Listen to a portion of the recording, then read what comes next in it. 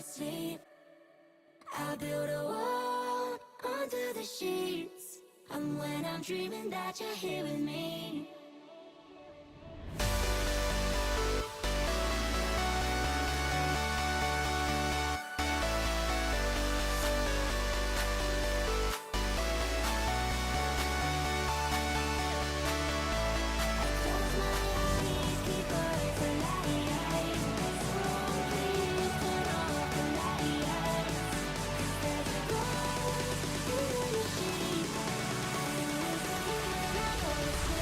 There's a ghost in the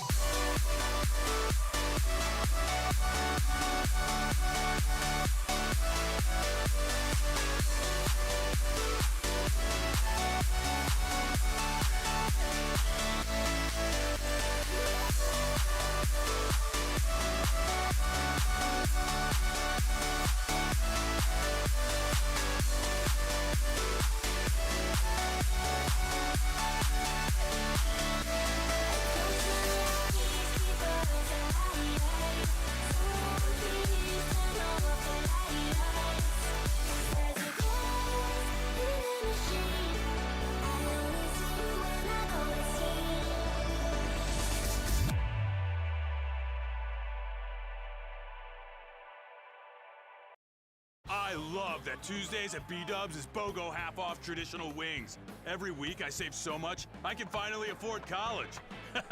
Just kidding. No one can afford college.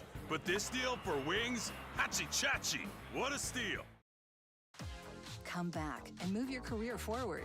Apply now at purdueglobal.edu. so cliche. I see the sparks you throw my way. I know your name is written on everyone's mind. Your whole show is captivating me, but don't think that I can see right through that disguise. But when you got close to me, you had me falling so hard, baby, hard, baby. Yeah, now I get it. You got heads turning, and you don't even try. Well, would you look at that? My glass is empty, glass empty. How about I get another drink, baby, drink, baby? Okay, I get it. You got fire burning, right there in your eyes. But when you got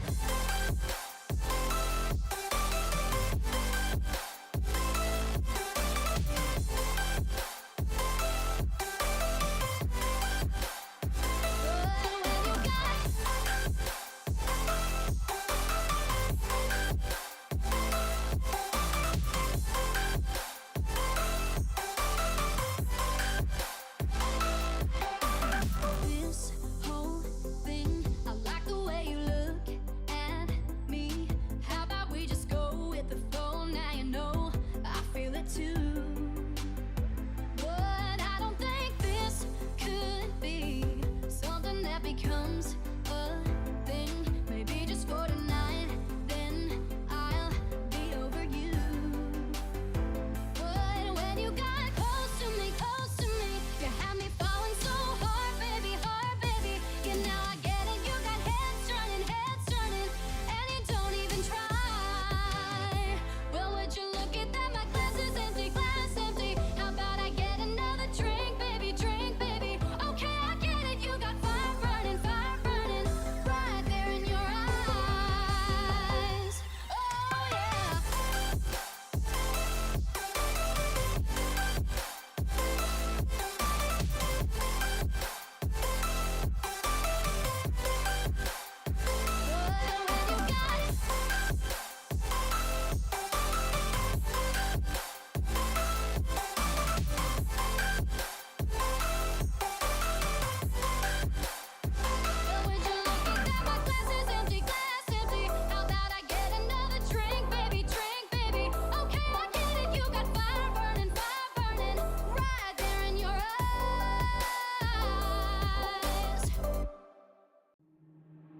Waste another day, eyes on my display. You say we need a change, and I feel that you mean it. You mean it. but you're so right. We're losing track of time, buying things online, and it's not like we need them. We don't need them. So can we just slow down? The only thing I'll do is lay here next to you. We need to slow down. All right.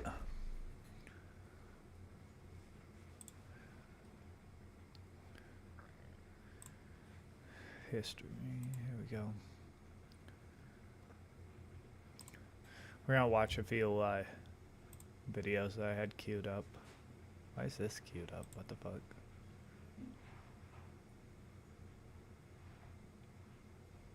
Oh, that was history. Watch it later.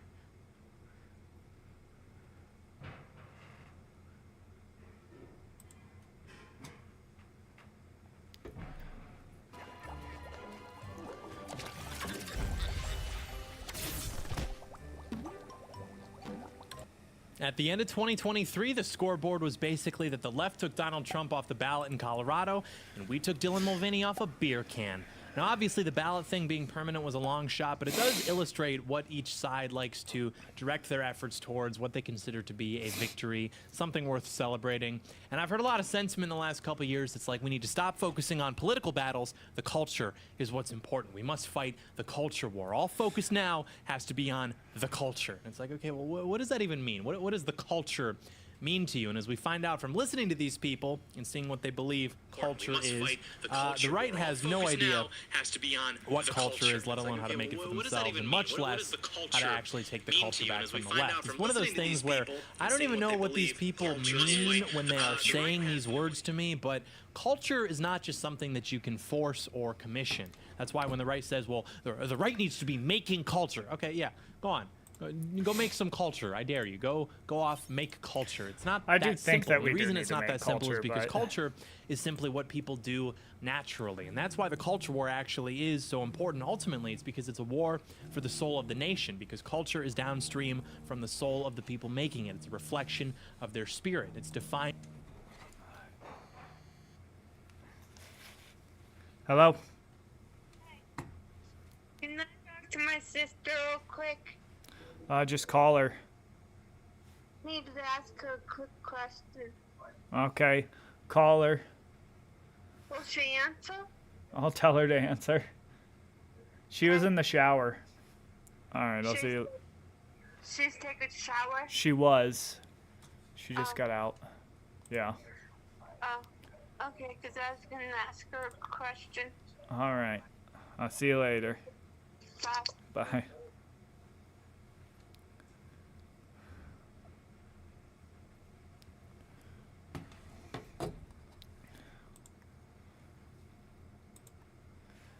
Babe!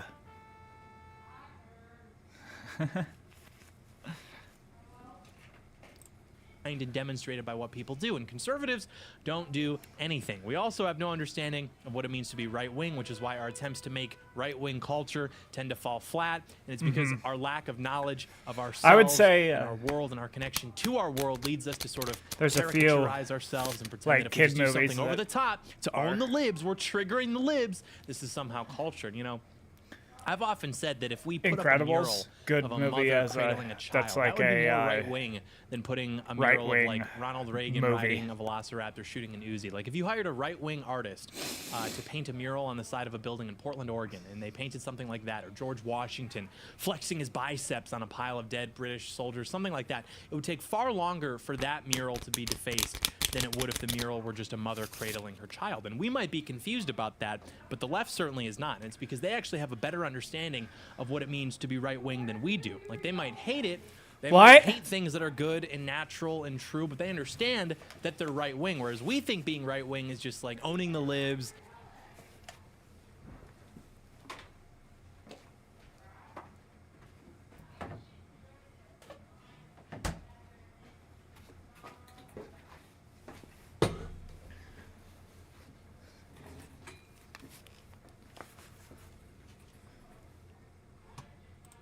being smug. That's why the culture that we make is just the left, but based. It's like we don't know ourselves, we don't know what our culture is, what we are. So because of that, we can only respond to the left. It's not a real right wing, it's simply this like counter leftism, which is why all of our culture is things like beer, but based, coffee, but veteran owned and based and made by not a bisexual Antifa member. And it's like, well, maybe I like that. Maybe that's why I pay the $7.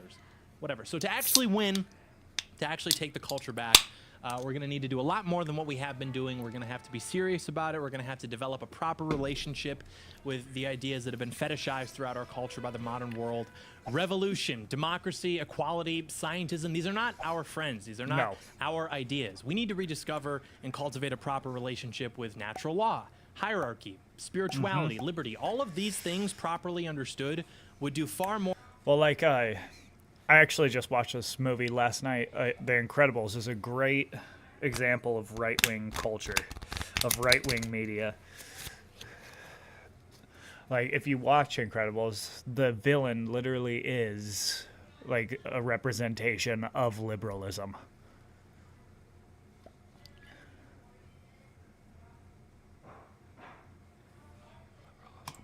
More to advance our culture and our cause than whatever else we're talking about right now. And honestly, if it weren't for the woke stuff, I wouldn't actually know how to define or explain what we're doing. If I were just a normal person and it weren't for the Dylan Mulvaney stuff, like I wouldn't even understand what the right is claiming to be about, what it's supposed to look like for the right to declare victory, or even just a victory. Is it all just a grift? What do we actually want our culture to look like? How do we actually get there? I'm so glad that you asked, because funny enough, we're actually going to go over what culture actually is, why it's so important, why conservatives can't seem to make it, some problems with the idea of making our own culture, some truths about why our culture has become the way that it is, how we can actually start to take it back, why most of our perceived victories in doing so, particularly with boycotting, things like that, they're exaggerated. They're not really victories. Typically, they're just trying to fleece money from you, and how these things affected what we saw in 2023 and what that all means going forward. Do stay tuned.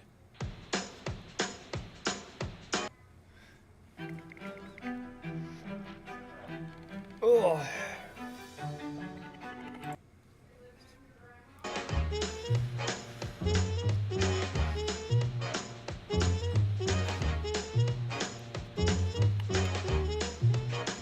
John Doyle in. Heck off, commie. Hello there, ladies and gentlemen. Welcome to Heck Off Commie. Here we are, just like I said, back precisely when I intended to be. I hope you all had a wonderful Christmas and a wonderful New Year's celebration. So we're going to go through the big culture war victories from last year in just a second. But I want to get this out of the way first.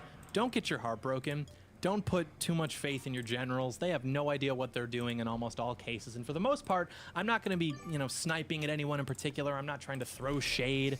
Sometimes there are specific instances, but a lot of it is just a general trend. But I just have to let you know that ahead of time, because people get so excited and so caught up in the hype of all of these things that they will be personally offended if you poke holes in it, because they've allowed themselves to become so emotionally invested into these things, and they need them to be real. They need them to be successful to make themselves feel perhaps less anxious about the state of the world and their country and their culture. So I'll just point this out quickly. If conservatives actually understood what culture is, which is probably a prerequisite to being able to take a culture back or produce it effectively, right? If they actually understood it, then they would have far different understandings of what it means to be an American, what our immigration policy should be, etc. Because right now, conservatives seem to basically think that everything will be okay, that you can sustain a nation based on people having the correct opinion on a calendar, on a syrup bottle, on Mr. Potato Head, a sports team, etc. And a lot of people think that we shouldn't even address these things at all. They're just trivialties. But I disagree. I think they are actually important. The problem is that the discussion around them doesn't seem to understand what the problem actually is, which is that American culture, American identity, all of this has been completely deconstructed, and it's just up for grabs right now. Like, if this weren't the case, I can pretty much guarantee you that our culture would look much more like something approximating a right-wing Christian conservative culture than it does now. So I just have to start off by pointing that out, because it comes as no surprise to me that the same class of people who thinks that anybody can be an American so long as they do so legally and write down that they want to work hard on a piece of paper, that's also the class of people that says that culture is something that can just be commissioned. We can just take the culture back by making better culture. But as we'll discuss, our culture is sick because our people are sick. But okay, what's the problem? When we say we're losing the culture, what does that mean? Our problem is that our culture is backwards and masochistic. It hates itself to the extent that it even exists beyond being an anti-culture, where our culture is that we have no culture. It wants to be humiliated and embarrassed and stupid. It's like we said years ago. American cultural exports are essentially gluttony, feminism, and butt stuff. Like, that's what we shove into the faces of the rest of the world and say, look at what we do. Like, this is what is conveyed by the flag of our empire. And these are the more extreme examples. These are the things that really wake people up to how badly we've lost, and we'll discuss the more subtle aspects of this stuff in a minute.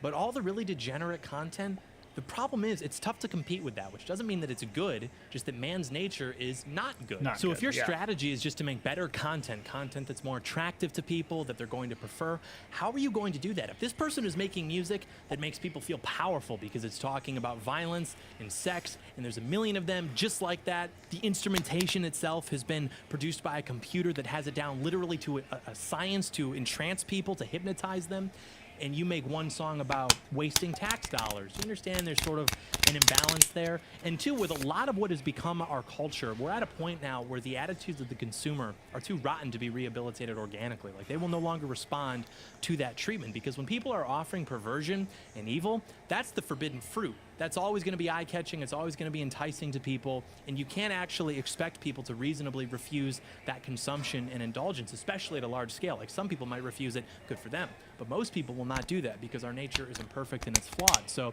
the way that our system is now, it's very easy to profit off selling and promoting vice, degeneracy, hedonism, everything like that. And even ignoring all the other factors which do play into this, I'm not optimistic about outcompeting that kind of content to prevent society from killing itself. This kind of degeneracy has been going on at varying scales and to varying extents for thousands of years, and the only thing that actually works in shutting it down, this kind of content, is like literally shutting it down. I mean, this has been done before. We can do it perfectly well here. There is no constitutional, legal, moral, nor historical case for people being able to profit off the moral degradation of Americans. And this has to be the path forward, by the way, with the particularly rotten and wicked stuff, because the effort to just make better culture puts too much faith into, one, the ability of people to be rational consumers at a large scale, and two, and perhaps more importantly, our ability to even understand what better culture is, let alone to produce it at a scale which could actually compete for the majority. And also, it assumes that any real threat to the economic and cultural hegemony of the regime would not just be crushed instantly, which it would be. They don't really care if you want to fleece money from conservatives by selling them like a based beer or something like that, but anything that's actually serious... What the fuck? Yeah, they would crack down on that swiftly and harshly. It would disappear overnight. And we've been saying this for years, which is that we have to cut off the ability of evil to influence people from the top down. If it... Yeah.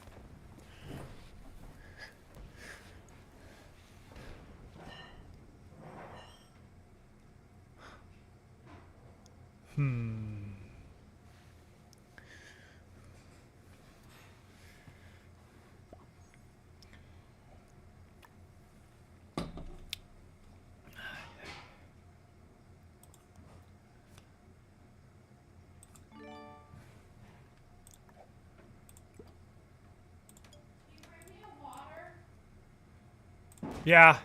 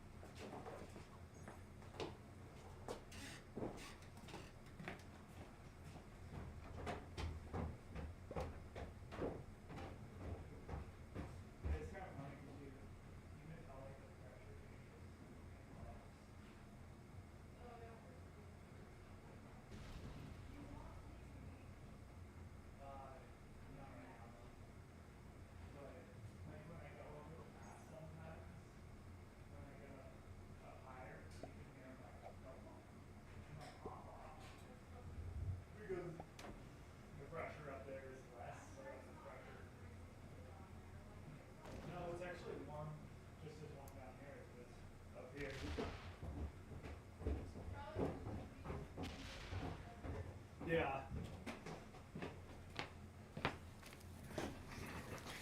All right. It occurs to people at their own volition, I think I want to go organically pursue vice. There's only so much you can do for them, pray for them. But the way that our culture is now, it is filled with incessant distractions and temptations to where even people who really put serious effort in to avoid stumbling, even they're compelled to indulge in this type of material and self-loathing and masochism. And that's a violation of their sovereignty, actually. Being assaulted by this constant, unrelenting promotion of vice and smut and degeneracy, that is a violation of individual autonomy, and that can't be tolerated. And I have a lot of respect for artists and storytellers. I'm not one of these people who thinks that anybody can do anything that they put their mind to. I do believe in talent and innate ability, but I also believe in the government protecting its people from being harmed, especially for profit and at a mass scale. And our problem gets dressed up in a million different ways to take our attention and our dollars in a million different directions, but it's ultimately the same thing that it's been for decades. We do not have legitimate representation. We do not have legitimate political power, which is to say that our power, our ability to make the world closer to how we would like it to be, to how it was for our parents and for our grandparents, that does not exist in a legitimate capacity. That's a serious conversation. That requires a lot of brain power and discipline and coordination to solve. But it's a lot easier and it's a lot more fun, a lot more profitable to circumvent that discussion into silly things that get a lot of attention on social media.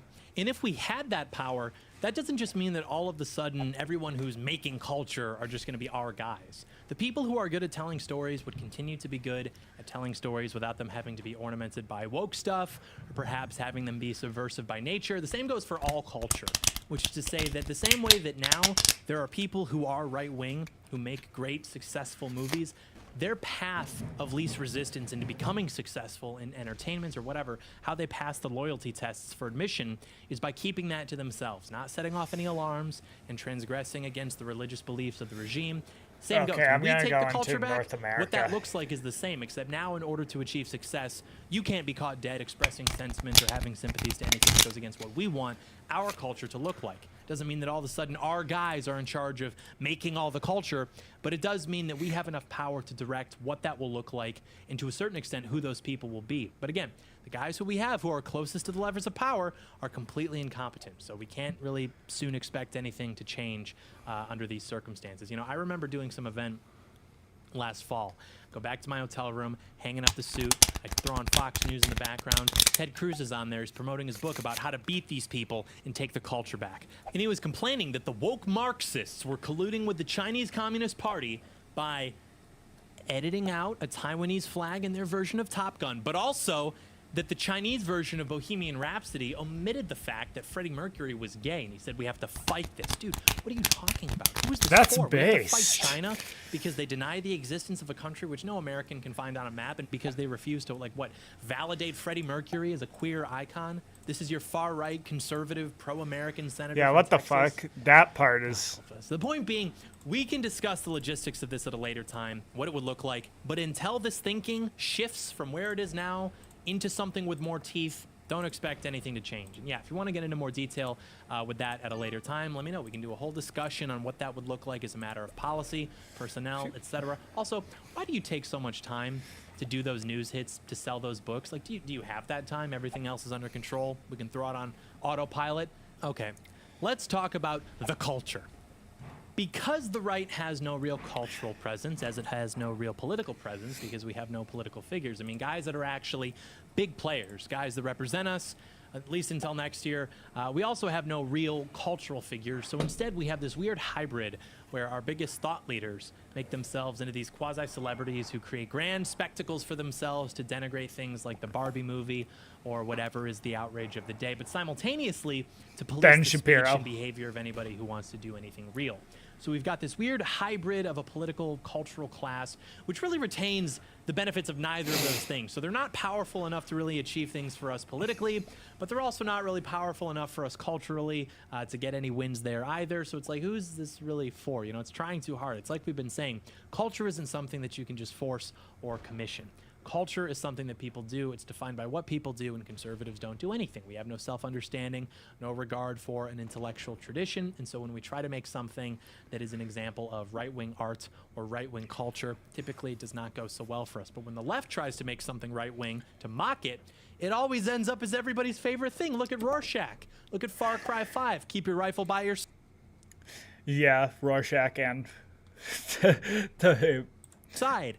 So we first need to understand what it Keep means your to rifle even be by your right-wing, side. to be conservative, because without that, you're never going to make culture that reflects those things and that resonates with your people, because it has no mold to be cast from. We should also know what it means to even be a person or to be alive. You know, one thing I've found in the last few years is that while the left may hate nature and seek to pervert it and corrupt it, the right is afraid of nature. They have a very naive view of it in a lot of cases, and a lot of that is almost like an overcorrection for what they correctly reject from what the left is promoting. And we're going to discuss this at length very soon. We're going to do a video about why social conservatives consistently fail despite being like pretty much always correct in their conclusions. But vitality is an important component of this that is largely ignored. But okay, culture, it's what people do, it's what they create. The problem is conservatives don't do anything. They don't create anything. You know, they don't even exist. They don't understand what is happening around them. They have no idea what they would even want the future to look like. They can only say, well, not this. They can only define themselves by their opposition to the left. They can't stand for something. They can only express themselves and their desires in opposition to the left. They are chained to the framework of their enemy. They have no vision. They have no creativity. They have no will, no power, no viable alternative to wokeism except to just like cry about hypocrisy and continue fleecing money from their helpless but well-meaning base while they are being crushed by the consequences of the incumbent political order. It's like, hey, don't worry, things are fine. Just keep giving us money. Look at what we're doing. The left does something. Boom, look, South Park just owned the left. The pendulum shifts. People have had enough. Woke is dead, etc. Instead of like actually making something, making its own culture, making something real. Because to make a real counterculture, which is transgressive to the predominant one, it's pretty tough.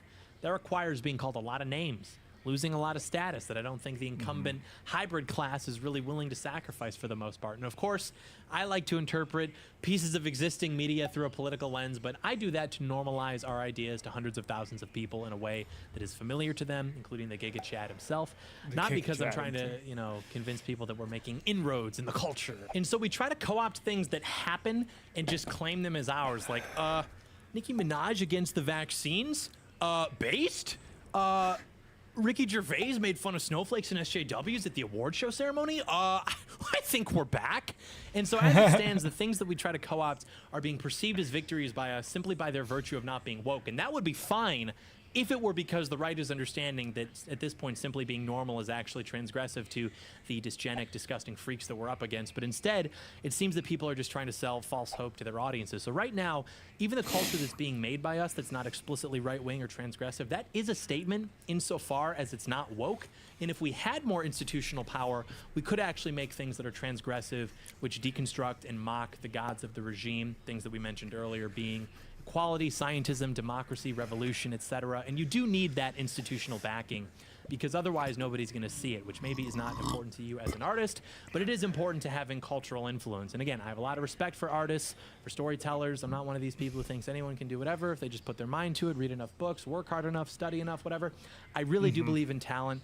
I believe in innate ability. And another big problem that we have is that people who tend to be conservative usually just invest their efforts into business, industry, keeping the trains running on time. Like, these are not people who seek revolution by nature. And so they don't tend to seek positions of power like this naturally. They think, wow, this is a pretty great system. I better get up and make some money. Whereas the left, they tend to be bitter and resentful by nature. And they seethe because they cannot compete.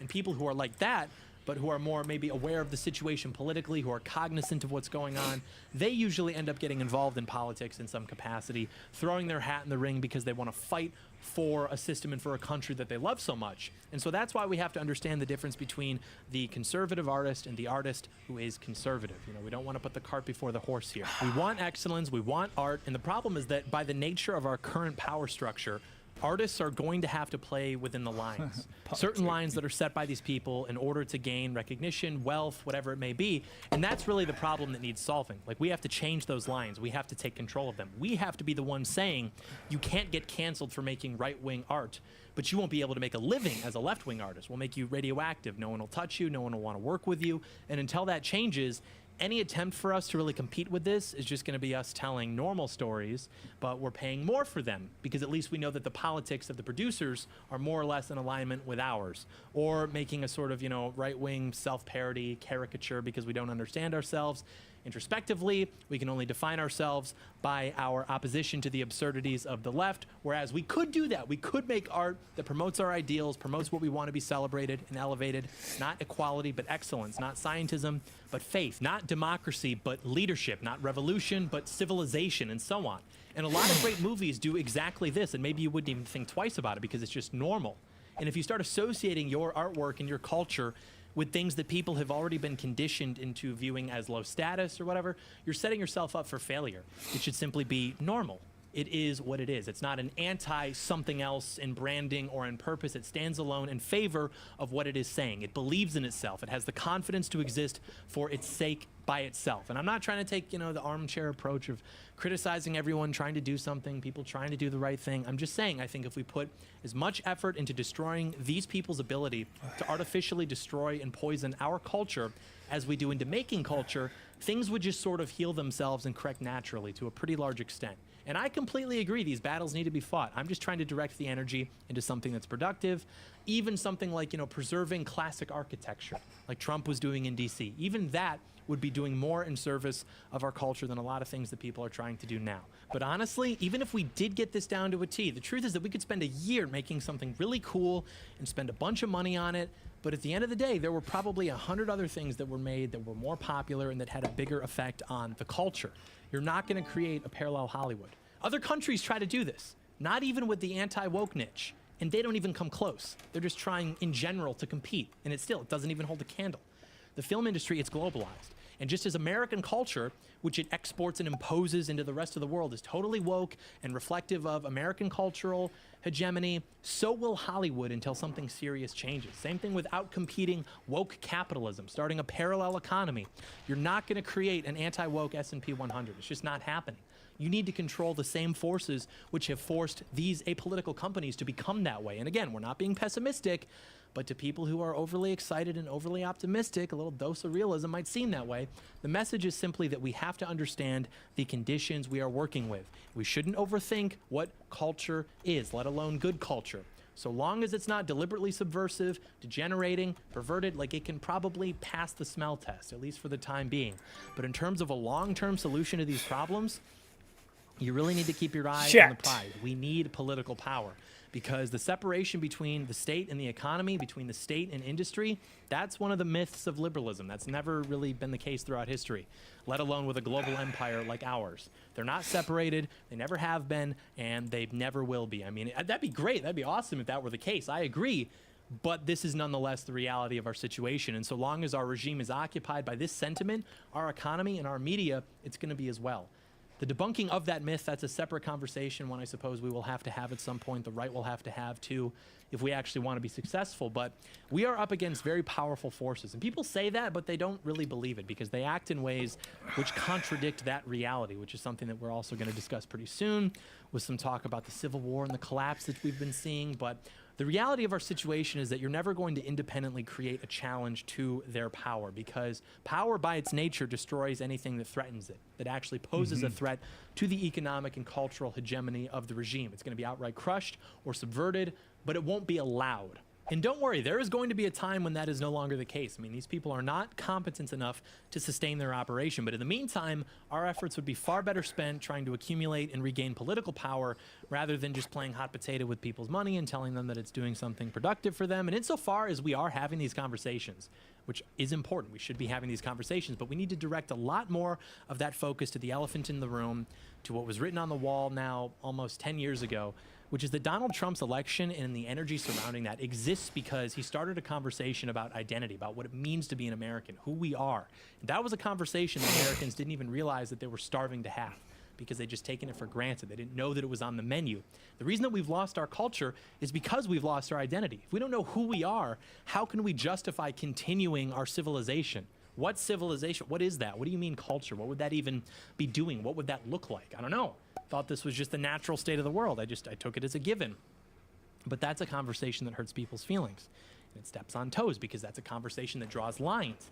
And I think that there's a very popular impulse that we see which seeks to redirect that effort into something less polarizing, like just finding out which idea led us here. Because we like good ideas and we like bad ideas. And that's important to consider because we have to be careful with our desire to intellectualize everything. Because I'll give you an example. I watched the NWA movie recently, you know, the one that came out in like 2015. What'd you It's say? so funny how obvious everything is. Like there's this montage of them on stage rapping about drugs and killing people. And then it cuts to a scene of people like burning their CDs and they're like on the bus. Man, you speak a little truth, everybody loses their minds. Boom, cuts back. Drugs, killing people, sex. Then they're at a press conference and they're like, our art is a reflection of our reality. No, you idiot. No, these guys aren't making songs What? lamenting this behavior.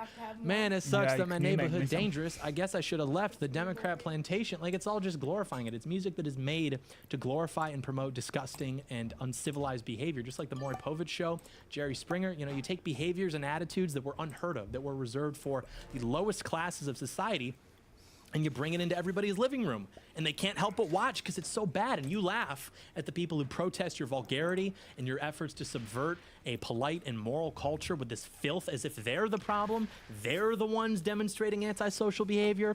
But it's not enough because people still eat this up. They want what's on the top shelf, the forbidden fruit, all this crap that's in our culture. You know, it's not a matter of, oh, we accepted X and that led to accepting Y. No, people in power decided that it was time for music with explicit language and murder and drugs and sex. Oh, well, music has always been about that. Not like this, actually. No, it hasn't always been like that. Maybe you listen to the lyrics of older songs, you. pick up on some innuendo in a lyric that's being sang. But at least I don't have to worry about my kids picking up on disgusting language because some ghetto whore has been told that she has a constitutional right to broadcast. Cause some ghetto whore.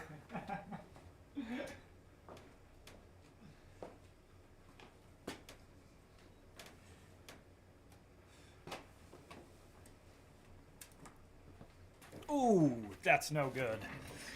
He just got 16 troops. Spoken word poetry about her literal asshole to the public.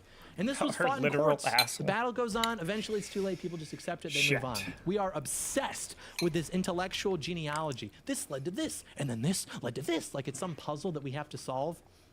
It's people in positions of power making decisions, and us having insufficient power to stop that from happening. Not to say that's not important, studying these things, but like we said before, it's not really frog in the pan, where it happens slowly over time without you noticing. It's much more like frog in the blender. It just happens, and you have no way of stopping it, and then it's too late. You're like, I think I might be in a blender right now. Yep, darkness, it's over. But frog in the pan, that's a comforting lie because it implies an absolving of responsibility. How could we have stopped this? It was too subtle to notice. Really? These drastic societal changes, which were all thoroughly protested and argued against, that were just under the radar. The problem is, like now, most people don't care enough to work against what does not immediately affect them because they take their lives for granted. You know, they enjoy the day-to-day pleasantries and they would rather just continue that. And this is fine, that's normal, it's essentially unavoidable. But what does matter is that people who do notice these things stay focused and not be led astray by their respective distractions of the day, which for someone interested in politics might be 5 days spent discussing a calendar. Because at the end of the day, and you know this if you talk to people about things, nobody really supports these things. If they had a button in front of them that would just make them all go away in an instant, leaving everything else the same, they would hit that button. The problem is, and this is just the way people are, most people just do not care enough to actually put in the effort to oppose these things. So we might be black-pilled when we see, oh, you know, support for gay marriage at an all-time high. No, it's not. What that means is that most people have just surrendered because the battle has been lost.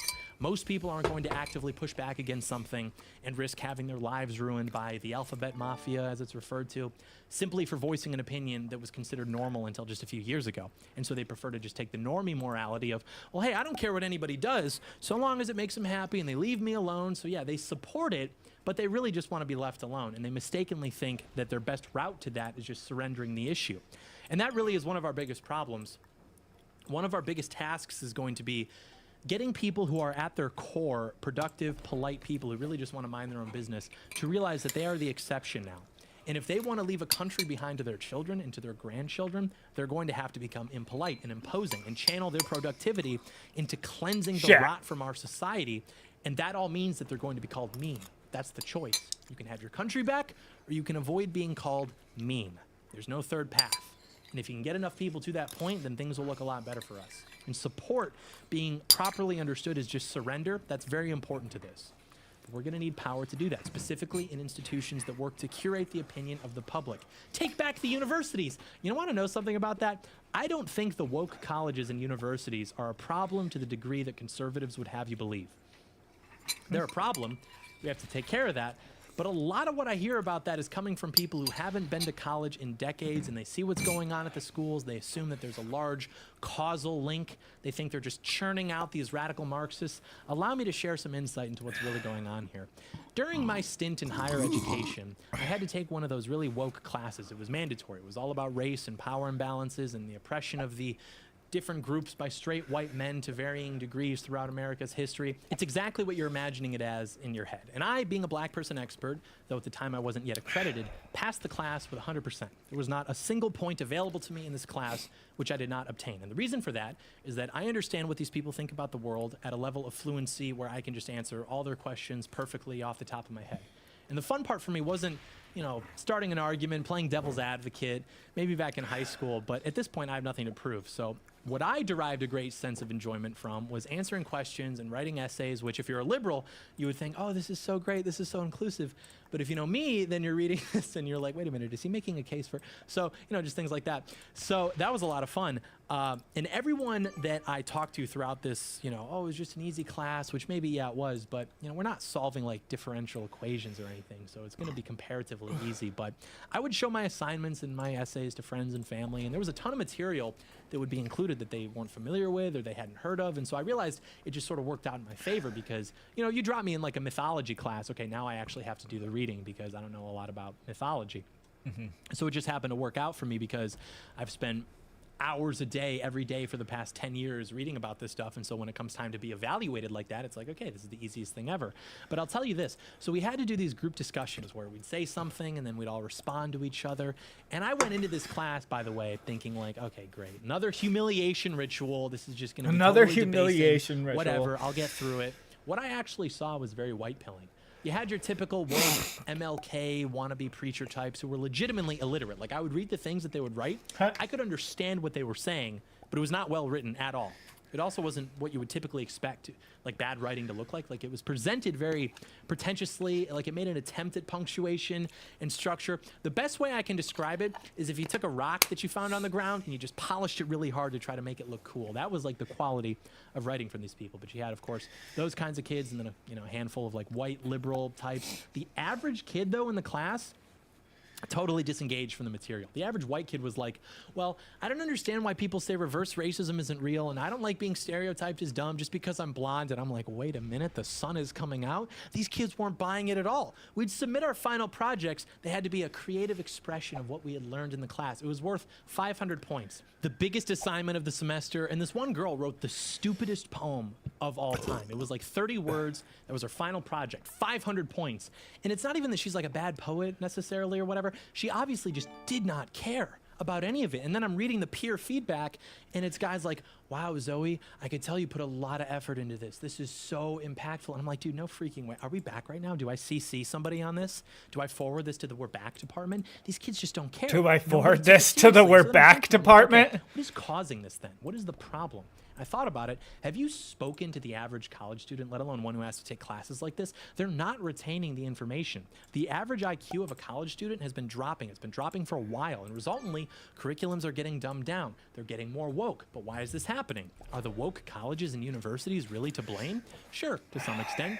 But there's something else that we ignore. And this is something that we're going to get into in one of those videos that I mentioned earlier, about the American identity, sovereignty that I mentioned in the last video. A lot of what these people bots, regard and to then be the this woke guy just young took it. I should have generation, known it's that really since there easy was to view it bots, through that I lens. should have went It's down. not so uncomfortable. But I A didn't lot see of that there was woke young bots. generation can be explained by the fact that Gen Z, Gen Alpha, these are majority minority generations of teenagers, students. Most of them are non-white. And if being woke is defined in practice by, supporting efforts which seek to subvert a nation that was established as an Anglo-Saxon country and culture with traditions and customs and values which date back literally thousands of years, should it really be so surprising that as the youngest generation becomes further removed from Northwestern Europe, that the country that they want to live in and will work towards living in looks very little like Northwestern Europe?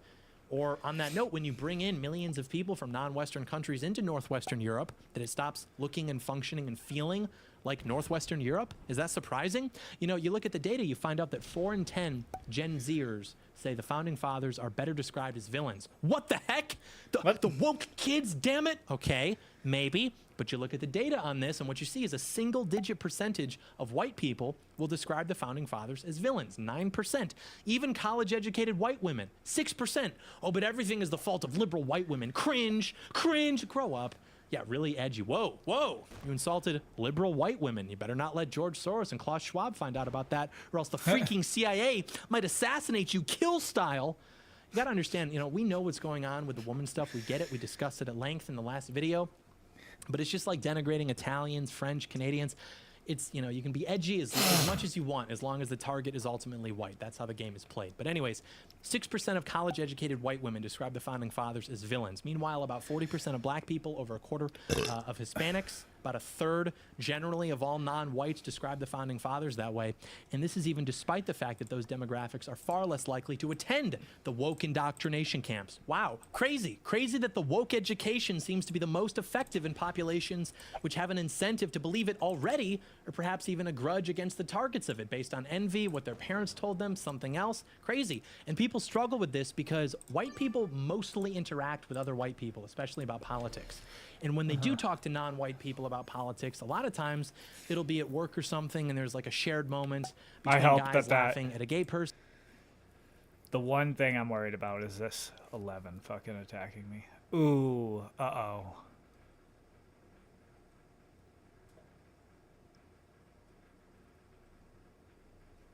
Yes. Is this person gonna try to hold Asia?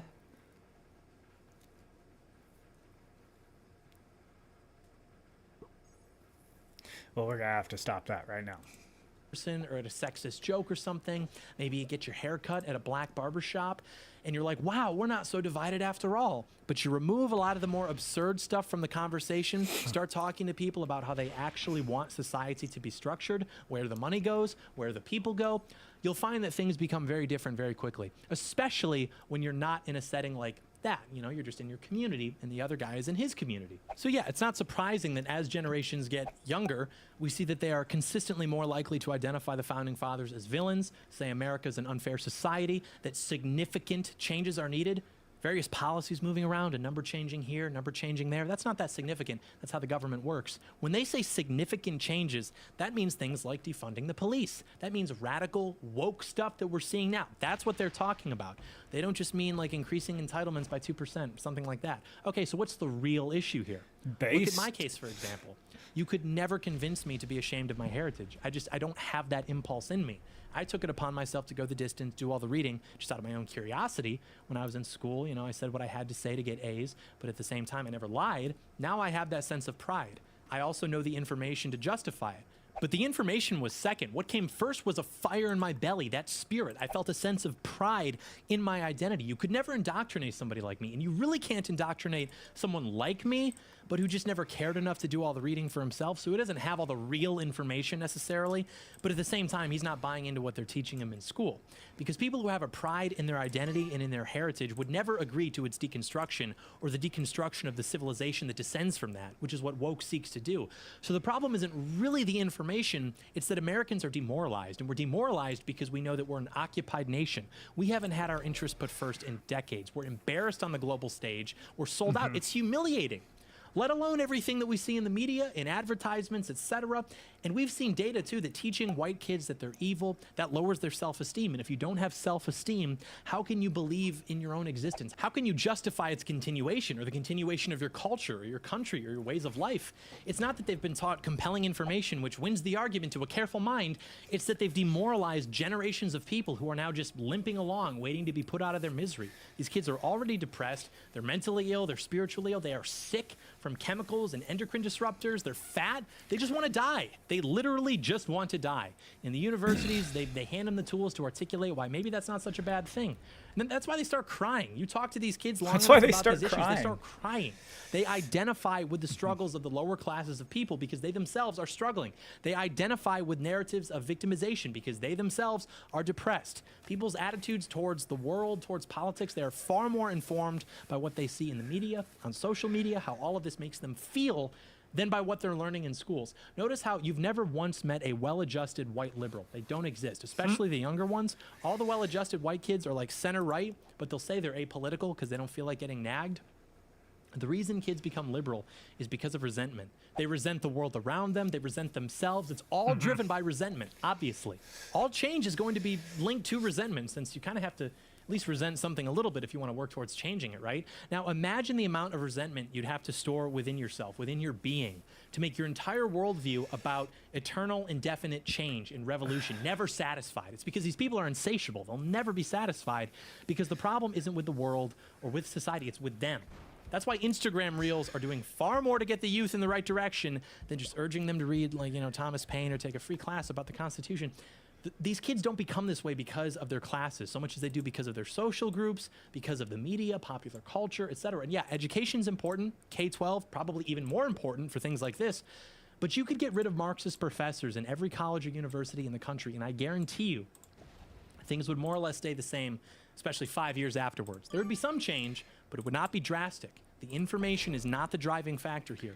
You cannot demoralize a people with data points and history and facts and logic if they are proud of themselves. Maybe over time, but certainly not within a generation or two. Imagine trying to convince black people that they shouldn't be proud of themselves. Imagine trying to teach black people that they should be ashamed of their history. That would not work. They would not believe you, no matter what you told them.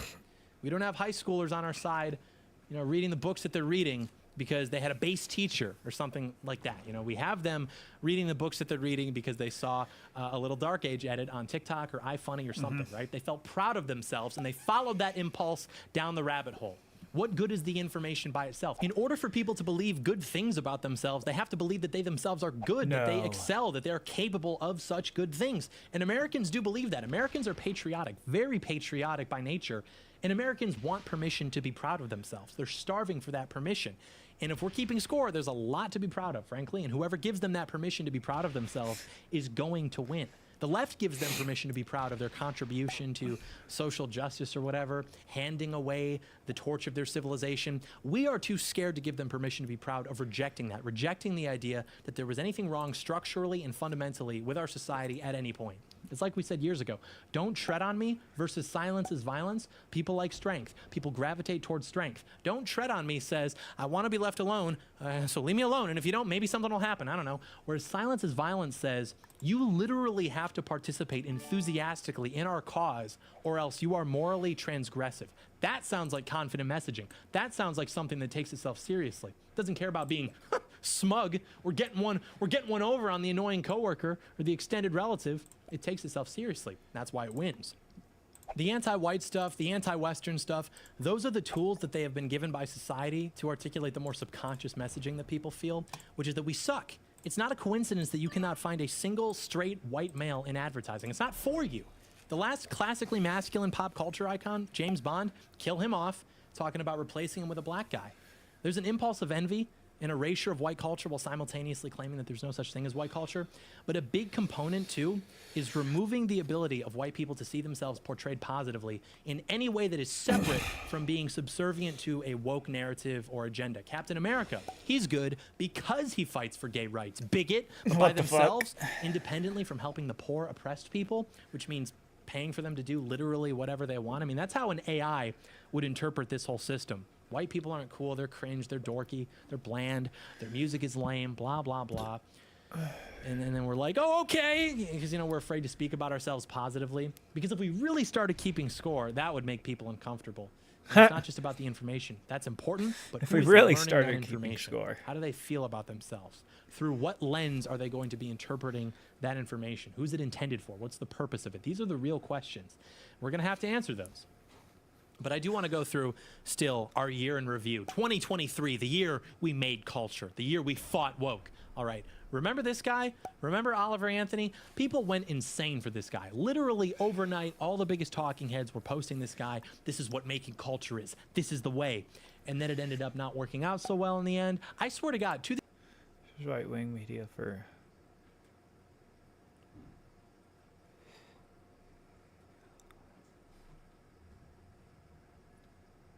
Says Richmond, or the Richmond singer. this day, I have not heard the song beyond like 10-second clips. And I don't know if these people had just never heard a country song before, or maybe they're so used to listening to, the hypnotizing rap music or pop music that when they hear what a real voice and real performance with an instrument sounds like, they're just like, wow, we discovered fire. I don't know. Honestly, I couldn't bring myself to buy into the hype. And I remember deliberately not commenting on it at the time because it was one of those things. Everyone is so hot over this guy that if I say anything critical, I'm just going to get dogpiled. And that just, was not worth it to me over something like this. Why are you being I thought he defeatist? posted a We have tweet to about make him. culture. You're just jealous. This is what taking the culture back looks like. Look, this guy made a song. Let him make a song. Let him cook. Stop trying to make it into this new conservative national anthem. Because that just brings it away from being culture. And maybe that's what ended up messing everything up. People expected way too much from this guy. But like we said, culture is an expression of the soul of the people, and the soul of conservatives is eternally smug. Oliver Anthony, he made a decent song, but more importantly, he gave people the hope that one day the libs may in fact could be owned. But, with most of these other examples, you see conservatives, they try to make something, they try to make culture. It's a smug answer. It's made as a smug response to whatever the libs are doing. And because it's set up with that as the foundation, that's the lens through which it is viewed, conservatives aren't getting enjoyment out of it so much because of the product, but it's because of the satisfaction that they might actually be owning the libs upon consumption. That's what they're getting out of the product. Its consumption makes them feel smug. The final battlefield for conservatives, Christmas dinner with their SJW family member. That's what their focus is on at all times. Now, in playing the long game, telling young people to become very powerful, that would probably do a lot more for us than just telling them to go into the trades. But while they're at it, buy the base version of this cringe product at a markup from a website instead of just what you can go get at the corner store, because you have to punish some random company because this diversity hire in their marketing department, they ran a stupid ad campaign. It's like, hey, I'm all for voting with your dollar, but who's really benefiting from that? It's like, okay, I guess this is how we take the culture back. I'll buy your product. I'll wait for it to come in the mail 2 weeks later. I'll consume your product. Okay, all right. Now what? What happens now? No, that was my turn. I was selling you the product. I did you and the culture a service by selling you my based product. We are taking the culture back. You have to buy our version of the product, our version of this product. That's not a parallel economy. It's a satellite. That's an island. And yeah, there are examples where this works and some where it doesn't. I'm not describing anything in particular. It's sort of a if the shoe fits kind of scenario. But in a lot of cases that we see, it's not a parallel economy. It's just fleecing money from your audience. And I know that because virtually 100% of your marketing is done to your built-in audience. If it were parallel, we wouldn't even know who started it. It would just exist. It wouldn't be linked to some figure. You would just see it. It's like Twitter. Look at Twitter. Everyone said, fine, we're going to go start our own social media platforms because Twitter's woke. Great, you isolated yourself. You removed yourself from the conversation. You went to an island. Now that Elon Musk bought Twitter, actually managing to single-handedly recapture an institution from the left, everyone's back on Twitter because they understand that is the ideal for that type of apparatus. We need to be in the mainstream. We need to be representative. You're trying to make mainstream products to take out woke products. It's dishonest for their selling point to just be that they're anti-woke because I'm selling them, so they're anti-woke. It's like I'm only going to market them to you, to my audience. Like when I sell you Undertac underwear or iTarget training systems, I'm not telling you that that is going to take back the culture. I am telling you that it's going to make libtards get into car accidents because that's true. But it's because I need guys to stop wearing boxers that are seeping chemicals into their balls. And because I believe in marksmanship and, in my experience, it's a lot easier to get a lot of the fundamentals down, just doing it at home without packing up, going to a range, whatever. These are good products. They provide a unique value. So it's not just, buy this product because, well, the other product is woke. The other product is also cheaper. It's more convenient, but it's woke. So you have to give me your money because I'm not woke. It's like the same thing with the entertainment stuff. You know, it's the same problem that we have. Generally speaking, our enemies control the economic system, and anything that actually poses a threat to their consolidation of economic power, that's going to be crushed. And because of that, we would be far better off telling young people to go get law degrees than we are telling them to, hey, go to trade school. And then in the meantime, make sure that you're buying our based products. And again, not throwing shade, not sniping at anybody in particular. People do this in all circles. Sometimes it's good, sometimes it's not. A lot of times it's not. If you want to sell a product, great. People like it, even better. But it's unfair in most cases to tell them that when you sell them this product, it's making culture. It's taking down woke capitalism, because these people are typically smart enough to know that that's not actually the case. In most cases, these things shouldn't even be self-conscious about their politics, or rather their simple opposition to wokeness. Like, it shouldn't look like something that you would, stamp your campaign logo onto and hand out at a rally or something. Movies especially. I mean, conservative movies are made to be conservative movies, and leftist movies are made to be movies, but the people making them are libtards who just can't help themselves but to insert their messaging into everything. And if you're a filmmaker, if you're an artist, you will be gatekept from these positions and these kinds of opportunities if you're explicitly right-wing or outspokenly so. But you can still make movies that are right-wing by just making movies, which may be something to consider. Like, at this point, normal movies, which are excellent, might even be a bigger cultural victory for the right than a movie with very explicit conservative political messaging, which doesn't perform better than average. Just something to consider. But we can't just make our own culture. We have to attack these people and show them that we aren't going to tolerate what they're doing anymore. We have to use some form of power to hurt these people. Boom, boycotts. Okay, so this year I was told that conservatives took down Bud Light in Target. And I really don't want to be a killjoy, but the left has political prisoners right now, and our big victories are that we took down Bud Light in Target. I don't even think that's true, but if that were, see how that's kind of embarrassing for us to tout as victories, just very easy victories to make us feel like we did something, like we actually have some kind of power. And I know that the left will publish articles saying that they're really scared of conservative boycotts and how it's influencing corporate America. The reason they do that, though, is because they need to pretend that corporate America isn't completely and totally on their side, and also so that they can continue the LARP of being these like perpetual revolutionaries against this incumbent evil Handmaid's Tale Christian conservative regime. Here's the thing, though. At the height of the backlash on social media, Target sales were down like 5% in Q2 last year. They went back up in Q3. I think they're going to be okay. The biggest takeaway, too, I guarantee you that the Pride stuff will be coming back in June at Target. Okay. So I wouldn't be so quick to declare that as a victory for us. Like, it's going to come back at Target, at every store. And even if it were a victory at Target, is that really what's going to make life better for us? One retailer simply not displaying Pride stuff? Well, it's about what it represents. It's about building momentum. Okay, yeah, where's the momentum then? Can we use it, please? Where's it headed? What's next? What are we doing? Taking down Bud Light? John, you're forgetting. We took down Bud Light. Okay, let's talk about that. Because I've been hearing Bud Light used as a verb, like as a concept. Oh, well, they need to get the Bud Light treatment. We need to Bud Light these guys. Is that possible? Can the Bud Light phenomenon be replicated? It's kind of a unique situation because it's one product, right? It's a light beer that already has a lot of competition, so maybe its place at the top was never all too stable. I don't know. I liked it well enough, but I never met someone who'd swear by it. Maybe all it took was just a little push. Again, I think we're getting too cocky. Getting people to switch to a light beer, even to the extent that it was done, isn't really comparable to getting them to like cancel a whole streaming service, for example, with hundreds of other programs which they may enjoy because of one or a handful of particularly woke programs, let alone pretty much any major company like Target or whatever. So if we're recalling the Bud Light phenomenon as a display of force, as a way to show these companies that they better not mess with us, I think that may be too optimistic. Again, the problem with being too optimistic is that it can leave your flanks open. It leaves you unprepared. Look at it this way. Netflix put out a movie like 4 years ago, which essentially depicted child strippers. Conservative media launched a full-out assault, and to this day they bring that movie up. But still, Netflix has not changed its content trajectory in any meaningful way, yet any loss in market shares because of some other streaming service gaining with content that is pretty much equally woke. I remember seeing headlines recently about woke Disney tanking. You look into it, they're losing revenue because they lost a license to stream some sport in India or something. And I was like, why are we pretending this is a victory? What are you even talking about? Why are you lying to people on our side about this? And even woke movies that have failed, they sucked. There was no advertising. The only reason I heard about them was from our sphere. I'd heard about them because people were talking about how they were woke and failing because of that instead of because they weren't advertised. And even then, there are plenty of movies that people watch which perhaps are less obviously woke, maybe in a way that just actually makes them more subversive, and they're doing fine. I'm not saying we shouldn't boycott, not saying we shouldn't punish these companies, just saying we have to be realistic with how we go about it. I don't think Bud Light should be turned into a verb because we managed to tank the sales of a beer which was being drunk by people who were probably annoyed with the trans stuff in the first place. Did we do it or did they commit suicide? There's a difference. And honestly, it was much more guys just having the opportunity to call other men, call each other gay, than it was some principled stand against progressivism. Like if you had a Bud Light in your hand, ha, you're gay. What? No, you're gay. Like that's the kind of rhetoric too, ironically, that these conservatives are terrified of in the first place because they don't want to be called mean by people who hate them. Again, it's an opportunity to be smug. You don't drink Bud Light, you get to be smug. That's the deal. They took Trump off the ballot in Colorado. We took Dylan Mulvaney off a beer can.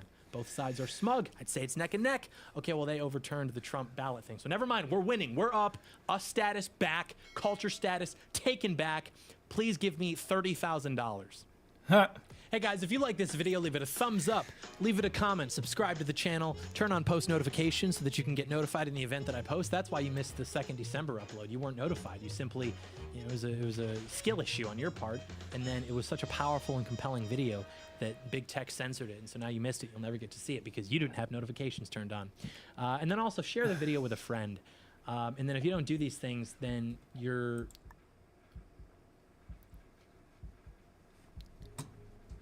Worried about AI taking your job? You should be worried about Amy. Hi, I'm Amy. Amy's been learning about AI on Brilliant.org, how it works, and how she can put it to work. We can automate that. On Brilliant, you can build skills in math, data, and computer science with bite-sized lessons that help you stay ahead, like Amy. A promotion? Already? Start your free 30-day trial at Brilliant.org before it's too late.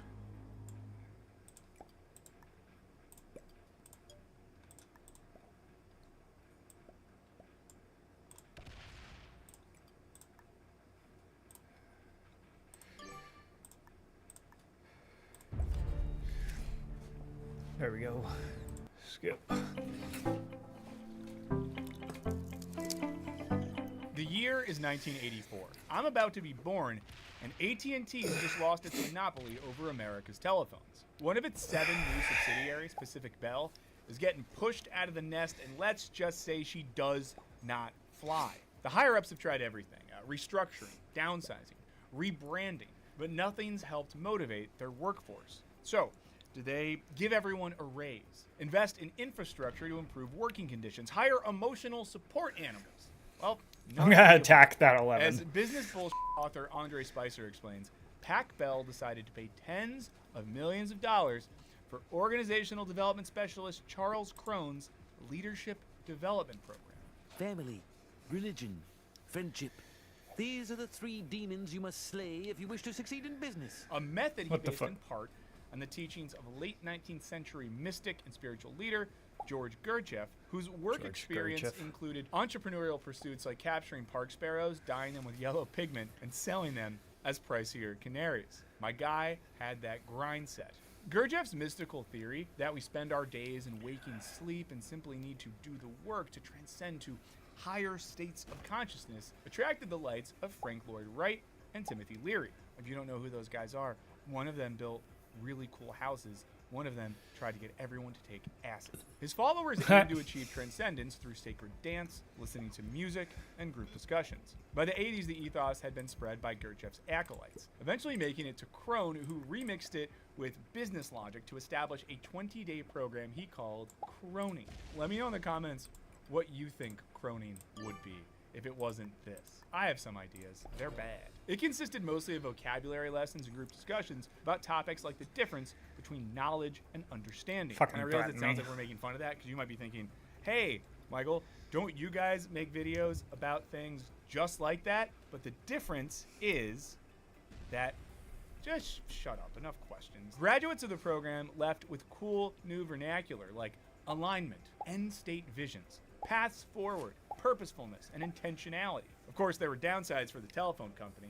Meetings now took twice as long, and folks who couldn't use terms like the law of 3 with a straight face were forced out or retired. Dick, you're fired! Thank you. When workers grumbled to local reporters, California's Public Utility Commission investigated, eventually deciding that the program, which had cost $40 million in 1987 alone, was too expensive to justify. The Croning program is now considered classic lore of the manager the bed variety. The greatest success of the program? Well, arguably the fact that it inspired a long-beloved cartoon strip about how stupid modern offices were. That's right, before this and before that, Scott Adams got croned. Also worth saying that Dilbert inspired, I would say, one of our favorite movies ever, Office Space. If you haven't watched Office Space, you should watch Office Space is pretty good. Space, 'cause it's a good movie. This video is not brought to you by Office Space. I just love it that much, and I'm willing to give it free advertising. Now, you might be thinking, Michael, I didn't come here to learn about how to upsell sparrows or how to destroy a 1980s telephone subsidiary. And don't worry, I know that. You're here to touch base about moving the goalpost. So let me get my ducks in a row, put a pin in it, and run this up the flagpole, because today we're talking about business jargon, corporate slang, and maybe, if you're lucky, we'll circle back on office vernacular. It's real, it's everywhere, and it's so annoying. So why on occasion have I found myself brain dumping beyond my bandwidth, leveraging low-hanging fruit, or worst of all, giving it 110%? Well, let's take ownership and go to market. In this video, corporate jargon is bull.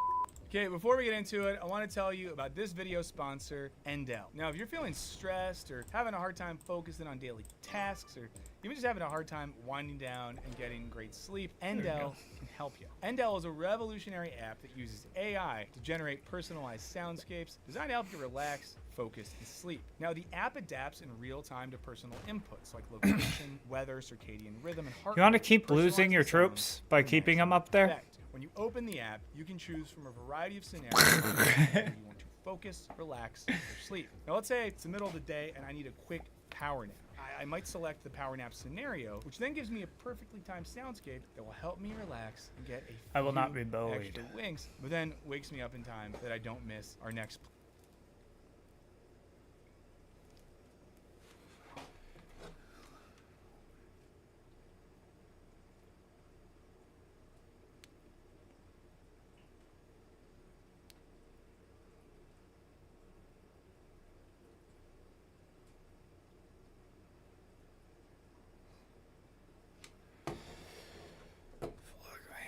planning meeting about making you all great videos. And these soothing sounds aren't just for show. Endel's soundscapes are based on neuroscientific and psychoacoustic principles. A recent survey showed that many Endel users with ADHD, tinnitus, and sleep disorders say that the app helps them manage their symptoms. So if you need help falling asleep or you're just struggling to relax, check out Endel today. The first 100 people to download Endel by clicking the link in the description will get a free week of audio experiences. And Endel has really helped me a lot. I'm someone who struggles to focus and sleep. So if you're like me, and I bet you are, I recommend checking it out for yourself. And now, let's get back to the show. Professional jargon didn't just spontaneously materialize at a mismanaged public utilities company. Specialized occupational chit-chat had existed for centuries amongst doctors, lawyers, and clergy, basically formally educated dudes who spoke Latin.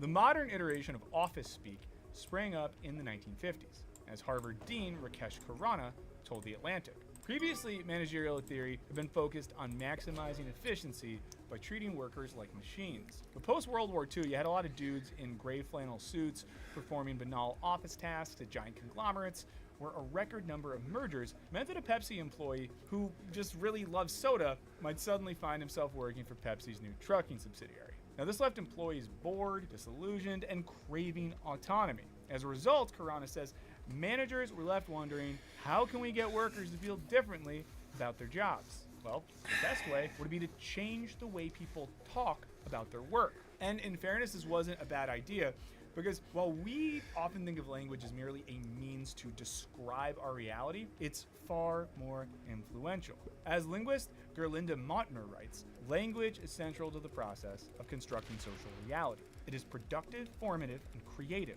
It makes things happen. In other words, rather than passively reflecting our understanding of the world, language mediates. Okay, I'm When gonna office attack workers him in again. the 50s were derided as emasculated paper pushers, it shaped how they felt about their jobs. But when, in 1959, consultant Peter Drucker coined the term knowledge worker, the language actively reframed these occupations and how people related to their work. It was a watershed moment in which corporations realized they could motivate employees simply by changing the way they talked about their jobs.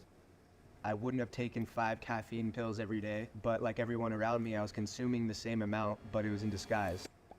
Excellent. Thus, the field of organizational development exploded, as did the jargon, with phrases like bang for buck and synergy gaining currency in workplaces throughout the country. Wisecrack's favorite anthropologist, David Graeber, argues that the 1950s also began the era of bull jobs, or a form of employment that is so completely pointless, unnecessary, or pernicious that even the employee cannot justify its existence. Jargon and bull jobs are soulmates. As Graeber notes, all-purpose business language is the language you use when you aren't really doing anything. Now, from there, office jargon has gone through a number of fads reflecting the world around it. Throughout the 60s, burgeoning management theory borrowed from academia, appropriating things like Maslow's hierarchy of needs, which some used to argue that workers should seek self-actualization by employing their creativity in the office.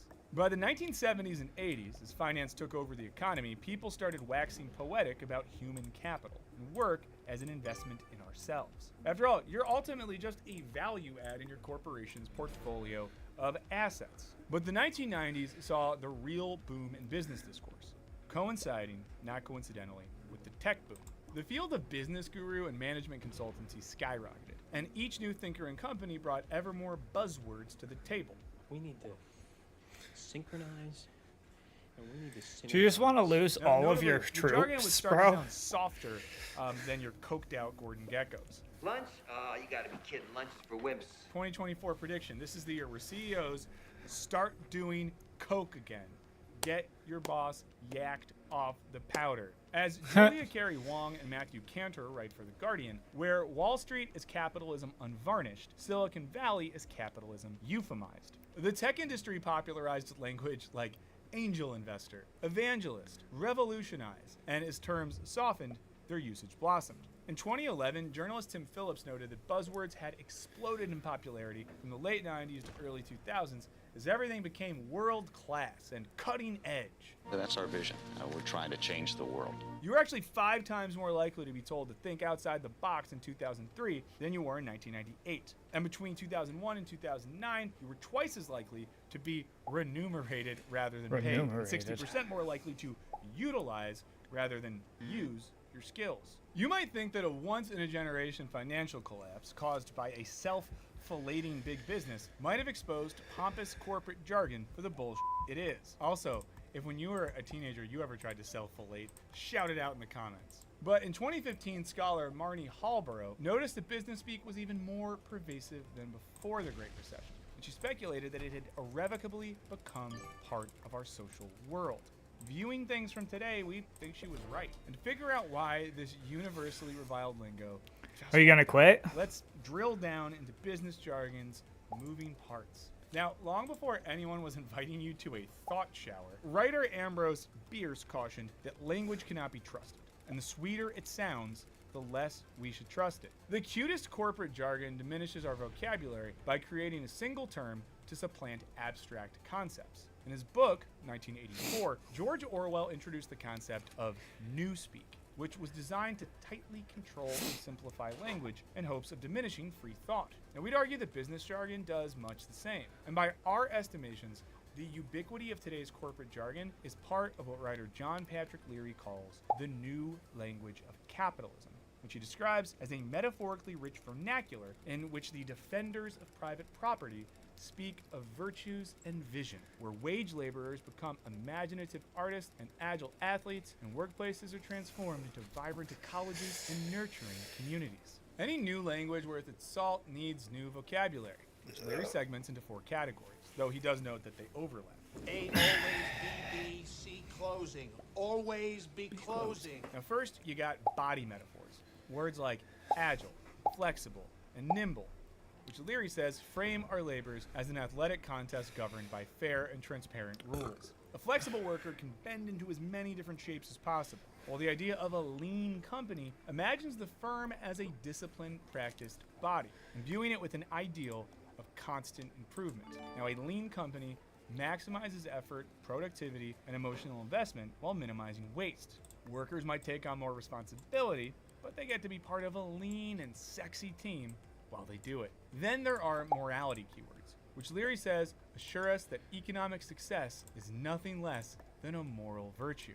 How embarrassing it was for me to try to cash a check today, I'm not going back to that life. Since its popularization in the late 90s, the term disruption, according to Leary, has become a capitalist morality tale with a distinct missionary tenor. Disruption creates a sense of epic proportions in business, reimagining three dudes dream of replacing bodegas with vending machines as brave explorers or valiant soldiers, rather than just some goobers trying to make a buck. Also, why are dudes like this? I mean, I'm a dude as well, but all dudes take the most boring like some dumb office job or some corporate thing, and they have to be soldiers or heroes or whatever. It's like, go join the French Foreign Legion, like explore the jungle, become a f***ing astronaut. You know, you can't make everything like cool and masculine. Like, I'm doing this right here. This isn't alpha. It's not cool. I'm not a warrior. I'm not a soldier.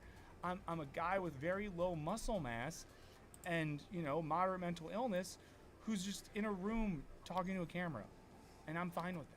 Although I wish I was a warrior. Importantly, disruption as an economic theology of the end of things implies that capitalism is always in need of crisis, of needing business as usual to be violently aborted. But as Jill Lepore writes, the romanticized ideal of disruption also offers the hope of salvation against the very damnation it describes. Disrupt and you will be saved.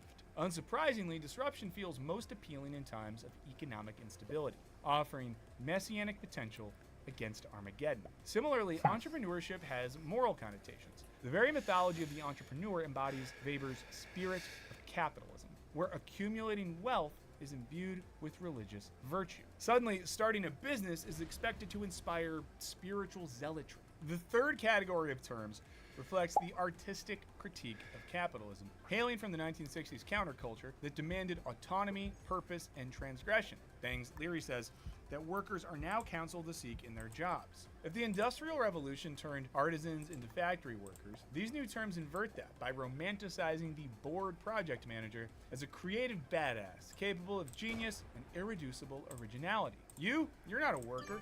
You're a maker, unleashing human creativity. Of course, maker is, according to Leary, merely an artisan without the history of class consciousness. This kind of language borrows from the rebelliousness of anti-capitalist artistry and expression, while neutering the political sentiment. The last category is terms about the possibilities of technology. Most notably, Why you keep synergy. doing this? Once used to refer to the biological functions of bodies and cells, in the 60s it began to describe the way distinct corporate elements could be unified to improve the overall function of a business. However, Leary notes that, as with all jargon, the use of the word synergy can mask what it's actually describing. He argues that in uncertain contemporary times, synergy reflects that companies are afraid of being taken over by someone who will get rid of the current crop of executives. Rather than just admit you're being eaten up by a bigger company, using the term synergy dresses up the vulnerability of executives in a language of unity.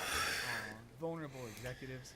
My heart goes out to them. And synergy's unexpected underbelly of executive anxiety suggests that those in power can be soothed by the very jargon they employ to keep us whistling while we work, which crystallizes the main point of this language, to blunt the sharp edges of a corporate world that is unpredictable, brutal, competitive, and the source of our ability to pay for food and shelter. In this way, business jargon is a means to render the precarity of today's workplace more palatable. No corporation worth its salt is going to fire you, not when they have a thesaurus worth of alternatives. Streamline, downsize, balance our workforce, de-staff, career transition, restructure, let go, create operational efficiencies. Oh, just fire me, okay? Just fire me. It's no wonder that getting fired has so many euphemisms. Most of these buzzwords come from management theory or consultants, and their wide range of solutions usually boils down to fire people. Or as historian Thomas Frank puts it, every new theory, new buzzword, new movement, new consultant seems here merely to offer another means to the same goal. Fewer workers, more output. By softening terminology, business jargon applies an attractive glaze to even the most dire of circumstances. In a 2004 memo, Warner Music Group bragged about being confident they would move ahead with increased strength and confidence as a more competitive, agile, and efficient organization before noting that, oh yeah, by the way, we're also gonna fire 20% of the global workforce. Stomach hurts. Who cares? It's not like they have kids. This can also apply to how a corporation treats its stakeholders, often using jargon to obscure bad news while sidestepping liability. Consider a single sentence from Enron's 2000 report. We have robust networks of strategic assets that we own or have contractual access to, which give us greater flexibility and speed to reliably deliver widespread logistical solutions, which doesn't sound like the language of a company that's going to fall apart so bad there's going to be both documentaries and narrative films made about how badly you biffed it like the bunch of Texas criminals that you were. Just as business speak applies positivity to the bleakest corporate ills, it reframes the mundanity of hard, repetitive, and undervalued work. Or, as Leary puts it, the managerial tenor of the terms reflects the way the capitalist ideology renders labor invisible.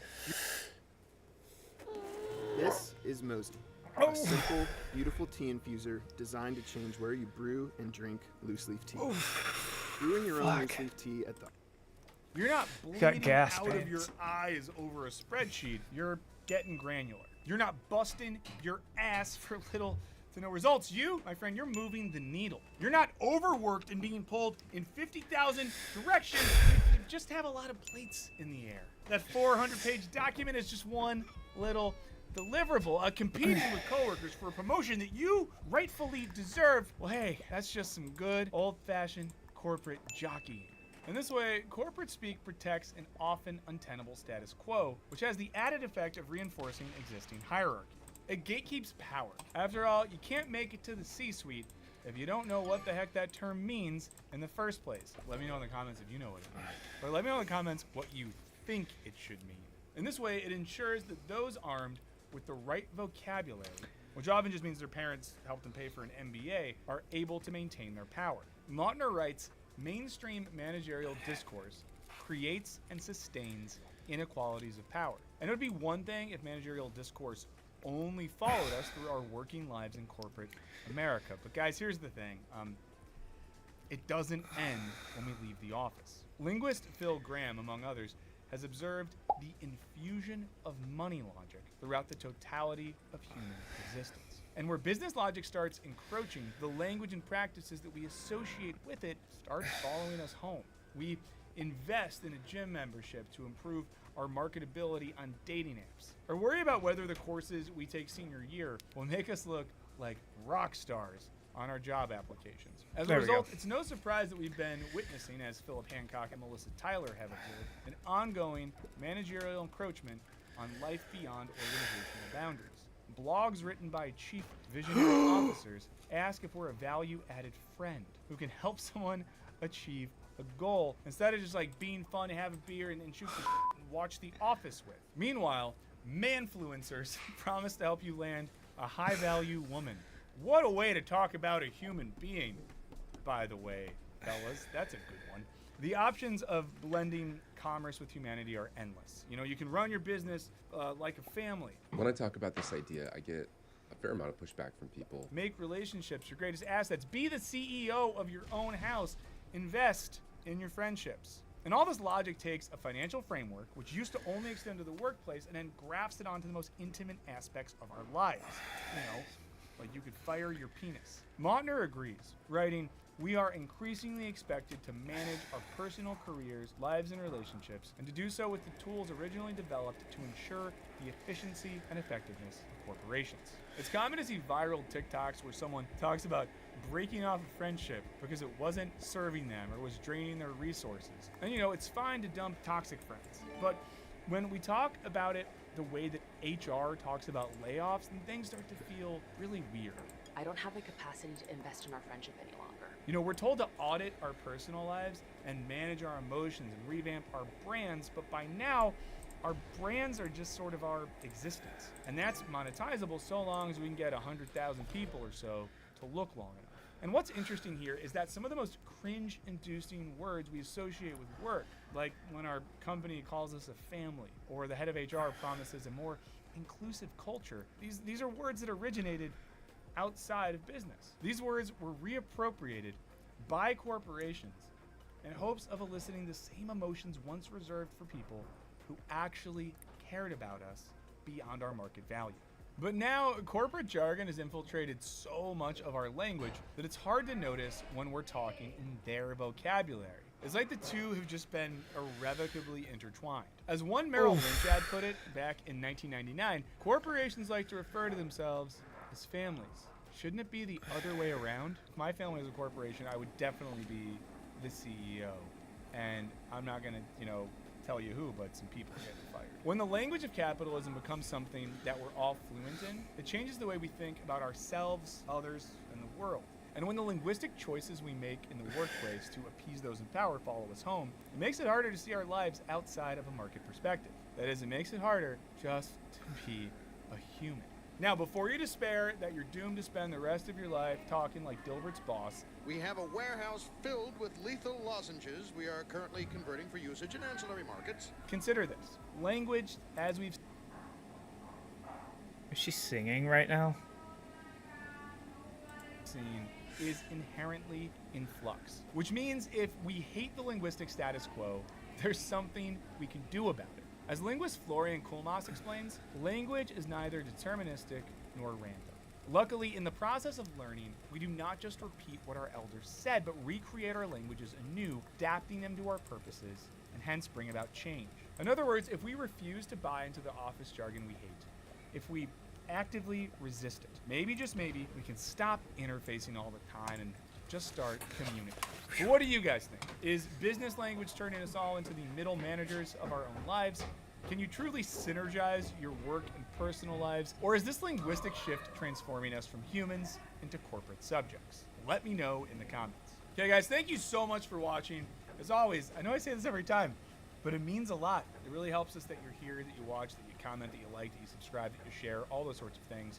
And I want to give a huge shout out to our patrons. We have a Patreon. There's a link in the description.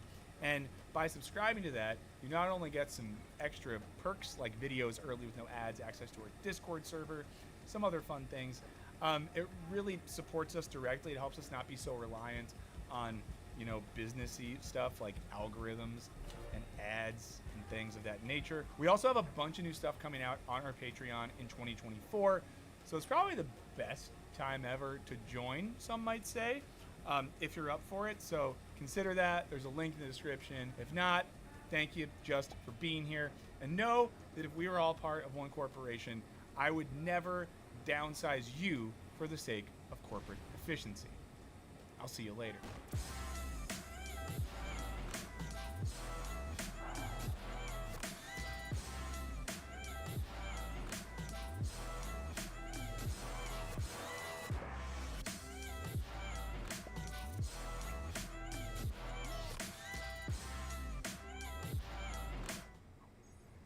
Oh, they are gonna love that one. Just curious, how many more friends are we shopping for?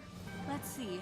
Jacob, James, Jayla, Jenny. Early on the J's. Jonathan. Holiday shop like a super gifter at thriftbooks.com.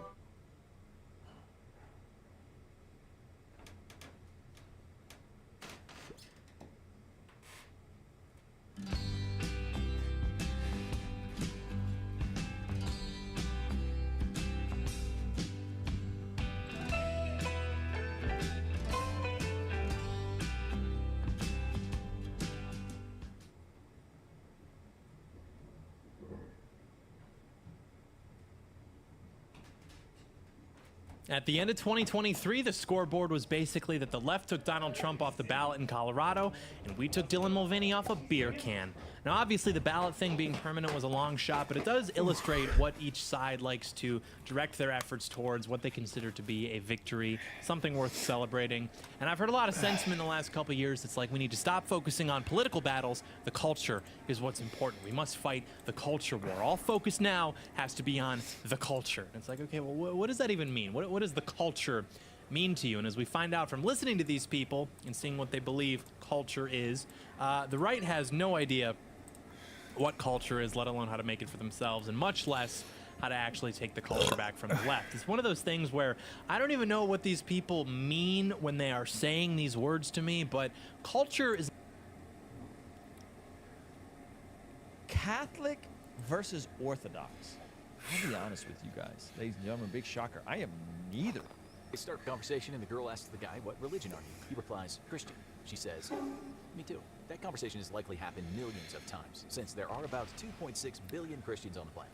On top of that, the Center for the Study of Global Christianity said in 2021 that around the world there's something like 45,000 Christian denominations. Nice. Throughout history, there have been splits and more splits, with different churches believing different things. It would be an understatement to say it's complicated. So today we'll just concentrate on the one great big split and what happened after that. So sometimes people use this as a way to try to like discredit Christianity. Like, oh, there's 45,000 different. Worldwide, there's about 300 in America. That's an important distinction. Okay, so there's not 45,000 denominations. And a lot of them believe the core doctrines. Yes, a lot of them agree on the essentials. Yeah. They agree on the essentials. Judas Iscariot giving his buddy away in the Garden of Gethsemane. What we mean is the church really started to have some legs, and that's when the problem started. After Jesus Christ died on the cross and was later resurrected, Christianity was rife throughout the Roman Empire. Although there was a fair bit of persecution going on, then in the year 313, Emperor Constantine made Christianity legal, and in 380 it became the state religion.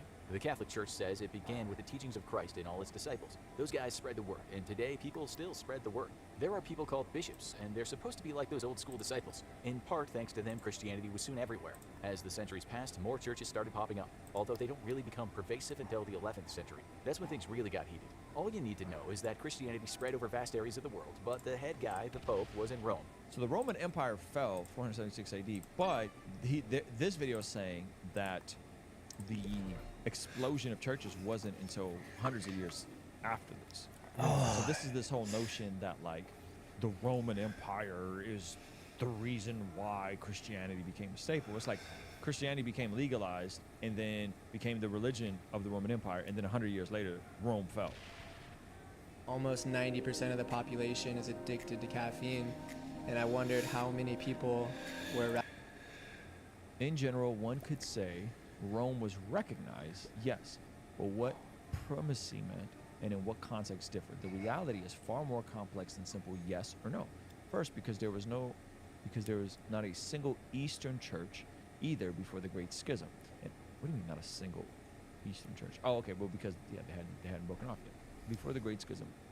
Also because how the primacy of Rome was understood in the context of other bishops and other patriarchs, including in Turkey, varied among different churches, both east and west, and changed and developed among them, even with Rome's own view. Very briefly, it is clear, early church history within a generation or two, that Rome has some kind of primacy in other local churches. First in charity and honor is one of the first expressions, circa 100. Apostolics see in general were apostolic sees in general were more important in this period, as were larger, wealthier, and naturally more influential churches. Rome was one of them.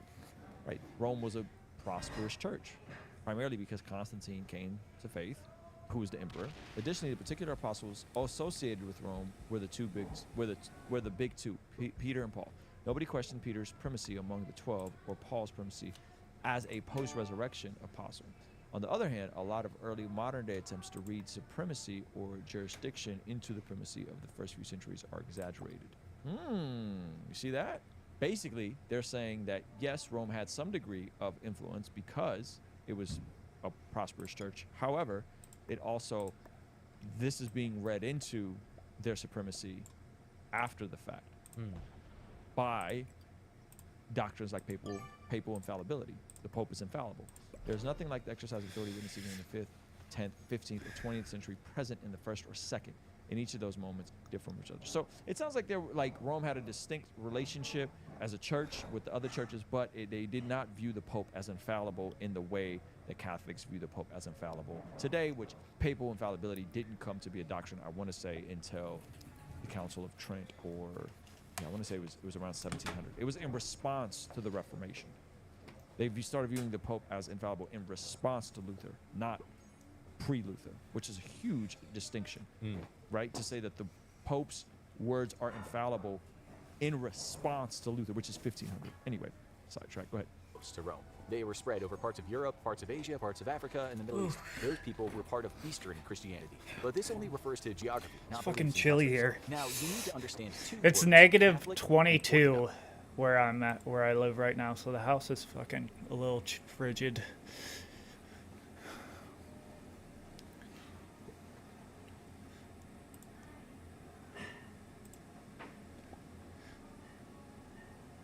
And you're all mine.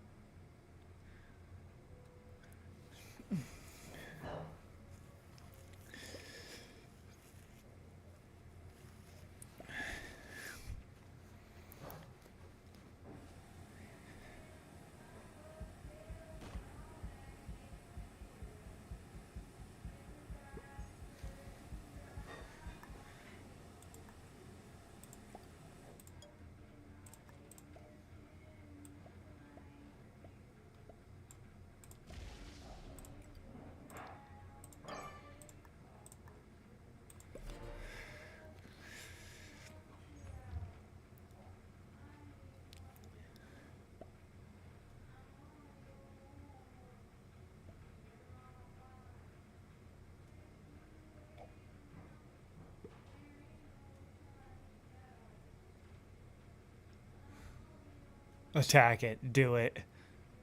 Aw, I was hoping that was gonna...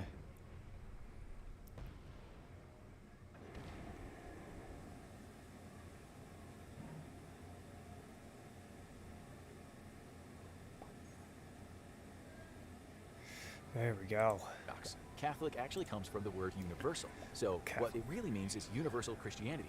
Orthodox relates to following the correct beliefs. So if you're Orthodox, you think you're just doing things the right way according to tradition and law. Of course, no religious person is going to say, I'm following the wrong beliefs. And no person is going to say, my religion is not a universal truth. Otherwise, it's not really a religion. In this sense, the semantic sense, all Christians are Orthodox and Catholic. But that's We're not the all point. Catholic, Orthodox, Christian. Get off my back. All of them. I'm a Catholic Orthodox Protestant.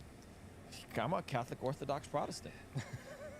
Why y'all tripping? Let me have it. Right? Part of the Universal Church. Now, I'm not a Roman Catholic. I follow the But I've correct been to beliefs. Rome. Oh. And I've been to the Vatican. It's a vibe. And you're a man. And I'm a man. Been to Rome and you're a man. So you're kind of Roman. Roman. Go ahead. Roman, Orthodox, Catholic, Protestant.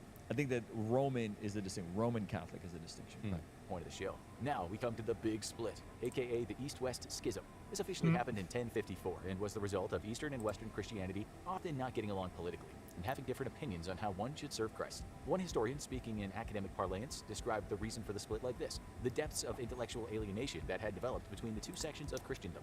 They had their differences and they broke up. Nowadays, the Eastern Orthodox Church is the second biggest church after the Roman Catholic Church. The Pope is not their leader. Instead, each different Orthodox church has a head bishop who's elected by all the other bishops in that church, and he becomes the patriarch, or what's called the Holy Synod. There isn't just one, though, in all Orthodox Christianity. For instance, you have the Russian Holy Synod, the Greek Holy Synod, the Romanian Holy Synod, and more. I don't like that they left out the Oriental Orthodox Church. That's a big chunk. That's Ethiopian, Armenian. I want to say Coptic. I want to All say the it. non-white ones. I want to say that one. Assyrian. Yeah, so they're really just talking about the Eastern Orthodox, but there was a split way before this, 400 years before this. So there's been quite a few schisms. So it's interesting that they kind of defined about that. But that is correct. They all are like archbishops versus Catholics just have basically the Archbishop of Rome, who's the Pope, but there's multiple folks in the Eastern Orthodox. Set the metaphorical throne and answers to no one. You also have the Patriarch of Constantinople on Orthodox Christianity, who is kind of the spiritual number one and the first among equals. But he's not like the Pope in that he doesn't hold sway over all the other patriarchs around the world. He still holds a lot of respect, but then Russia has its own spiritual top man in the Archbishop of Moscow. In matters of doctrine, the Roman Pope is said to be infallible, meaning he doesn't get anything wrong. The Orthodox Church disagrees, saying even its own leaders can That's make crazy. mistakes. Those leaders, by the way, are usually ordained monks before they become patriarch. Orthodox Christians are usually okay with priests being celibate or not being celibate, while Catholics don't allow priests to have intimate partners. Celibacy is not a big deal for most Orthodox churches. The difference is not really a great issue. A really big difference, and the reason for centuries... By the way, the need to make priests celibate in the Catholic Church wasn't until the schism. It was about 1,000. Prior to that, Trying to Catholic grow priests like couldn't that. do it. Don't fucking try. And it really made Not that in my jump from house, bro. Catholic to Orthodox easier. Not in my house. Which one you gonna be? Yeah, which one you gonna be? Go ahead, Oh, by the way. the one I could have a wife. Oh, by the way. That's talking about the Holy Trinity, which is the Holy Spirit, the Father, and the Son. The disagreement over this has been called the Filioque Fracas, with Filioque relating to the Son. It was actually one of the biggest reasons for the Great Breakup. You see, those guys in the East said it was the Father and the Father alone that was behind the Holy Spirit, and the Son wasn't so involved. They even said, if you think any different, you're a heretic. Swords were drawn, and they were never sheathed. You do what God called you to do. You show up. you put one foot in front of the other. You have no idea what God has. Still today, the Son in the Orthodox Church won't play such a starring role in preceding the Holy Spirit. They say the Western Church shoehorned the Son into things by itself, and that just wasn't right. They preferred what they think is the original version of events told by the first theologians, the Church Fathers. Still, both churches agree that there is a Father up in heaven and a Son that came down to earth, and also a Holy Spirit that is everywhere. They just don't agree on the relationship they have. Okay, but why do they disagree? Didn't Jesus said, "I'm going to send the Helper"? Right? I thought Jesus said, Who "I'm are they going to saying send." doesn't emphasize the Son? So Catholics? it sounds like the Orthodox are saying, Oh. the Father alone sent the Spirit, and the Catholics, which we Protestants come out of Catholicism, are saying that the Son is a part of sending the Holy Spirit. Wow. If you love me, keep my commands, and I will ask the Father, and he will give you another advocate to help you and be with you forever. Huh, that's interesting. The Spirit of truth, the world cannot accept him because it neither sees him nor knows him, but you know him, for he lives with you and will be in you. I will not leave you as orphans. I will come to you before long the world. So here Jesus is saying, I will ask the Father, and the Father will send the Holy Spirit. And then he says, I will send you the Helper from the Father. The Helper is the Spirit of truth who comes from the Father. When he comes, he will be... Okay. When the advocate comes, so they're both right. I will send you to you from the Father, the Spirit of truth. What are we fighting over? You know, the Trinity's real. Oh. What are we fighting over? Jesus is God. One Jesus never verse claimed to be says- God. Yeah, one verse says, I will ask the Father to send you the Spirit. The very next chapter, he says, I will send you the Spirit. Yeah. And why do people today still argue for their side? Let's face it, it's human nature to join a club and support it. And where you're born usually determines which club you'll be supporting. Now, you'll see how each club has different ways of doing things, not just thinking things. You're likely wondering what this seemingly intractable rupture means today. If you mention the Son preceding the Holy Spirit in, say, Russia or Bulgaria, are you liable to find yourself in a punch-up? We doubt it, but both sides do argue over certain things. For instance, you might have seen Catholics making the sign of the cross on themselves, such as soccer players before they take a penalty kick, or mobsters when they're just narrowly escaped a whacking. You'll notice that they make the beam of the cross from the left shoulder to the right shoulder. Orthodox Christians do it the other way around. It might seem like a small deal, but it isn't for some who believe they do it the correct way. We visited That's the Eastern really Orthodox weird. website to find out why there's a difference. This is what we read. They, Catholics, must explain why they've changed an ancient and apostolic tradition. We cannot answer as to their motivations. Yet again, the Roman Catholic Church gets called out for doing things its own way and not adhering to old school thought and methods. The Orthodox Church says it's preserved traditions etched in stone. It pays more attention, or most people do, to rituals. If you're going to try and preserve traditions, then you really have to be strict about your rituals. Religion is, by its very nature, conservative. But one of the bigger differences is the Orthodox Church is usually more conservative than the Catholic Church. To give you an example. Imagine the Catholic, like from the Protestant perspective, the Catholic Church being the more new school version is like hilarious to And us. I remember when I became a Protestant, I asked my Armenian Apostolic Deb and he said, the Word of God and the tradition of the church. You got to maintain those two. You know, so they really view that as a huge important thing. Go ahead. Example, we looked at Pew Research studies on Orthodox feelings about homosexuality and same-sex marriage. In the majority of countries that are home to mostly Orthodox Christians, the vast majority of people were against both. Greece was the only country where a quite large but not very large percentage of people said homosexuality should be accepted by society. The Catholic Church also calls homosexuality a sin, but there are still progressive elements within the church, more so than the Orthodox Church. Just to give you an idea of how a certain church might think, one person wrote to a Greek Orthodox church in the U.S. His question was, I am powerfully drawn to the Orthodox Church, but I'm gay. He asked if he could still join. The answer was kind of No. yes, with some caveats, such as this. A repentant, struggling homosexual who refrains from homosexual acts can be received into the church after the usual course of instruction, but he or she would do their best to keep this matter in the confessional, just as is common with every other sin. Of course, all people are different. We like this response we found on another website when someone asked which church was more conservative. Politically, Orthodox and Catholic Christians are both all over the map. What You'll is find this Orthodox one? Communists and Orthodox neo-fascists, but also Orthodox. Isn't that like a pagan symbol? I'm confused with what this is. One sec, let me like Google. Let me like Google lens it real quick. 'Cause I swear that that's a pagan symbol that people say is like a Nazi symbol or something.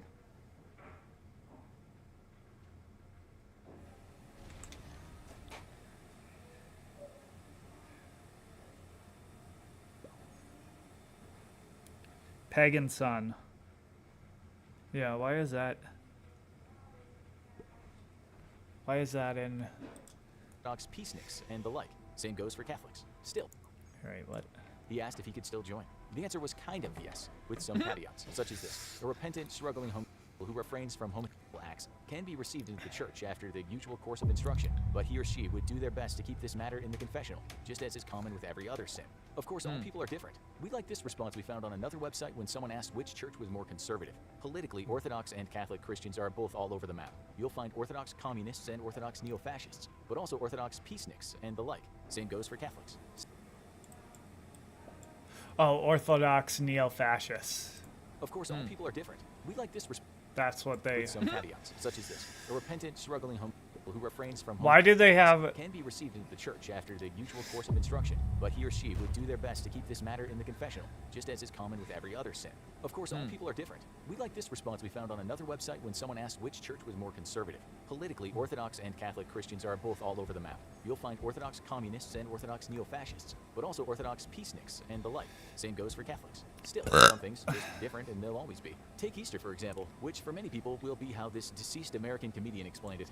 Commemorating the death and resurrection of Jesus by telling our children a giant bunny rabbit left chocolate eggs at night. He was actually referring to Catholics or Protestants and not members of the Orthodox Church. They're dead serious when it comes to the resurrection. In both churches, Easter can fall on different days of the year, but the days will still be different for both churches. The reason is because of a man named Pope Gregory XIII. In 1582, he made a change to the calendar, and that's why when you look at your phone, you're looking at the Gregorian calendar. The Orthodox Church bases the days of Easter on the Julian calendar, which relates to Julius Caesar. Again, they're sticking with tradition since Julian calendar preceded the Gregorian calendar. They're also a lot stricter about Easter. They start fasting on Clean Monday and do it for 40 days until it ends on Lazarus Saturday, 8 days before Easter. This fasting period is called the Great Lent. When that's over, they might chow down on roast.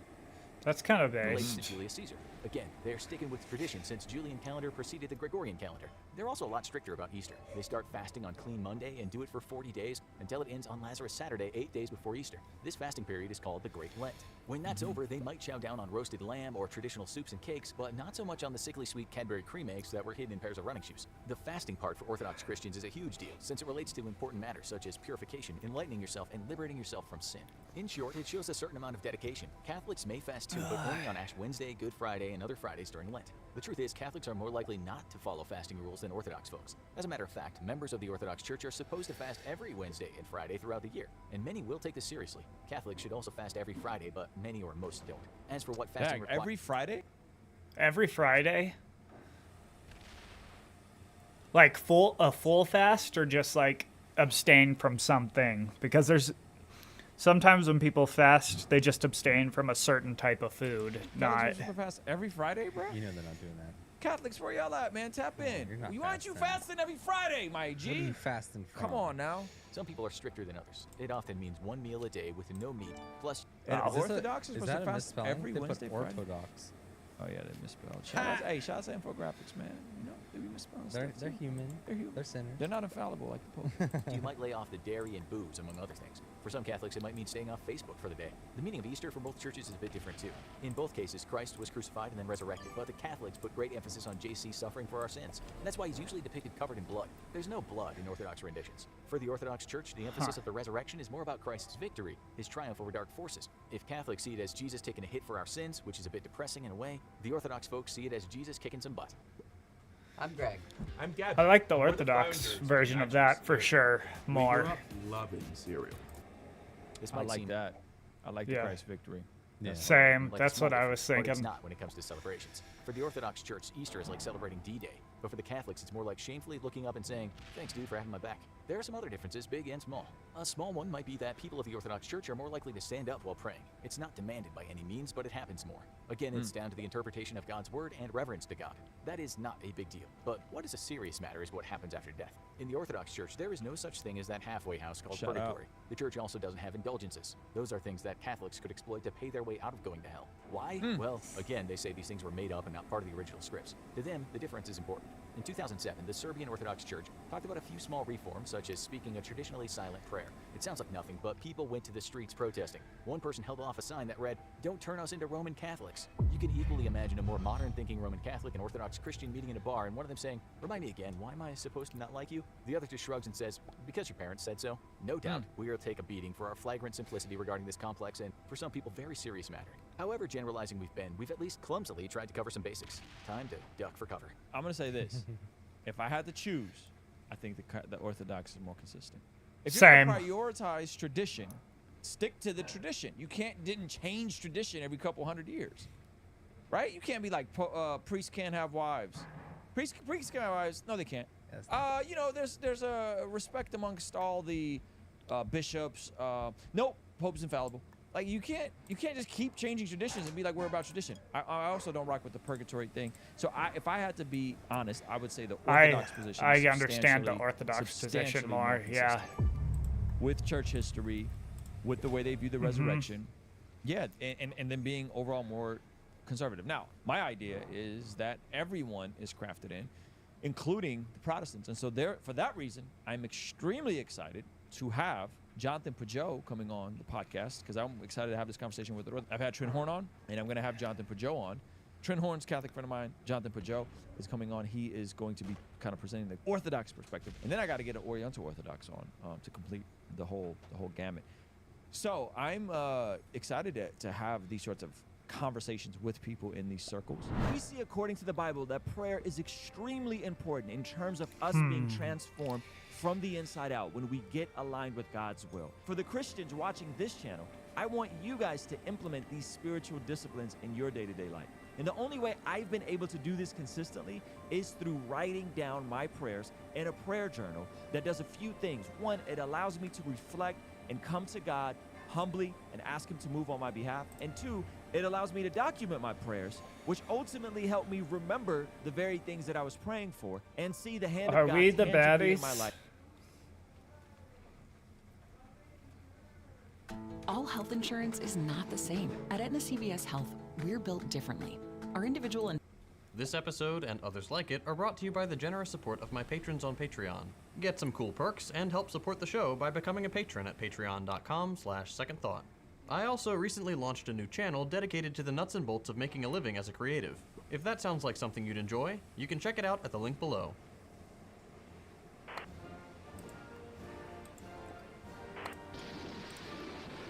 And I've been asked directly, would you do it again?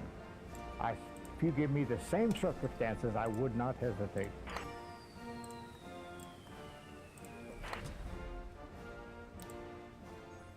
According to Doctors Without Borders, Ooh, its hospital in northern Afghanistan came under repeated direct attack on Saturday from a U.S. AC-130 gunship. Actually, when a mistake occurred. I don't feel like watching this.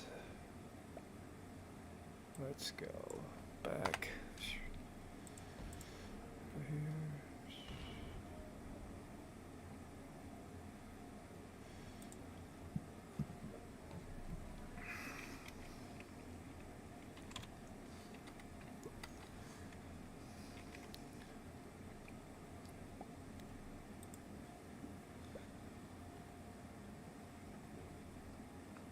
Ooh. He broke him. I wonder how he's gonna feel about that.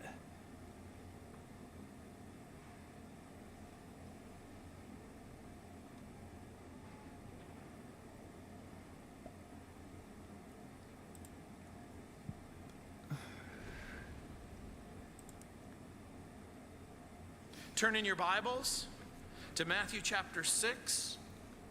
We're going to be looking at verses 25 to the end of the chapter in verse 34. It just got really chilly down here. What the fuck? Heavenly Father, Lord, again, we commit this time to you. Lord, we are grateful for your love. Lord, we are grateful for your care. Lord, we are grateful for your power. You don't simply love us and care for us. You have the ability to keep us and preserve us. And so, Lord, we pray that our attention would turn towards you.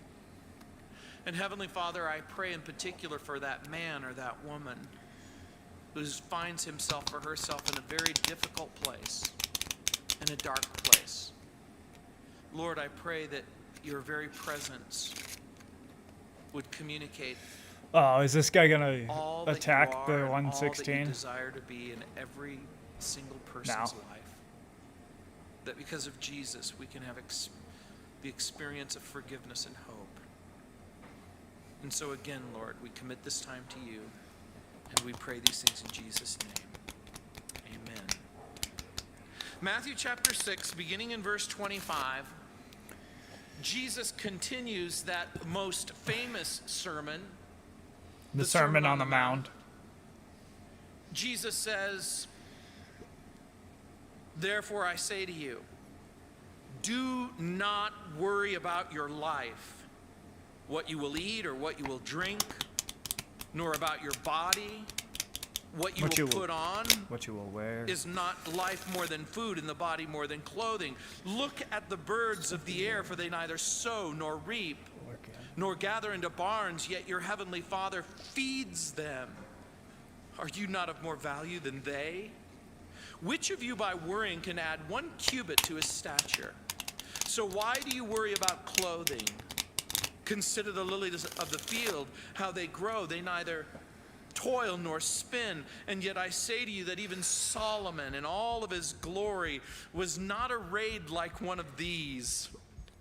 Now if God so clothes the grass of the field, which today is, and tomorrow is thrown into the oven, will he not much more clothe you, O you of little faith?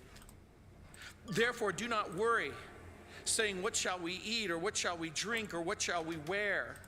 For after all these things the Gentiles seek. For your I thought that he said the Father pagans knows seek. that At you least in need my all these things. At least in my interpretation, it But says seek the pagans first seek. the kingdom of God and his righteousness, and all these things will be added to you. Therefore, do not worry about tomorrow, for tomorrow will worry about its own things. Sufficient for the day is its own trouble. The Lord Jesus has talked about giving in verses 1 through 4, about praying in verses 5 through 15, about fasting in verses 16 through 18, about treasures in verses 19 through 24. And now he brings us and our attention to the subject of trusting in verses 25 through 24. Jesus has already condemned those who treasure up goods to satisfy themselves, and now Jesus invites us to evaluate our attitudes about the basics, about the necessities, not about the things that are extra, but the things that are essential, about food and clothing and shelter. And he does this by giving us much needed instruction. He says, don't worry about food. Don't worry about clothing, because your life is so much more in verse 25. And then he uses a winsome illustration, and he invites us to consider the birds in verses 26 and 27, the lilies in verses 28 through 30.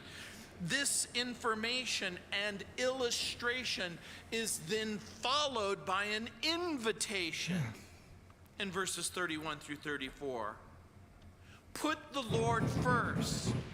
Seek him first. Give him first place, and he'll meet all your needs. John MacArthur writes, quote, "The rich are tempted to trust their riches.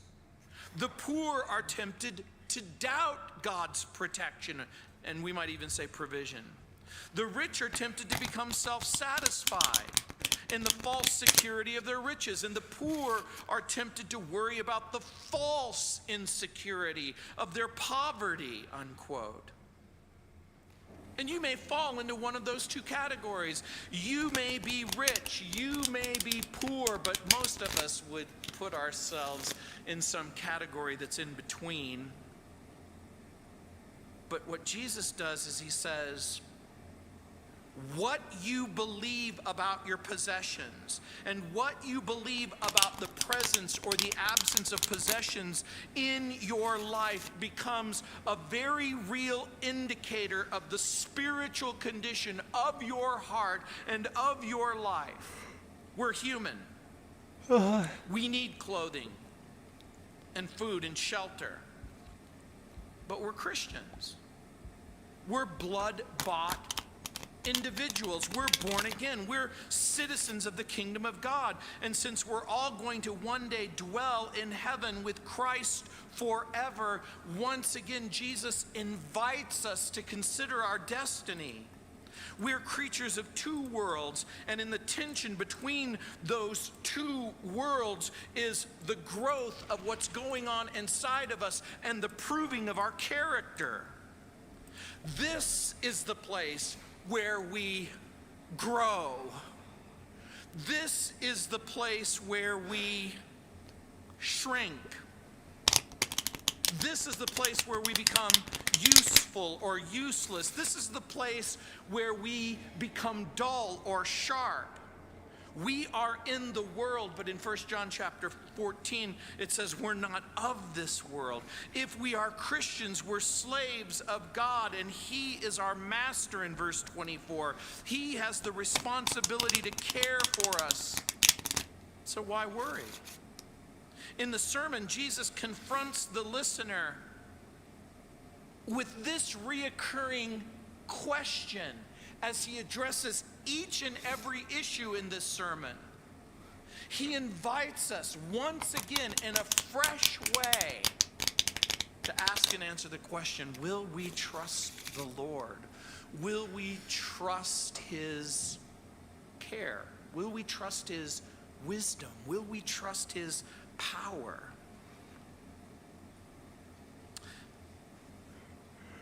The Bible says that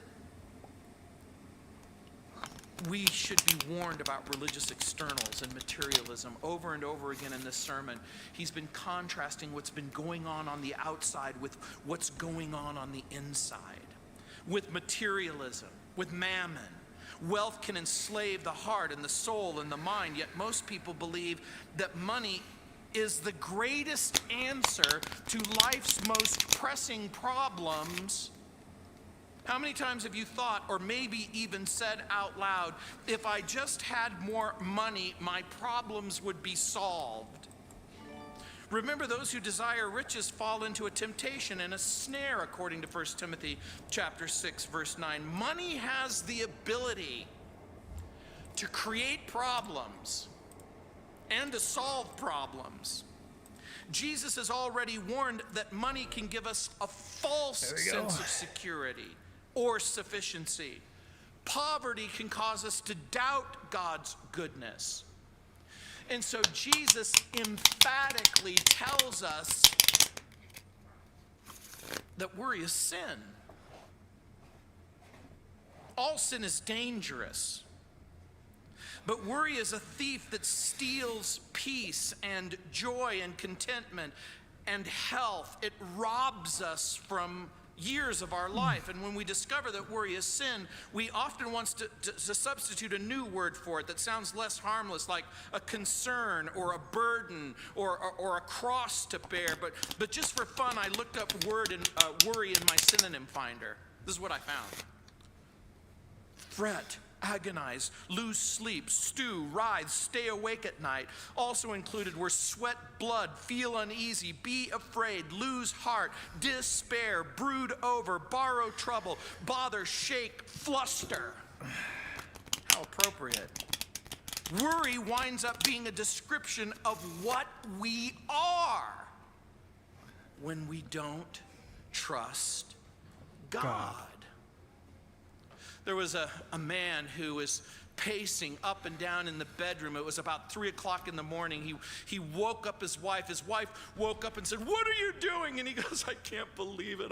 I borrowed $1,000 from Sam next door. I told him I would pay him back today, and I don't have the money." She got up, she opened the window, and she said, "Hey, Sam, wake up! I got bad news. Don doesn't have the money. Sorry." And then she closed the window and she goes, "Go to sleep. Now it's fine. It's his turn to pace up and down."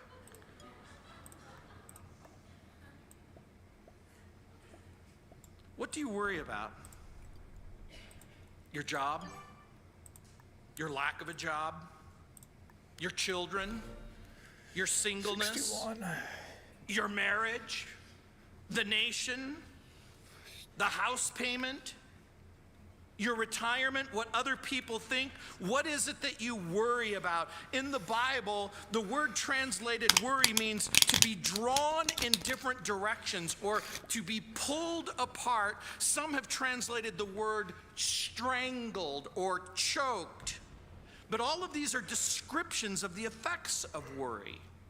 If you've ever agonized over making a payment or the loss of a job or the paralyzing fear that grips you when a child runs away or decides to live in your basement for the rest of your life, you've experienced a little bit about this. Worry tears us apart. But Jesus points out that it's faithless. Look at this in verse 25. Therefore I say to you, do not worry about your life, what you will eat or what you will drink, nor about your body, what you will put on. Is not life more than food, and the body more than clothing? Mm-hmm. Jesus commands us not to worry. It's faithless. It's godless. It's pointless. It's useless. The command in the original language is emphatic. It means stop it and never do it again. And the word life, it's inclusive. It means your thought life, your emotional life, your physical life, your spiritual life. The implication Who founded is the Orthodox Church? Who founded the Orthodox Church? Jesus Christ. Okay. I've just heard Catholics say that they were the only church that said that they were founded by Jesus Christ. So I was wondering if the Orthodoxy said that they were founded by Jesus Christ. Worry is sin, and so the person who dies with the most toys or the most treasure still dies. We live in an age of unprecedented materialism and consumption and self-indulgence. Greed and selfish ambition are viewed not as vices, but as virtues. And if you don't believe me, just listen to any radio station or television station, even Christian radio stations and television stations who invite us into get rich quick schemes. Mm-hmm. There are 5 words that still deceive people all over the world. You can have it all. You know what? It's not true. It's not true. You can't have it all. And in the few examples where people came close to having it all, like Nebuchadnezzar, or like Julius Caesar, or like Alexander the Great, or like Napoleon, we're reminded, what does it profit a man if he gains the whole world and he loses his soul? And so Jesus commands us not to worry. Now think about it. He's commanding us to worry not just simply about the non-essentials, but he's commanding us to worry not to worry about the essentials. And again, the command not to worry is repeated 3 times in verse 25, in verse 31, in verse 34. Jesus points out the reasons not to worry. It's faithless. It's godless. It's pointless. It's useless. It's faithless because it denies our trust in the risen master. It's useless because it denies our future. It's godless because it denies the reality of who God is. It's pointless because of our faith. George Mallory, who was an explorer and one of the very first people to make it to the top of Mount Everest, wrote, "We do not live to eat and make money. We eat and make money to enjoy life." We might say, we eat and make money to glorify God and to enjoy Him forever. And when we fall into this trap of worry, we wind up inflating the problem and deflating the solution. According to the National Bureau of Standards, a dense fog covering a city block to a depth of 100 feet is composed of something about half of a glass of water. All the fog can be contained in that single cup. This can be compared to the things that we worry about. If we could see into the future, if we could see our problems in their true light, with the mind of Christ, with the eyes of God, under the auspices of the attributes of God, we would place our problems where they belong. And if all things most people worry about could be reduced to their proper size, they would easily fit into Christ's communion cup. What we worry about is never as great in substance as the emotional energy spent to maintain our level of distrust. The mental and emotional strangulation is far worse than the presence or the absence of whatever it is that we long for. Someone has said that worry is the exact opposite of contentment. You know, one of my favorite stories from antiquity involves the philosopher Diogenes. He was a seeker of truth and a companion and friend to Alexander the Great, who was the undisputed emperor of Western civilization. And Diogenes was he wasn't friends with him. Alexander the Great came to see him. He wasn't friends with Alexander the Great. Alexander the Great just came to go see him because he respected him.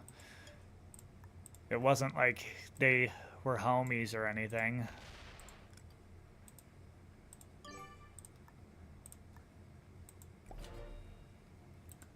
Diogenes immensely said, Diogenes, ask me any favor you want from me. And he's like, move out of the sun. Said, could you move a little to the left? You're in my blocking my sun. Yeah.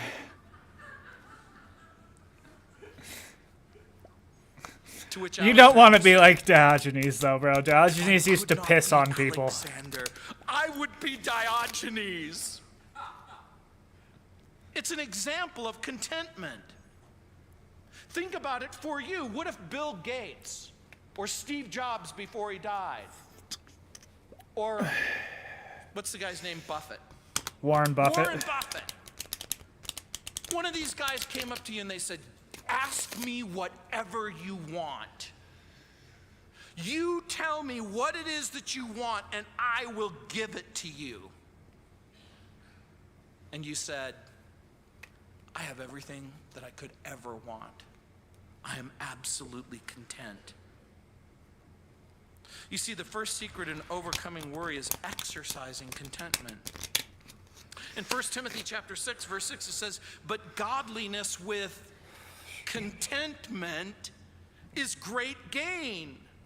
Godliness and contentment and faith are all things that are linked to our dependence upon the Lord Jesus Christ. Herbert. Is he going to quote Herbert Hoover? Hello? Hello? Hey. Hey. I want to ask you a quick question. What's your question? Will you put up my life for me? Nothing, talk to James.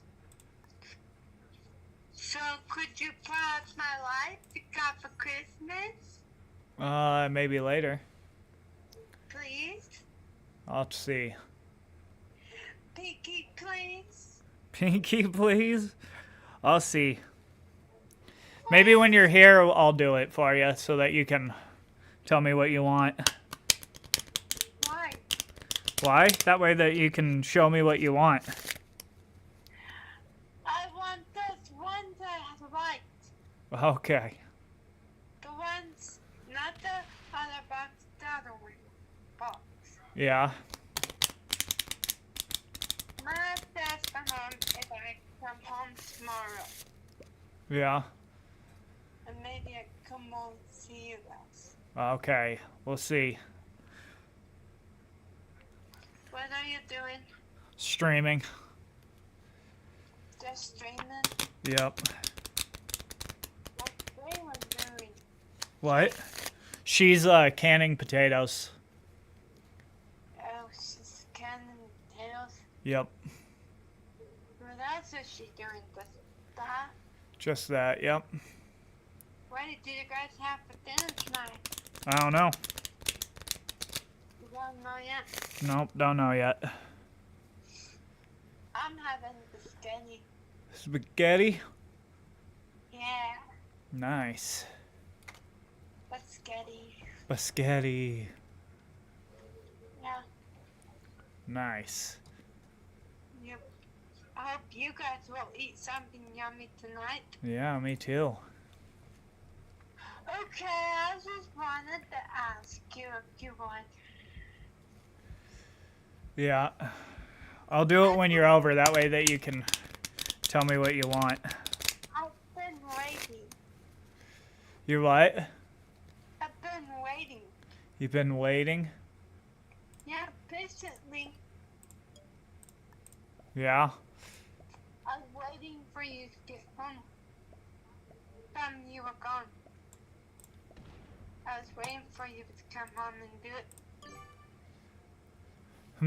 Which one should I do here? Should I keep the... We're gonna go like that.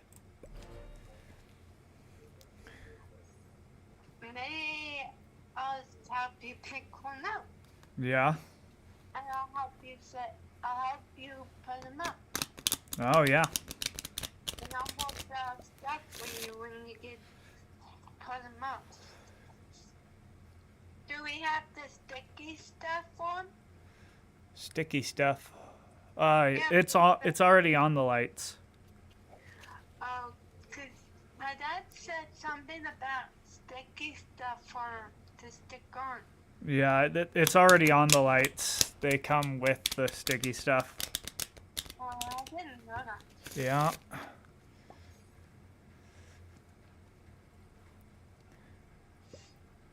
I'll be matching like your father. What'd you say? I'll be matching like your brother. Yeah. Isaac. We'll be the same together. I'll be the copycat of what he has them. Yeah. I'll be saying we have the same life together. Yep. I'll say mine are changed colors. I think I'll say mine is better. It's yours. You'll say no, it's not. I'll say yes.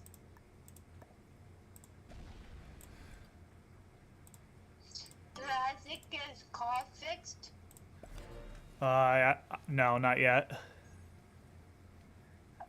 So he's gonna try to get it fixed too. Yeah. To try to he can drive it. Ooh, uh-oh. I was really hoping that red would attack black. Yeah, it was crazy. Jace, we got so much snow last night, it was insane. You got so much snow last night that it was insane? Yeah, it was a lot today when I was traveling outside. Yeah. I went out there, I was like, holy buckets, why do we have so much snow? Yeah. We got quite a bit of snow here, too. Hey, so I was just shoveling, you know? I couldn't even get to the bottom of the snow. My boots were up to here. Oh, yeah? Yeah. I'm doing Lizzie's next door, hers first. I'm trying to get her steps to get off the steps for her. Because I was like, I'll just take the steps first, the snow off her steps first, because I got a little nervous because it got really icy on them. And so I went to get some ice and put it down for her. Oh, yeah. Do you mean some salt? Yeah, I put some salt down for her that she dropped off her debt. Yeah. And so I put some ice for her, and I didn't know if I woke her up this morning when I went out, or this afternoon if I woke her up when I was shoveling. I was like, did I wake her up in purpose? Because I didn't mean to wake her up if she was sleeping. Yeah. Because I know she works at night. She's working at the prison, I know that. Oh, is she? Yeah, she was telling me she works out there. She was telling me how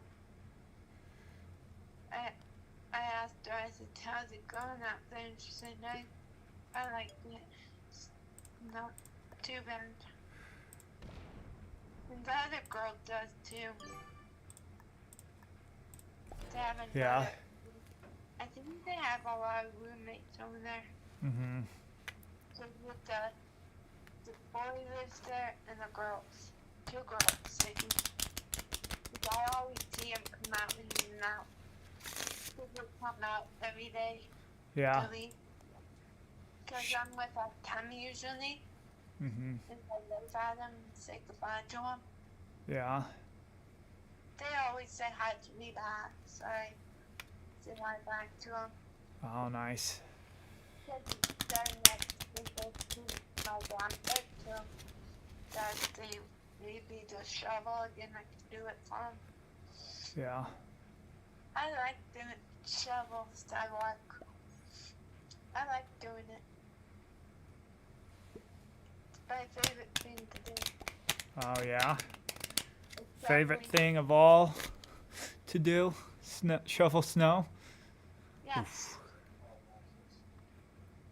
And I wear my boots. You wear your boots? Nice. Yeah, I like my boots where I wear. Because I don't fall on and look clean out. I don't like my other boots I had. Yeah. Because they're so, like... Whoa, how did this guy have another set? 10 set. I'm out here, shoveling the sidewalk, Mm-hmm. and I have this kid walking by, and he's like, you need help? And I was like, no thanks. No, thanks. I can do it. Yeah.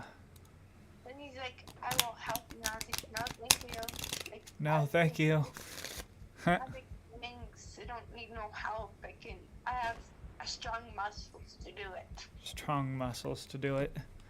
Yeah. Because Mom's moving it away from her car. Dad did go in her car.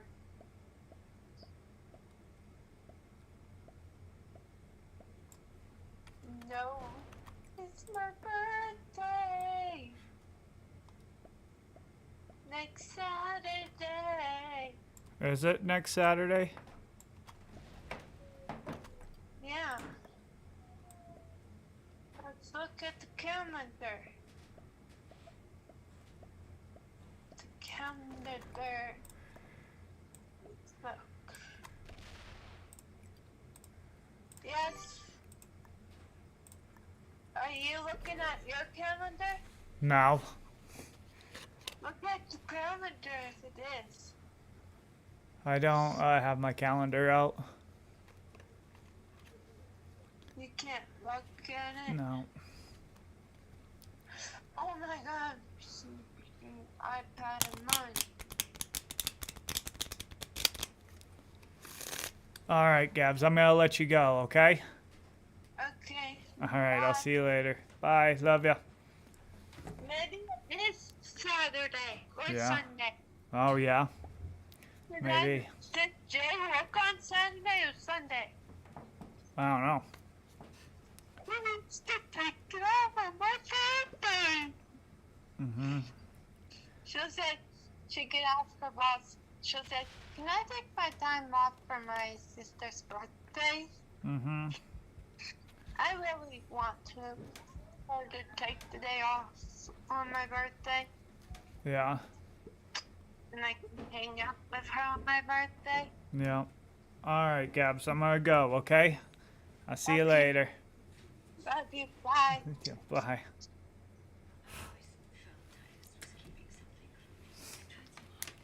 Okay, you weirdo. Nobody likes you. Nobody likes you. Get out of here. Get out of here. Why are you so rude? Cuz.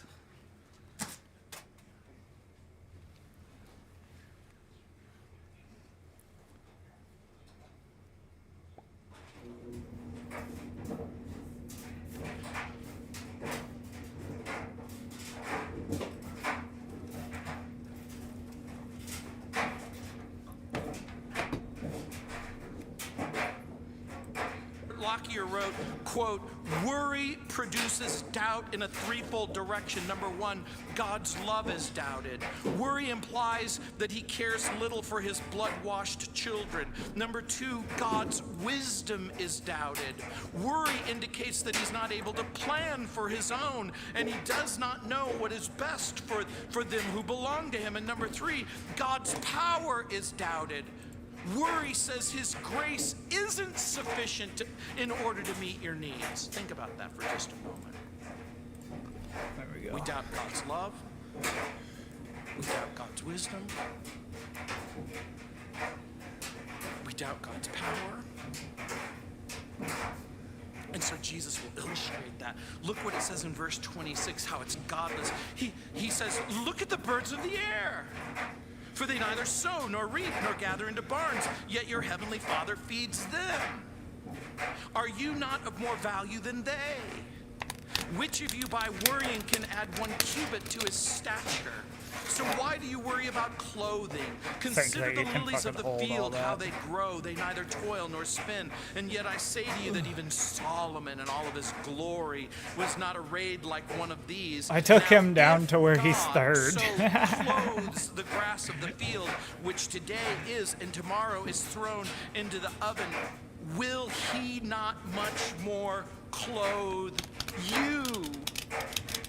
Oh, you of little faith. The root of worry is the sin of unbelief. And so Jesus gives 3 illustrations. Okay, cool, bro. About eating. About wow. Really another about clothing. Another about life.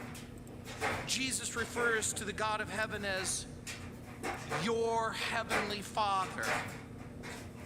He basically says, don't you know who your dad is? God is your Father. Worry causes us to dismiss our Heavenly Father from our lives. We are not to worry about food, and we're not to worry about how long our life will be or how short our stay will be on the earth. We're not to concern ourselves with clothing. It could have been very well that Jesus was watching a flock of birds fly past. Birds don't have advanced degrees in agriculture or economy. There's nothing wrong with having an advanced degree in agriculture or economy. But birds don't publish cookbooks or have seed sales. Like all living creatures, they rely on God. I got an email yesterday from the Homeowners Association. What's up, man? It said, there are coyotes in your area. Oh, that's all right. Reported that the coyotes ate someone's pet that was left outside. What are you up to today? To send them this passage. I wanted to quote, yet your heavenly Father feeds them. But I suspected that this would not be the most impressive way to minister to our community.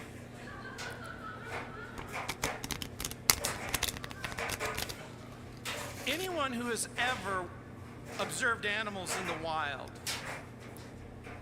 they know how diligent and persistent they are in their search for food. Because they're diligent and persistent, does that mean they're worried? I'm going to suggest to you, no. Diligence and persistence isn't the same as worry. They're not treated for ulcers. Dude, they don't this bot stay is really glued annoying. to the TV watching fruit futures. They gather food until they have enough, and when they need more, they get more. It is true that certain species store up food for the winter. The point that Jesus is making is that they're not motivated by worry. They're not motivated by fear. You got a too big loose? What do you mean? Greed. I read an interesting article about food and food shortages, that the world produces enough food to adequately feed every man, woman, and child on the planet Earth. And if the world's food surpluses were divided over the last 18 years, each person would have received more than the minimum requirement of calories. Since 1960, the world's food supply has never gone below 103% of the minimum requirement for all of the billions of people living on the planet, but yet 1 out of every 3 people go to bed hungry.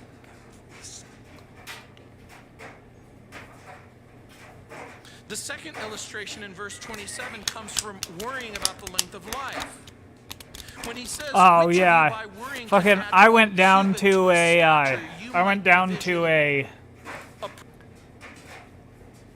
expert yesterday because I got a few losses, which sucked. Person just having a growth spurt, or trying to figure out, well, what's a cubit? Scholars suggest that it's the length of space between your elbow and your middle finger, but I suspect that's not what Jesus is talking about. He's not talking about a growth spurt. I think that what he's talking about is the length of your life. The idea being, can you, by worrying, live one more day or one more month or one more year? Is worry the thing that makes it possible for you to live longer and longer and longer? I'm not even going to attack that because then he's just going to break me again, so... Survey. I'm just going to go like this right How now. many of you think you get to live longer by worrying every day? Wow, there's no hands. How many of you think that you get to live a little bit longer by worrying less and less and less and less? Hey, yeah, this is good. This is good. This is the point that he's talking about. We're living longer than we've ever lived before. That's true of each and every person. I saw a bumper sticker that said, eat right, exercise, and you still die. Huh. Eat right, exercise. There's nothing wrong with sensible eating. There's nothing wrong with healthy Okay, lifestyle. cool. Now I can take back my bonus. God has determined the borders of when you will be born, of how long you will live, and even when you will die. And I'm sure that Jesus is even saying this almost tongue-in-cheek. Worrying doesn't make life longer. You can always worry yourself into an early grave. Health officials tell us that worry has negative effects on circulation, on the heart, your glands, the whole nervous system. There was a time when we thought that most diseases were linked to germs, but many, many health professionals now will include the issues of nutrition and stress. Rarely does my doctor even talk about disease issues with me. My doctor says, you know, you seem to live a very stressful lifestyle. And I say, you know what? When stress completely disappears, it means you're dead.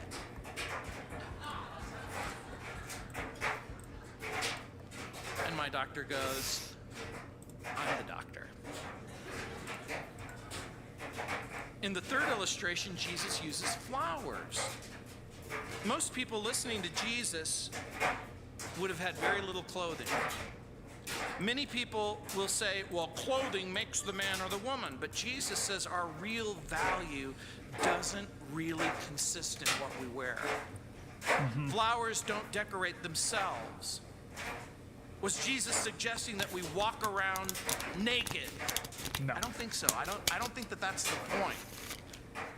I think He's that talking the point about that not he's making worrying is that about we what you simply wear. spend too much time worrying, fretting, concerned over what we will wear, and I plead guilty. Many of you know that I wear the pants in the family, and each morning Miss Mary tells me which pair to put on. Cringe, bro. My day will invariably begin with, I wonder what I'm going to wear. But she's taken that painful temptation away from me. Whether you wear Payless shoes or Nike or Converse, how much time or energy or effort or resources go into what you're eating or wearing, and if you insist on having only the finest that money can buy, it may be that clothing becomes a form of pride. Again, this doesn't mean you can't wear good clothes or even fine clothes.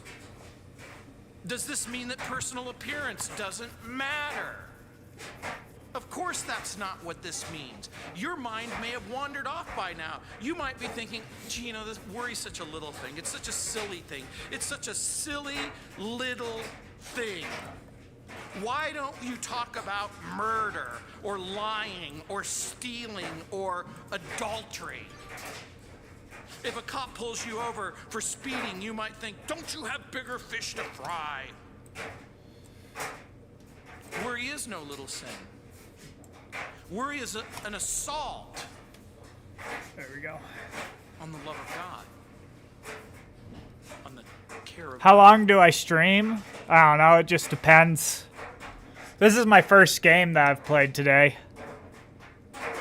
Sometimes I'll stream for like 7 hours. Other times only for like 2.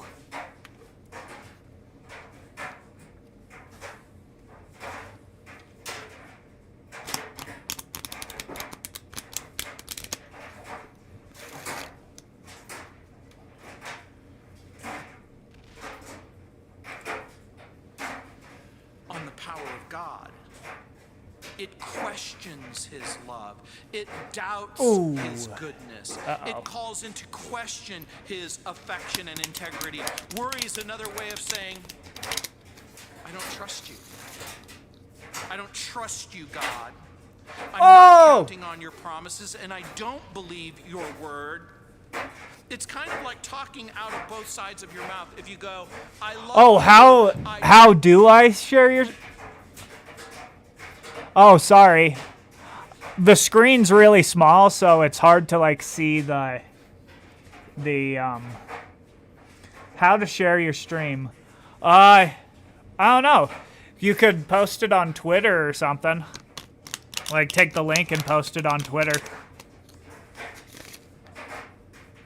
Thank you for doing that if you do that. That'd be awesome, man. All right. Looks like I gotta... Uh-oh. That bot really screwed me. I trust you, I care about you, but not really. Worry means being controlled by circumstances or mastered by fear or dominated by doubt.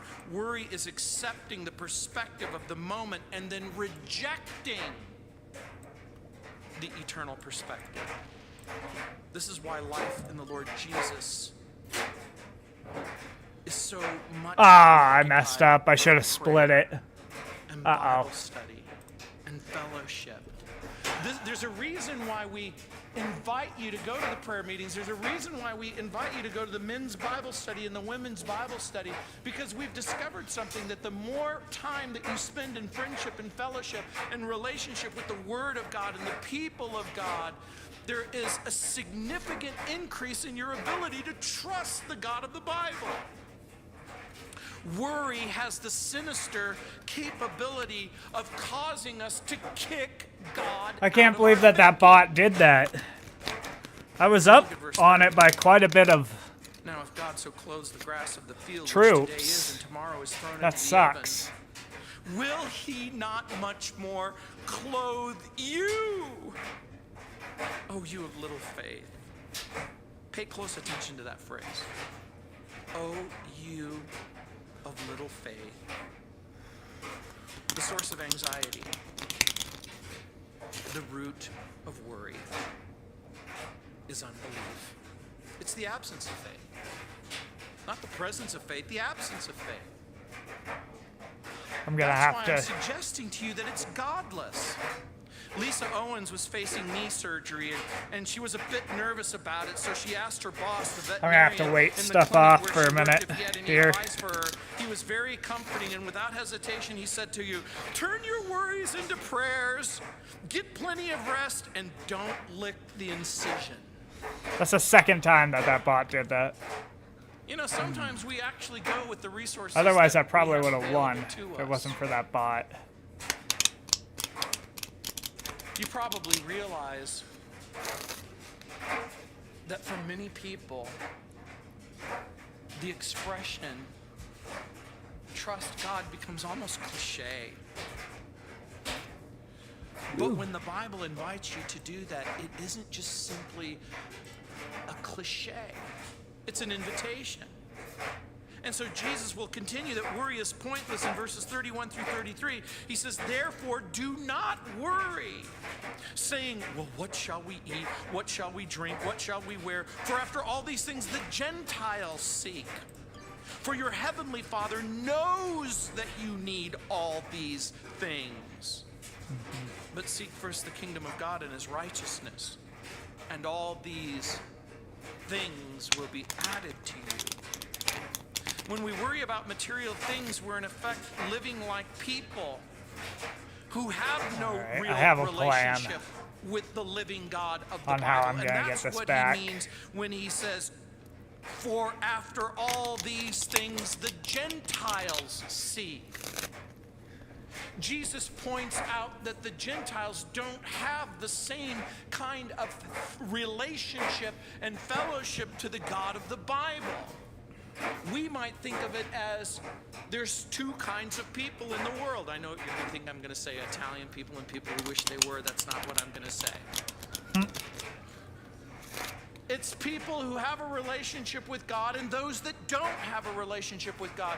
And so doesn't it make perfect sense to you that your family and friends and people that you come in contact with who don't believe the God of the Bible, who don't really read the Word of God, who don't really have a relationship with God, it makes perfect sense to them that they're going to preoccupy themselves with what they eat and what they drink and what they wear.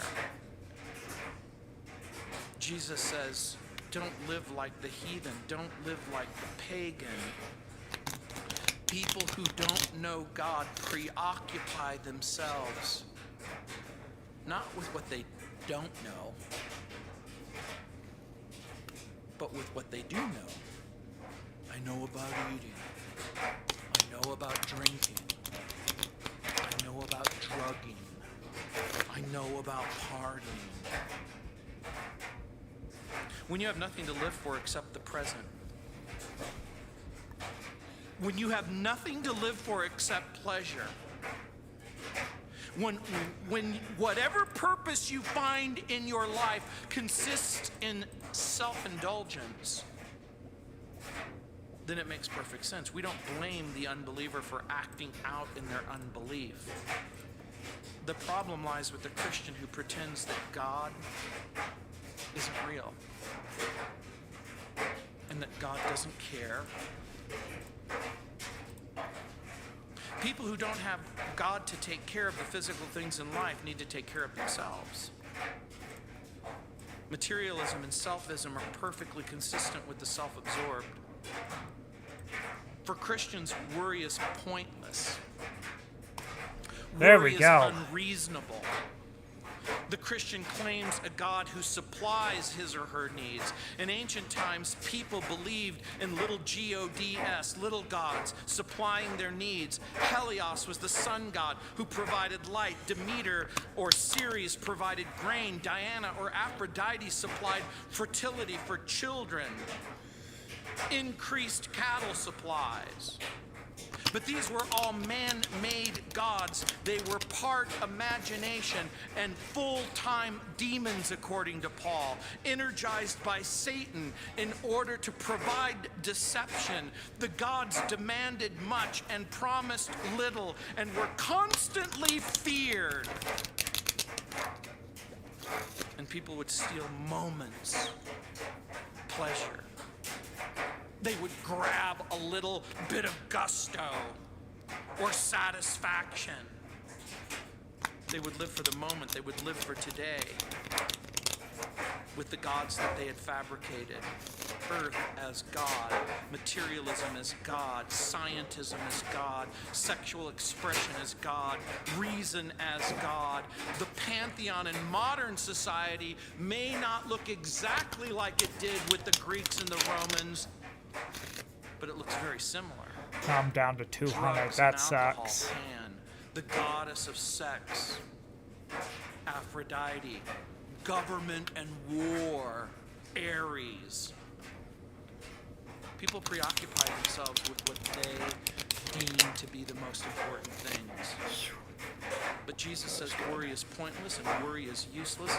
That's why he says in verse 34, therefore do not worry about tomorrow, for tomorrow will worry about its own things. Sufficient for the day is its own trouble. Another translation says, sufficient for the day is the evil thereof. So if worry is faithless, if it's pointless, if it's useless, if it doesn't make sense, because God loves you. There we go. Because God cares about you. Because God has a plan for you, and because God has the power to make sure that the plan is enacted, worry doesn't make sense. Would you mind and here joining? Jesus gives us a great insight on how to deal with worry. Worry is pointless for the person. I guess we'll see what this is. This seems like it's a. This seems like it's just an ad to sell something, but when you I'll pray, see what you're. pray, Our Father who art in heaven, hallowed be thy name. Thy kingdom come, thy will be done on earth as it is in heaven. Give us this day our daily bread. Does God know what you need? The answer is yes. So Jesus isn't saying, well, God must be kept aware of what I need. He knows exactly what you need. Well, I have to sort of give God a heads up about tomorrow. He actually knows about tomorrow. Well, does this mean that I shouldn't buy milk for today and tomorrow? No, that's not the point that he's making. It's okay. It's okay to buy milk for today and tomorrow. Norm Geisler says he only buys absolutely bright yellow bananas. He can't afford the green ones because he absolutely doesn't even know that if he's going to be able to wake up in the morning. The difference between making a reasonable Looks like an decision ad. for tomorrow and worrying But you know, about you never know. tomorrow is, like it says in Lamentations chapter 3, verse 22 and 23, where the prophet Jeremiah says, though the Lord's mercies were not consumed, through the Lord's mercies were not consumed, because his compassions never fail. They're new every morning. Great is your faithfulness. Many people know Gotta the get passage, back but up. they don't know the context I'm of the passage. In Lamentations chapter 3, verse 22, over. Jerusalem is in ruins. And there's dead bodies everywhere. And you can still smell death in the smoke and the stench as Jeremiah is making his way through the rubble, and he says, through the Lord's mercies we're not consumed, because his compassions fail not. They're new every morning.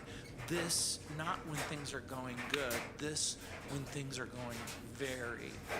I might be able to out-generate them. Some people are so and then committed get back to up worrying to that their they level. can't find Ooh, something to worry about uh-oh. today. They start to think about tomorrow. We can concentrate on the trial, and we can concentrate on the problem. What are my thoughts on it? I don't really care that much. I mean, I don't think that America should be sending money over to Ukraine. And then, like, if you really look at it, Russia does have a right to that area. So, I don't know. I don't think that they should be bombing Ukraine and everything, but the opportunities and the struggles if you look that at the we face history, today, Russia's the kind of Bible in the right. isn't suggesting that you don't think about your problems. That's not what it's saying. What Jesus is saying is that we can face our struggles today. And that God's grace and God's wisdom and God's strength and God's forgiveness and His mercy is good for today. By the way, is His love good for today and tomorrow? Yeah, the answer is yes. Grace, is it good for today and tomorrow? Yes. But like the manna that fell from heaven, there are certain things that have to be eaten before it falls. And so Jesus invites us to seek solutions for today's problems. Isaiah 26:3 and 4 says, "You will keep him in perfect peace, whose mind is stayed on you." There we go. Because he trusts you. Yeah, they don't want to give it to Russia now. Trust in the Lord. But I mean, Russia does kind of have a. For in the Lord is it is kind of rightfully Russia's, and NATO did keep expanding to the east when they made an agreement that they wouldn't. So.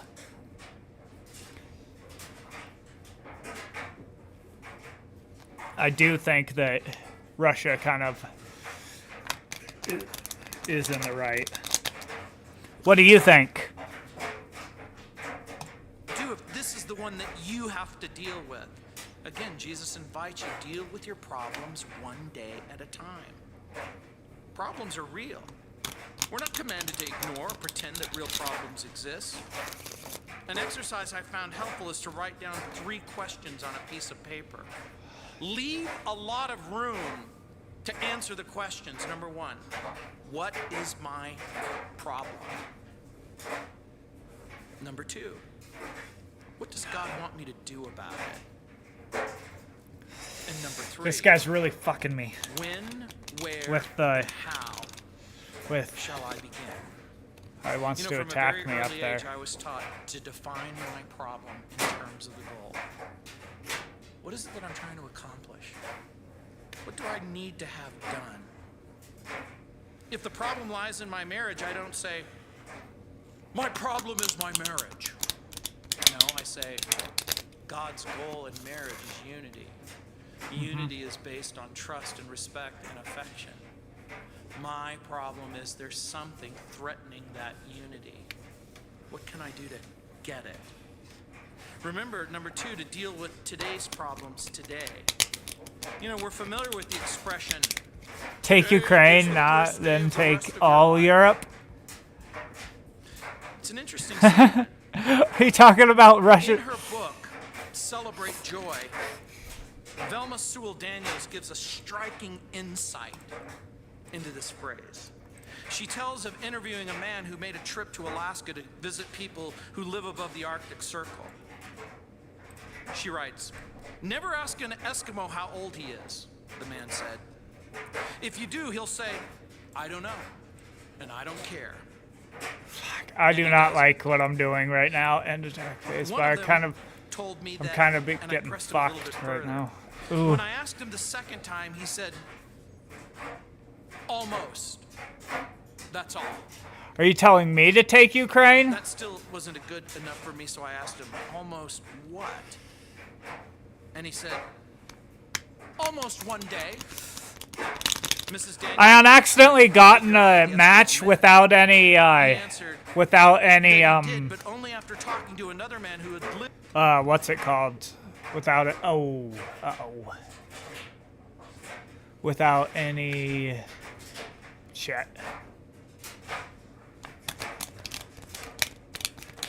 At least I got a trade and I can knock out that full 100. Ooh. This is bad. This is not good. Let's see what my trade is here.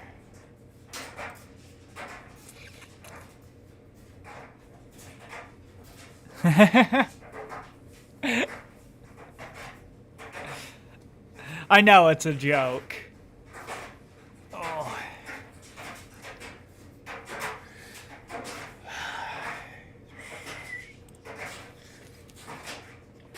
I don't like what I'm about to do here, but it's an option.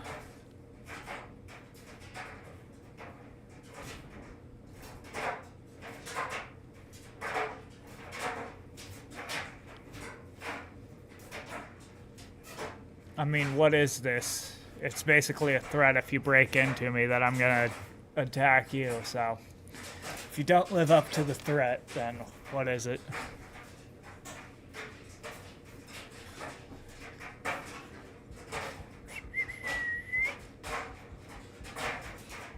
Oh man, I really wish that that bot wouldn't have broke me.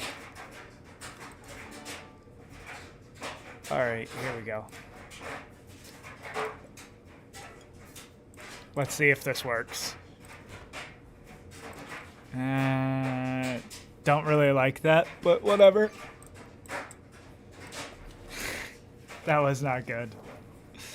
Lived in the Arctic Circle for more than 20 years. Quote, he was a newspaper man who had written a book about Eskimos and their customs and their beliefs. He said that Eskimos believe that when they go to sleep at night, they die. And that they're dead to the world. Then when they wake up in the morning, they've been resurrected. Oof. And they've been given a new life. Therefore, no Eskimo is more than 1 day old. So that is what the Eskimo meant when he said, I don't like almost. Where I am right now. Almost what? Almost a day. The day wasn't over.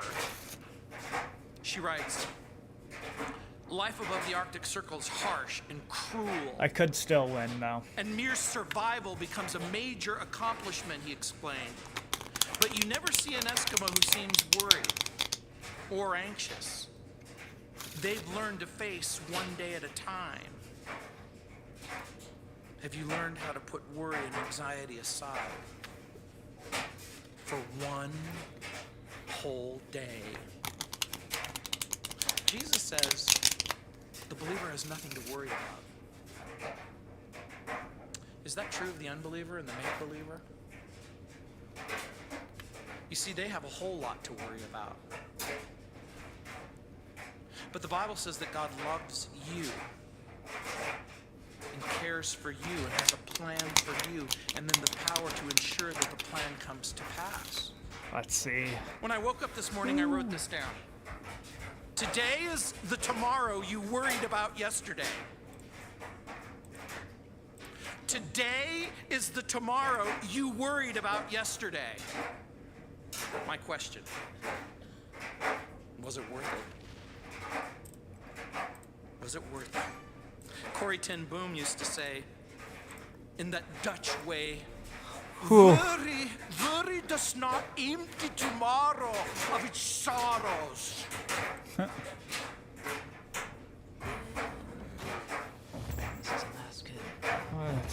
Let's actually go home. Some questions just don't have answers. See what other people are looking at. The victims of CoffeeZilla.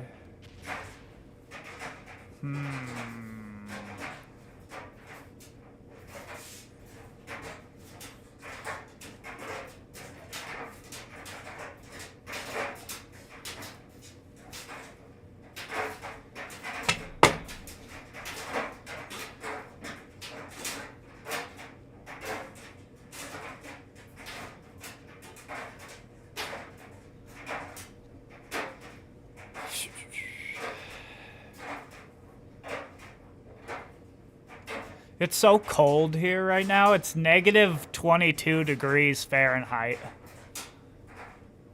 So down here in my basement is freezing.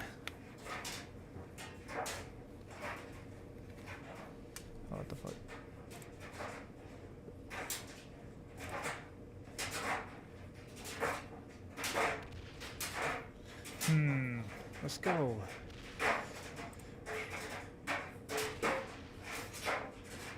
Rumble.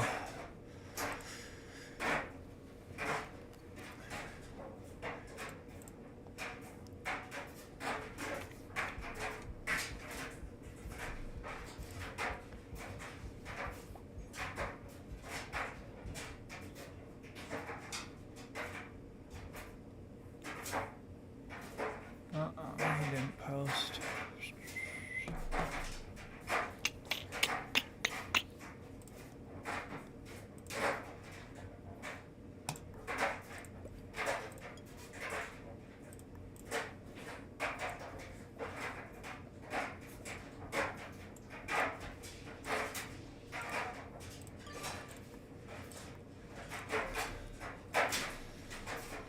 Let's see if they do anything.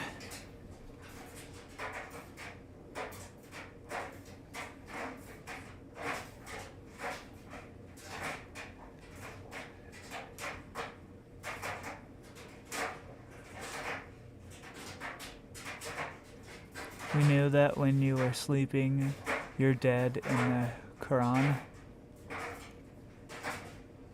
It says that when you're sleeping, you're dead in the Quran? Is that what you're saying?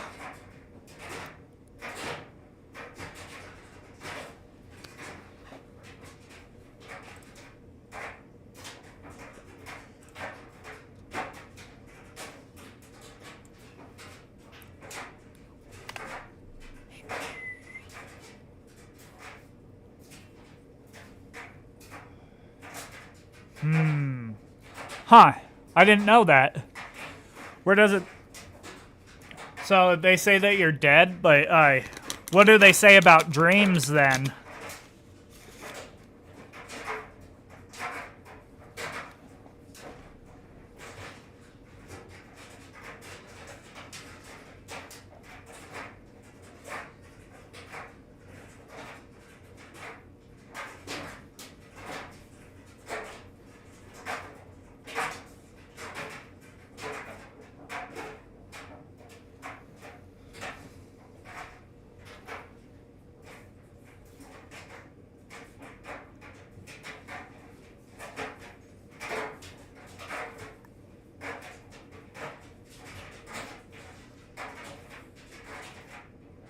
I read books about money. History, maybe.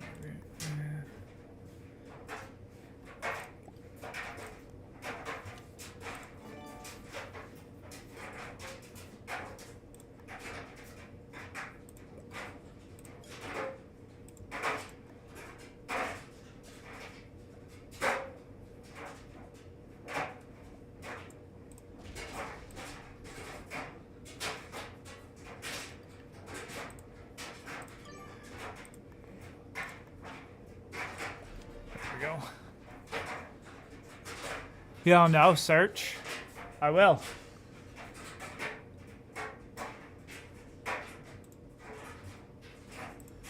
What does the Quran say about dreams? A good dream that comes true is from Allah, and a bad dream is from Satan. So if anyone of you has a bad dream, he should seek refuge with Allah and Satan, and should bad dream. Ooh, he broke him. That's good. That's good for me.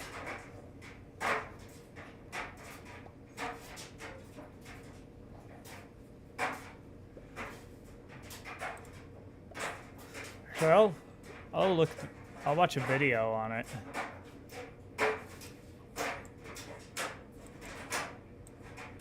Oop.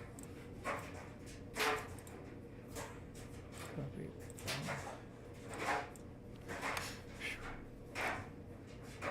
Paste. Enter.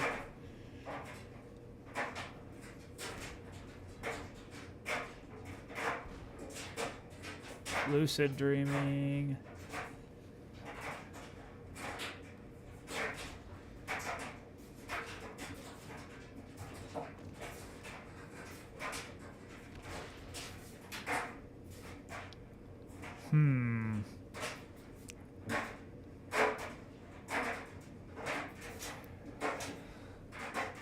Way back. Did the black player take Europe? Yeah, it did, and then I broke him. Right after that, because I was like, no, you're not gonna have Europe and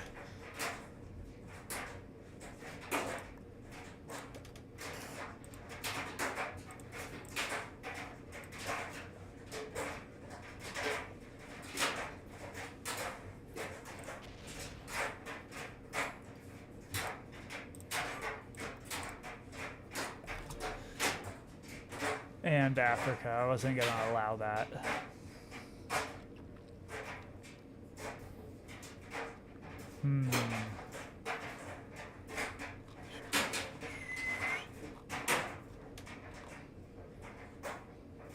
We'll watch this one right there. The very first one. Hopefully it's in English, because if it's not, I won't be able to understand it. Bismillah, alhamdulillah, wassalatu wassalamu ala rasulillah. Today I want to share with you the concept of dreams in accordance with Islam. And it's all got to do with the soul. Okay. So I want to begin with the verse of the Quran in Surah Al-Zumar, verse 42, where Allah says, أعوذ بالله من الشيطان الرجيم بسم الله الرحمن الرحيم. What happened to that 16 that الله يتوفى الأنفس حين موتها والتي لم تمت في Oh, it tried to attack my فيمسك التي قضى عليها الموت ويرسل الأخرى إلى أجل Fuck, now he could take that, hit it with the 20, break me, and then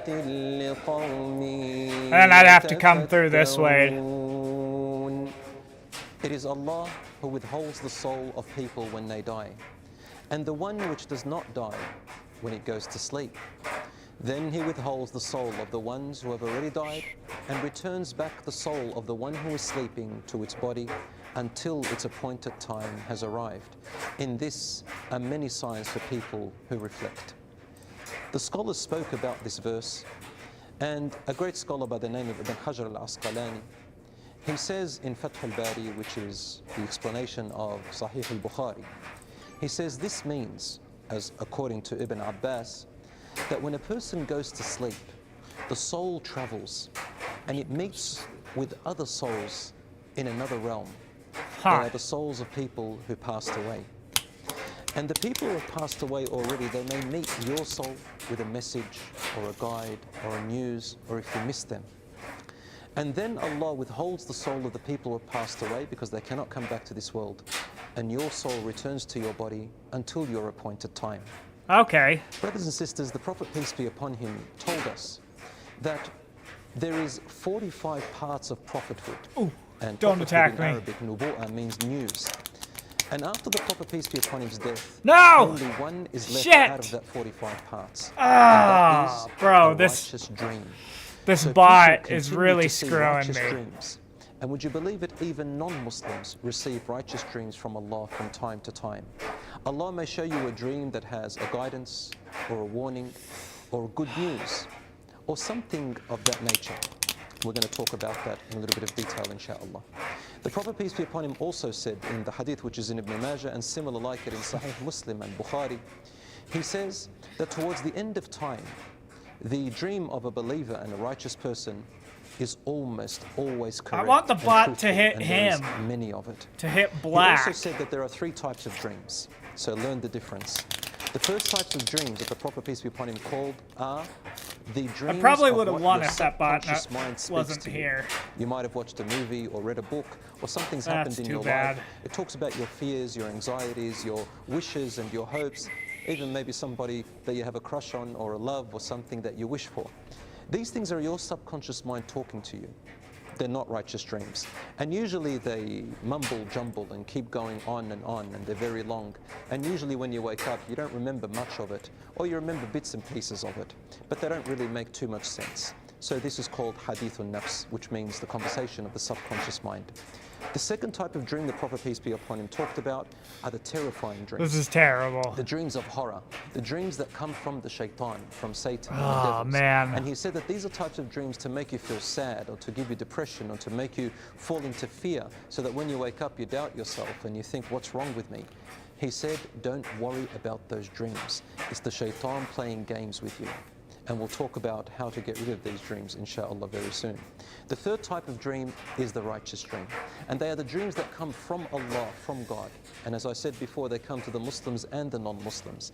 It's either a guide or a warning or good news, as the Prophet, peace be upon him, said. And he said, if you see a dream that you loved and liked and you fell at peace with, and when you woke up, you enjoyed it, and you can remember This is no good. then tell somebody whom you love and someone with wisdom. Also, ask people of knowledge, such as an imam or a sheikh who knows. He said, but if you saw a dream that disturbs you, or is terrifying or horrific in some way, and it displeased you, don't tell anyone about it, but rather go and make wudu and pray 2 rak'ah and rely on Allah subhanahu wa ta'ala. He also said, say a'udhu billahi minash shaitanir rajim, seek refuge in Allah from Satan the outcast. Brothers and sisters, when you see a dream that displeases you, such as a terrifying dream, sometimes you might see snakes, scorpions, spiders, dogs, cats, things that... Dogs and cats. Why is everyone in the US going crazy over this portable heater? With inflation at an all-time high, heating your home might just become a luxury.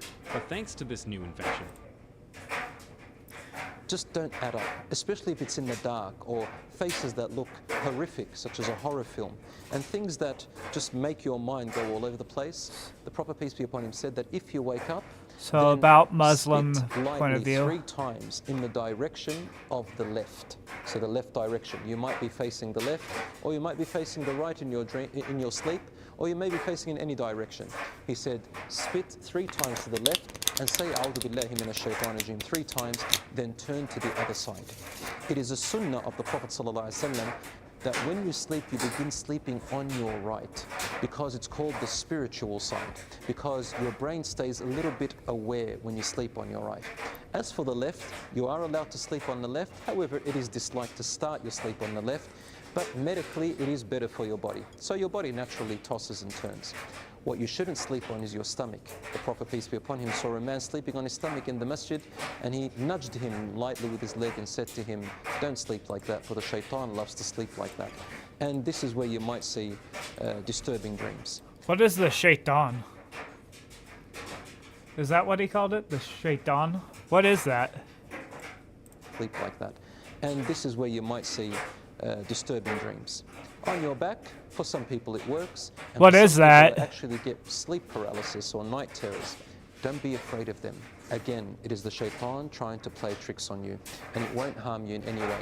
A man came to the Prophet, peace be upon him, and he was a bit disturbed. He said to him, O Messenger of Allah, O Messenger of Allah, I saw that my head was rolling in front of me and I was trying to pick it up. The Prophet, peace be upon him, said to him, if the shaitan plays games with you, don't tell people about it, and it won't harm you. Another thing you can do, brothers and sisters, about horrific dreams or disturbing dreams, before you go to sleep, the sunnah is to make wudu if you can. Secondly, to sleep on your right in the beginning. Number 3, recite Ayat al-Kursi. Number 4, put your palms into your mouth like this and recite the 3 quls. Qul huwa Allahu ahad, qul a'udhu bi rabbil falaq, and qul a'udhu bi rabbin nas. Satan? Then blow into Okay, your that's palms what I with figured. and wipe over your head and body 3 times. Insha'Allah, God willing, you'll see better dreams and will minimize any dreams that are disturbing. You can play the Quran next to you, such as Surah Al-Baqarah, that also helps. As for the righteous dreams, the scholars said that there are a few signs to know that they're righteous. Number 1, usually you remember every detail clearly. Number 2, when you dream about them, you can feel as if they're real. You can almost touch and smell what's going on. Number 3, when you wake up, you remember all the details because they were clear. Number 4, they are usually connected to something in real life. Number 5, they make sense in some way. So there is a reality to them. Because he had a plan. He must have known that he was going to get broken. Meaning, if you saw a dream where someone is telling you to do something haram or sinful, that's from the shaitan. A righteous dream doesn't come that way. And finally, tell someone you love or a sheikh or an imam. Oh, did he who can bot help out? interpret the dream, although we don't have a particular measure to really know what's right and Oh, wrong. no. But the Prophet, peace be upon him, did tell us, a dream usually happens the way you interpret it. He So definitely always think botted well of out. Allah Okay. and be optimistic about it. As for seeing I might the be in a Prophet, good peace be upon him, position in your now, dreams, or the considering angels, that like he this botted question out. asked, there's no harm. Yes, it is possible to see angels in your dreams with a message. As for the Prophet Muhammad, peace be upon him, the hadith is in Bukhari and Muslim. And he said, whoever sees me in their dream has truly seen me and will eventually see me. For the shaitan cannot impersonate the way I look. Again, the great scholar 1v1, good luck. Thanks, man. And he says, I'm a little worried because of how far behind I am now. True features. The shaitan can make you believe that it is the Prophet, but he cannot look like the Prophet. So a person may come looking like ancient Arabian clothing, and you probably might even hear words around you that make you feel that you're back in time. But if it doesn't look anything like the Prophet ﷺ's features, then is the shaitan trying to trick you, and the shaitan may give you guidances that are wrong. So be careful and ask, again, someone knowledgeable or an imam or a sheikh to tell you whether those features were true. There was a man at the time of Ibn Abbas radiallahu anhu. Oh, I think he's lining up to kill me. And he said to him, I think I saw the Prophet in my dreams. And he said to him, describe him to me. And he said to him, he looks similar to his grandson Al-Hassan. And he said, yes, then that is the Prophet. However, another scholar by the name of Ibn Sirin, who was known to interpret dreams very well, a man came to him and said, I saw the Prophet in my dreams, sallallahu alaihi wasallam. He said, describe him to me. And when I think he is lining up said, to kill "These are me. his features. Shit. You did not see the Prophet, peace be upon him, in your dreams. But if you do see him, this is a great sign. And even a non-Muslim can see signs from God, even possibly the Prophet, peace be upon him. But the meaning of that would be more of a guidance. Either the person takes it or doesn't take it. My brothers and sisters, if you do see a dream, as we said, and it terrifies you, don't tell anyone about it and don't worry about it. If you see a dream that is from Allah and righteous, tell a sheikh or an imam, but don't base your decisions in life on dreams as a priority, for we never know exactly what they mean. May Allah subhanahu wa ta'ala bless you. Wassalamu alaikum wa rahmatullah. Yeah. All right. I'm going to give you my #1 tip to get over a breakup, and that is going to be going to therapy. Going to therapy helped me so much. It can help for so many other reasons, but this was like a really hard period for me. So going to therapy helped me get through all of it in a really, really healthy way. I've been going to therapy for about 6 months or over 6 months. BetterHelp is the world's largest therapy service in the... Oh, not watch later. Let's go home. Let's just see what...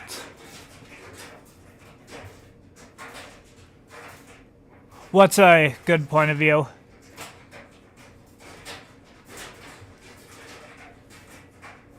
The Muslim point of view? Is that what you're asking?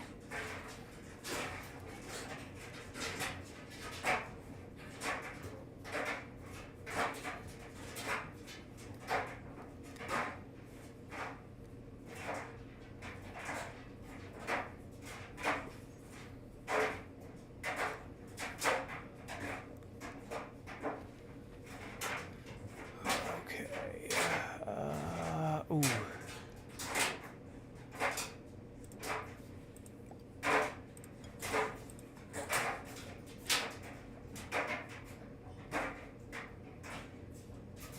Here, give me 1 sec.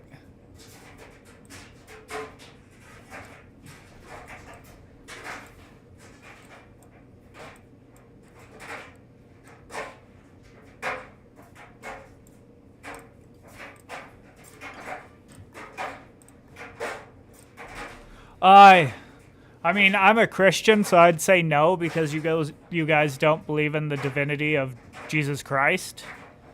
So I would say no on that aspect, because I am a Christian.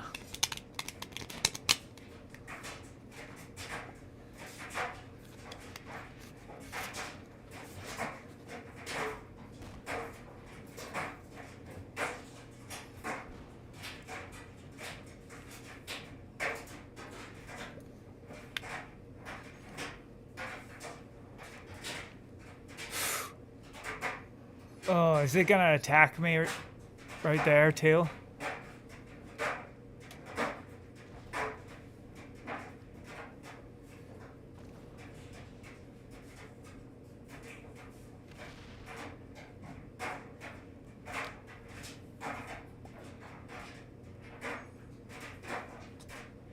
Ooh, that is no good.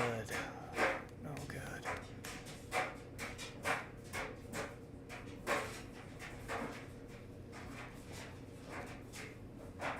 No problem. Ooh. Yeah, no, it's like...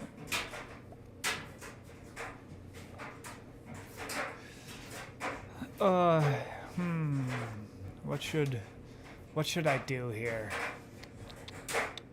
I don't want to keep just building up on this border right here. I think I got an idea.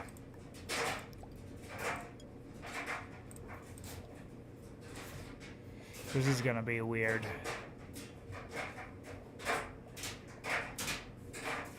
Because I don't want to separate my troops out too much.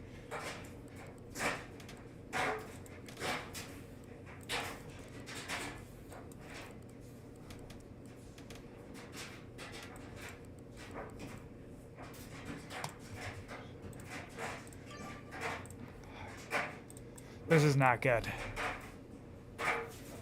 I hate having bots in games. I never win whenever there's a bot in the game because I just don't like playing against them. And when this game started, a bunch of people bought it out.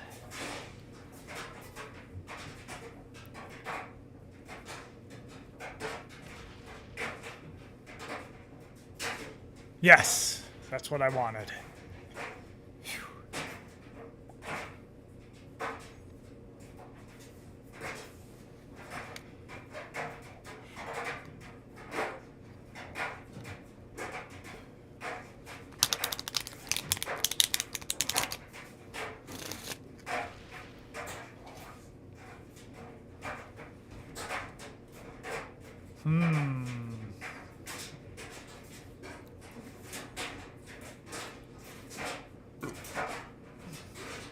The absurdity of speedrunning? I kind of want to watch this. The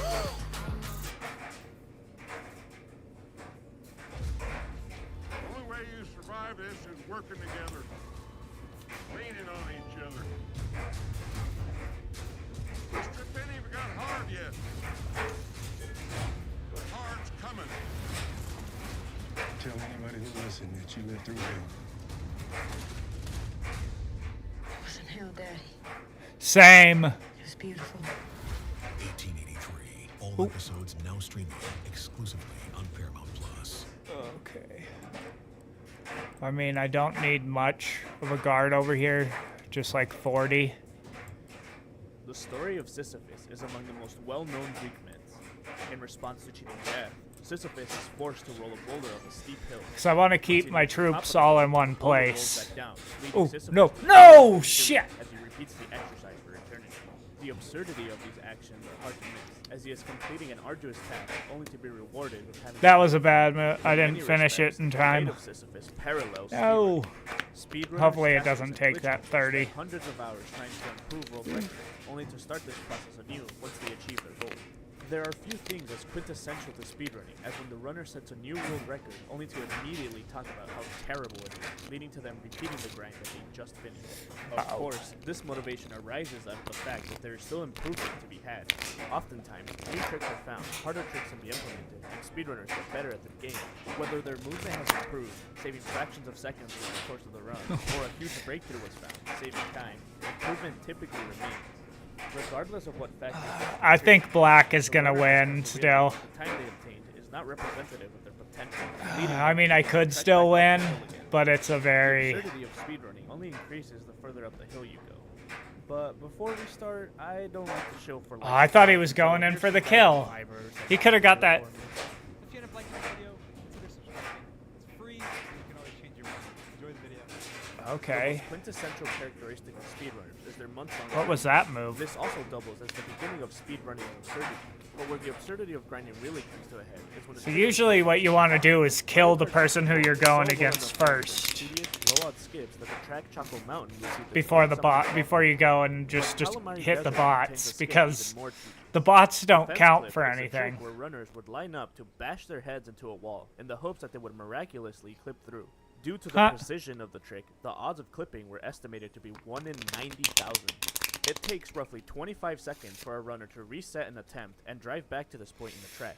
Ooh. If a runner would have matched the that move that he just did might actually help me win. 37,500 minutes, or about 26 days of constant attempts to get the trick. No. But even at 90,000 attempts, a successful attempt is only expected 63.2% of the time. In order to expect the trick to have happened over 99% of the times, 414,464 attempts would need to be performed, or just about 120 days. The fact that a trick like this was even considered in the realm of what a human could perform was absurd enough, but the fact that it was done twice is even crazier. The first time ends in tragedy. The video begins with Mr. Pitt Jr. pulling up the task of the trick being performed, trying to glean any information from it. He would continue to look at reference material over the course of his stream, highlighting how early in his journey he was. Okay, let me This is like the task version, so I had to look at this. KD shortcut task. So close to the base of the hill, no one would expect anything to have happened yet, except at the 40-minute mark, something miraculous would. I lost. Like, the chance of that happening would be actually insane. But hell, I'll take shortcut record any day for flat. I'm fine with this. Maybe not, but it's pretty low odds Something miraculous quickly turned into a for me to win in this. fewer than 100 attempts, he had achieved the trick. This guy's got to suck for me he would later be to be able to win. Who is widely considered to be Mario Kart 64's best shortcuts runner. When Mr. Pitt very nonchalantly says that he had gotten the trick, nearly 6 months later, another runner would capture lightning in a bottle. Dossie would clip through the wall, avoid the pause button, and drive into both a clean fastest lap record of 22:12 and 3-lap record of 1:36:27. This occurred in only his 3,066th counted attempt, or what he estimates to be around 5,000 attempts overall. Combined, the community had put He in didn't over even 50,000 attack? Weird. attempts, meaning that there were still less than coin flip bots that the clip would be expected to happen even once, let alone twice. A moment like this should have been the end point. The odds of getting the trick twice in a run? Small, while the glory of being the first to achieve a world record was gone. The only thing that could have happened was someone trying to improve the record by getting the clip and driving better, which few would consider worth the hours invested. This wouldn't be the end though. Instead, the game would keep progressing. A mechanic that was known to exist for decades but was not fully understood was further examined in late 2020. By getting pushed into the ground, the game would push the player out. By jumping on this frame, the cart gains massive height. This would then be used to jump over a wall directly next to the starting line, causing Lackitude to put the cart back in bounds behind the starting line, with the conditions satisfied to gain a lap. Not only was this way faster than the fence clip, it was much easier. Since that point, the fastest lap record now stands at a 7:32, and the 3-lap record is a 37:74, completely shattering fence clip and the thousands of attempts committed. That's fence funny. Clip is truly the story of speedrunning. It is a story of perfecting what you know, only for what you know to be wrong. It is knowing that regardless of how amazing an accomplishment is, there's always a chance that something better could come around.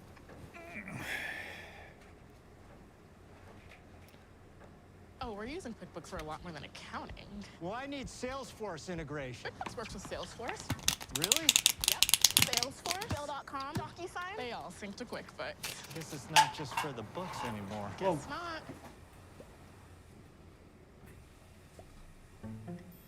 Mom, what are you eating in that packet? It's called chicken of the sea, but it's not really chicken, it's tuna. So don't get confused by it. Who would ever get... There's a debate to be had over whether speedrunning is a sport or an art. While it doesn't neatly fit into either group, there is one surprising commonality between all of them: the prevalence of patronage. In sports, a player signs a contract with the owner of the team, trading their services in exchange for a certain amount of money. In art, many of the most notable works were created by artists that were Is he gonna break me? The church, or the most affluent people of their times. The Mona Lisa was painted for a noble Italian family. No. The Sistine Chapel was, Yes. surprisingly, funded by the No. Pope. And John Van Eyck was the beneficiary of the Duke of Bavaria and the Duke of Burgundy. I'm This confused. practice also What exists is he in doing? speedrunning. As far back as the mid-2000s, people would Is place he gonna bounties kill on various aspects of speedrunning. If there Red? was a theoretical trick that someone wanted badly enough, they would place a bounty on its discovery. Especially in the early days of speedrunning, when live streaming attempts weren't an option, people would be so desperate to see high-quality runs that they would offer a bounty just to Very see someone weird. speedrun a game. As speedrunning has become This more guy popular must not and more know how to accessible, play against these general bots. speedrun bounties have morphed into rewards for obtaining world records. Popular Ratchet and Clank He just speedrunner helped me out. Zen92 would offer up one such bounty. In May of 2019, after having held the record for 4 years, Zen put up $1,000, which would later be raised to over $1,500 following a community fundraiser, if anyone could beat his world record and hold it continuously for 10 days within the next year. While no one would accomplish this task, it still speaks volumes that a person would offer such a large sum of money for some competition. Still even bigger was, to everyone's surprise, an SM64 bounty for the game's 120-star category. After funding for a $4,000 bounty fell through, a group came together, including the YouTuber EasyScape, and offered a $10,000 bounty progressively split up between the first 5 people to obtain a verified 138. The grand prize would be won by Cheese in perhaps the most legendary moment in speedrunning history. Break the Record Live was an event that featured many of the top SM64 runners of the time, including Simply, Liam, Terracusia, Puncation, B-Whatever, and Tago. The event functioned as a marathon grind. Each runner would repeatedly attempt runs over the span of a weekend live at the European Speedrunning Assembly. In the end, while the runners all put up commendable performances, Cheese would come out on top, with the first verified 138 set on February 1st, 2020. To put into context how miraculous this event is, in just over a month, the world would shut down, and IRL speedrunning has yet to fully recover. Even Pan and Koek from the A Button Challenge put a He's not good $1,000 English. bounty on an upwarp in TikTok He's not clock. good enough. The No, story he's behind not good this enough. bounty is an exercise in absurdity on its own. While practicing the red coin star, He must a runner just by the not name know of how to Golden play, Eagle zipped up into the air. While this alone is weird looking, upwards are not uncommon in SM64. They are used in Firesea, Tall Mountain, and Tiny Huge Play Island against to name a bots. few. What made this upwarp strange is that the level was missing all the features usually I could still required. win this, actually. There was Now no that water he's flowing making all through these swings, no ceiling for him to grab onto, and weird no star for him to moves. select. The trick was seemingly Ugh. unexplainable and unable to be recreated, so Pan and Koek put up a bounty to see if anyone was able to solve the mystery. It would go unclaimed though because the Okay, I upward do have is a believed to be 10 a freak occurrence. The trade. leading theory is that a literal stray gamma ray hit the console, leading to a single bit of memory being flipped and causing the game to change Mario's position upwards. Something like this truly underlines the absurd nature of speedrunning, the incalculable odds of something occurring, and the overwhelming desire to do it again. This is just the beginning of the absurdity related to SM64 and Pan and Koek. A game that used to require 70 stars and 2 keys to beat has been whittled down to a single door needing to be unlocked. There is no game as complex as SM64 that is thoroughly combed for skips to the point where any frame saved is a big deal. Of all this, one particular discovery stands out more than the rest. By the mid-2010s, SM64 had been speedrun for nearly 2 decades and picked Try up what? few more games. But when virtually everything that this world has to find is already known, what is there left to do? In SM64, it's to travel to parallel universes. Due to Parallel how SM64 universes. tests for collision, Mario's position is converted to a value between negative 32,768 and positive 32,767. While this range is used for floor detection, it is not necessary for Mario's actual position to be within it. Oh, yes. For instance, if Mario's position is at 70,000 units, his collision would be checked against the floor collision at 4,464 units. If this position Try to win? Oh, yeah. position Obviously, I'm gonna try to win. then the game allows him to stand, despite there being nothing there visually. In essence, this creates an infinite number of islands that are devoid of any object except the floor and the ceiling, each surrounded by vast oceans without collision. With enough speed, Mario is able to navigate these oceans and cross into another dimension. What? Dimension of sound. While this is certainly interesting, its discovery raises many questions of why. Why does this work? Why does it matter? Why does anyone care? But the most relevant question is, why was it discovered? Well, the short answer is to save half of an A press. Parallel universes were discovered by Pan and Koek and Tyler. What Keane is he? as part of the Is he pursuit going to beat go Super kill Mario 64 without Red? pressing the A button. The discovery of parallel universes allowed the star, Watch for Falling Rocks, to be collected in half as many A presses as it Okay, he's previously going to meant, kill Red. From one Now full does he A press break to a me? half A press. As for the long answer, there's a great series detailing the history and progression of this challenge on Bismuth's channel, which you can find a link to in the description. No. Now, I can already hear you typing. This wasn't found for speedrunning, this was discovered for a challenge run. Moving on. In all seriousness though, its relevance to speedrunning is primarily through tasks. Due to the high speeds that Mario must be traveling at in order to navigate parallel universes, even the slightest change in angle can shift Mario to an invalid position, making Let's see if he knows how to 1v1. in real time. Despite this, it allows for one of the most significant tricks in SM64 speedrunning. I think I won. By traversing through the parallel universes, Mario is able to enter the moat door without draining the water. This allows him to enter the basement without beating Bowser in the Dark World, making the only remaining collectible the key to the upstairs door. Wait, what the fuck? Of course, it's one thing to research the innermost workings of a game, but using the game to change its own code is another level. Arbitrary Code Execution, or ACE, does just that. ACE is an immensely complicated tech, so I will explain it in the most underexplained means possible. It functions primarily break him through the first manipulation before I of try game to. memory. In video game cartridges, game data is primarily split between the read-only memory, or ROM, and RAM data, which is things related to the save file. RAM can be freely manipulated, while ROM, as its name would suggest, cannot be overwritten. ACE is typically performed by having the game execute RAM as if it were ROM, allowing the player to manipulate the data to force the game to perform certain actions. Although the first example of ACE in speedrunning is believed to be from Pokemon Yellow, when Tasser Bortray recreated the My Little Pony Friendship is Magic theme song, its use in Super Mario World is much better known. There we go! Primarily through the use of Yoshi eating an object the game doesn't think is possible to eat, runners are able to manipulate the game data. Well played. Ha! He's mad! With the credits set up at the very first level of the game to beat the game in just over 41 seconds. Oops. Yeah, he definitely was a new player for sure. A link to an explanation by Sethling will be in the description. Of course, Ace in Super Mario World also goes in very unexpected ways. Want to play Pong but can't find your Atari? Just boot up the SNES and bounce Mario's head between platforms. It even comes with a copy of Snake, Double Trouble. Better yet, since Princess Peach just always seems to be in another castle, better check Super Mario Bros. 1 just to be safe. In many ways, Ace is the endpoint of a speed game. In addition to its presence in Super Mario World and several Pokemon games, Ace has also revolutionized Zelda speedruns. I wonder what years ago, the his world record was just under 17 minutes. The other guy was an expert. Yeah, that's what I figured. The world record has been I'm gonna go to the bathroom real quick. I'll be back.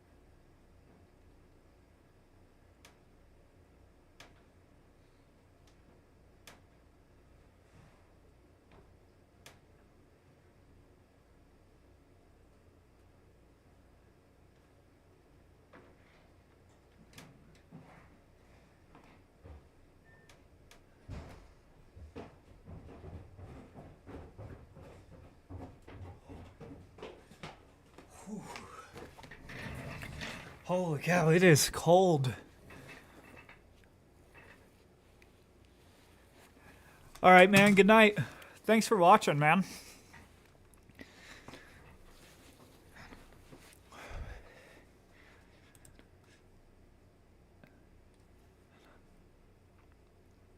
A 300 millisecond run. This improvement in Majora's Mask would be even more drastic, with nearly an entire hour being I want to shaved get off. back up to a master Out of today. everything, though, perhaps the most Oh, it is so absurd thing to cold. ever happen It's in negative speedrunning like was when 26 Japanese out Dragon Warrior 3 Fahrenheit. started cooking their consoles. Dragon Warriors 3 is a fairly standard RPG. Level up heroes, expand your party, grind I've never for heard of items, this etc. game. As you would expect, the enemies become increasingly more difficult as the game progresses, making it harder and Oh, harder to beat no. them with low-level heroes. But for over 30 years, a glitch has been known in Dragon Warriors 3 that allowed the player to instantly unlock a max-level hero. Through a complex method of interrupting the console's shutdown, No. the game's data can be corrupted. This bug is influenced by many factors, notably including the console's Adbot? In No. order to make it more likely that the desired result will occur from corrupting the data, the console is heated to a certain temperature to make the copper inside more conductive through the use of hot plates. Since the temperature of a hot plate is controllable, it can be used reliably to heat the console. This would all come to a head at RTA in Japan 2020, where runners would race each other while employing the hot plate. One runner by the name of Hitchi would set a new world record with a time of 21:53 and then proceeded to celebrate by eating There we go. fairly expensive meats. Fairly expensive meats. In What? his essay, The Myth of Sisyphus, French Oh. philosopher Albert Camus Mhm. uses Sisyphus as an example of absurdity. To Camus, the study of absurdity is the exploration of the need for meaning in life that humans long for and the lack of an answer that the universe provides in response. This questioning applies to many aspects of life, with speedrunning being no exception. Much like how Sisyphus pushes his boulder up a hill, speedrunners start each run knowing the likely futility of each attempt, knowing that reaching the summit does not mean reaching the end, but rather is just another point in the loop. There is a big difference between Sisyphus and speedrunning, though. Unlike Sisyphus, there's always a chance that this attempt will be it for a speedrunner, that everything will go perfectly and that there is no time left to save. That the boulder will Which one not am roll I? back down the hill, and this will be the run. Regardless, Europe, one must since imagine there's no speedrunners bots. happy. Give them Who's a heart. pumped for tax season? Let's start shooting some Let's get out alliances there and out. crush those taxes. Who's with me? We know some freelancers who are pumped for tax season. This year, hire a tax expert on Fiverr. Done.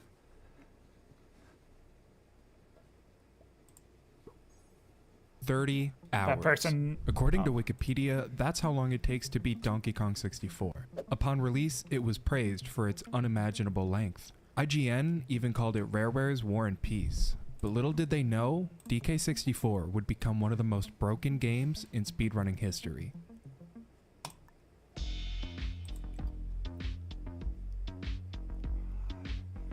Is just utterly destroying it. I didn't think this game could be this much more broken than it is. Yeah, G fucking G.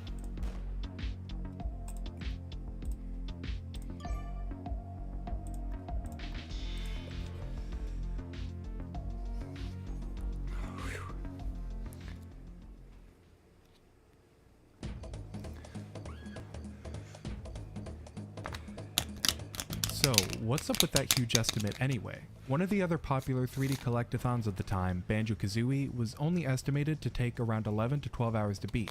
Super Mario 64 takes around the same amount of time. So what gives? Sure, DK64 has huge levels, but so did Banjo-Kazooie. In fact, that game's overworld is much larger, and both have the same number of worlds. Well, the difference is in the amount of collectibles. In Banjo-Kazooie, the grand total is around 1100. Whoa. DK64, however, has not just 1000, not even just 2000 or 3000 or even 4000. In total, the game has 4,841 total collectible What? items. The bare minimum required to beat the game, 1,927. That's so crazy. any speedrunner wanting to tackle this game would surely have a big challenge ahead of them. In order to beat K. Rool, the final boss of the game, you need to access the final stage of the game, Hideout Helm. For this, you need at least 100 golden bananas that it was to get past the Hideout Helm doesn't have a portal out of level. The final boss is What? Okay, so there's a lot, but rather than bore you with the details like, all what at the heck once, is going let's go on? back to the first known any percent world record with lasting footage, a segmented one, meaning it was done over the course of multiple sessions, where the best takes of each section are stitched together, completed by Dutch Joe in June of 2006, with a final in-game time of 5 hours and 4 minutes. In his notes, Joe mentions gathering all the minimum collectibles required to beat the game. No Australia, the 100 no golden win. bananas required to get into Hideout Helm, the game's final stage, 4 battle crowns required for opening a door in Helm, 8 keys, 7 of which are obtained from beating the game's bosses throughout the 7 main levels: Jungle Japes, Angry Aztec, Frantic Factory, Gloomy Galleon, Fungi Forest, Crystal Caves, and Creepy Castle, and the 8th in Helm itself. 15 banana medals, which are obtained after collecting 75 regular bananas in a stage with a unique Kong, which is required to play the jetpack minigame, which unlocks the Rare coin, and the Nintendo coin, obtained from playing the Donkey Kong arcade game in Frantic Factory, both of which are required to get through doors in Helm. He also collects enough regular bananas to open the boss doors in each level, which, when totaled with the 1,125 needed for all the banana medals, comes to a staggering 1,680 bananas out of a total of 3,500. Like I said, it's a lot. But after months of planning, Joe put it all together. Earlier, I mentioned that a segmented run allowed a runner to try a segment multiple times until they got the take they wanted. However, in the case of DK64, Joe wouldn't get this luxury. Unfortunately for speedrunners, the game autosaves every time you pick up a collectible, as well as many other instances, and the game has no copy function, meaning that redoing any section isn't an option. A big reason why no one had attempted this behemoth of a game before now. Regardless though, he pulled off what was an extremely impressive accomplishment. A few months later, Tom Vodova would improve the record by nearly 30 minutes with a 4:36. In this run, Tom only takes about 13 minutes to get through Hideout Helm, which, if you notice at the bottom of the screen, is a timed stage. What determines the amount of time you have to go through the stage is a collectible called blueprints. In every stage of the game, including the lobby, DK Isles, there are 5 blueprints, one for each Kong, available to collect by killing an enemy known as a Kasplat. Each blueprint collected adds a minute of time that you can spend in Helm after turning them into Snide, but the game awards the player 10 minutes by default, meaning you can have up to 50 minutes in the stage, since there's 40 blueprints total. The reason that Tom and other runners at the time elected to get as many blueprints as they did, even though they didn't need nearly that much time, is because turning in a blueprint would get you a golden banana, and since all you had to do was kill an enemy for one, they were easy choices towards the 100 total needed. Over the next few months, Tom would drop the run by 10 minutes, and after that, nothing.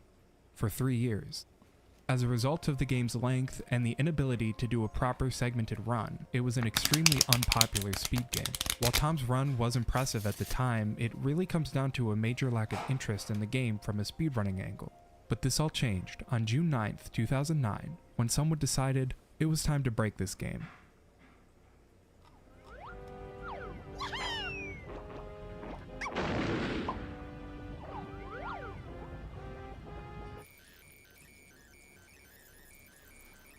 Whoa.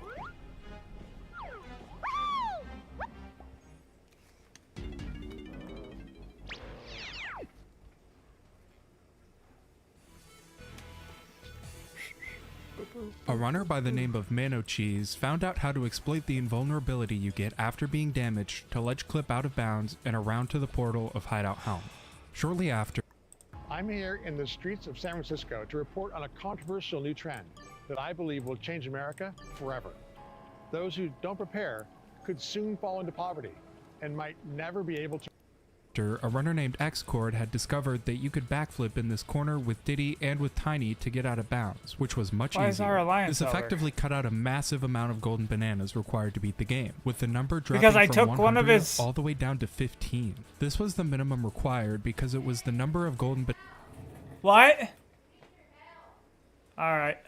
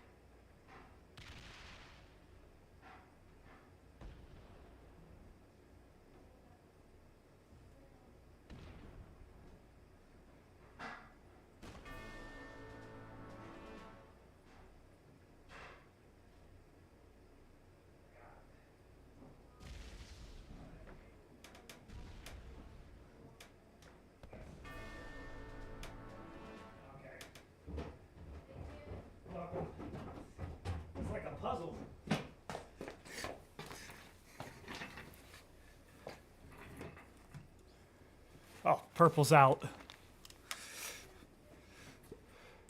Bananas needed to make the factory bee locker disappear. While it was possible in most instances to skip bee lockers with Lanky, this was an exception because you could not squeeze to the sides as a result of his hitbox and the walls. It's also important to note that it was required to enter this level so that you could unlock the last playable Kong in the game, Chunky. On the same day, a clip was found that allowed you to skip past boss doors without the need for any regular bananas. With these discoveries, all that needed to be worried about in a speedrun was beating all the bosses, getting the 4 battle crowns, and collecting enough coins to buy the moves and upgrades you need for certain parts of the game, and more importantly, during the final boss, since the fight cycles through all 5 Kongs and requires specific moves, such as Hunky Chunky, Diddy's Rocket Barrel, and more.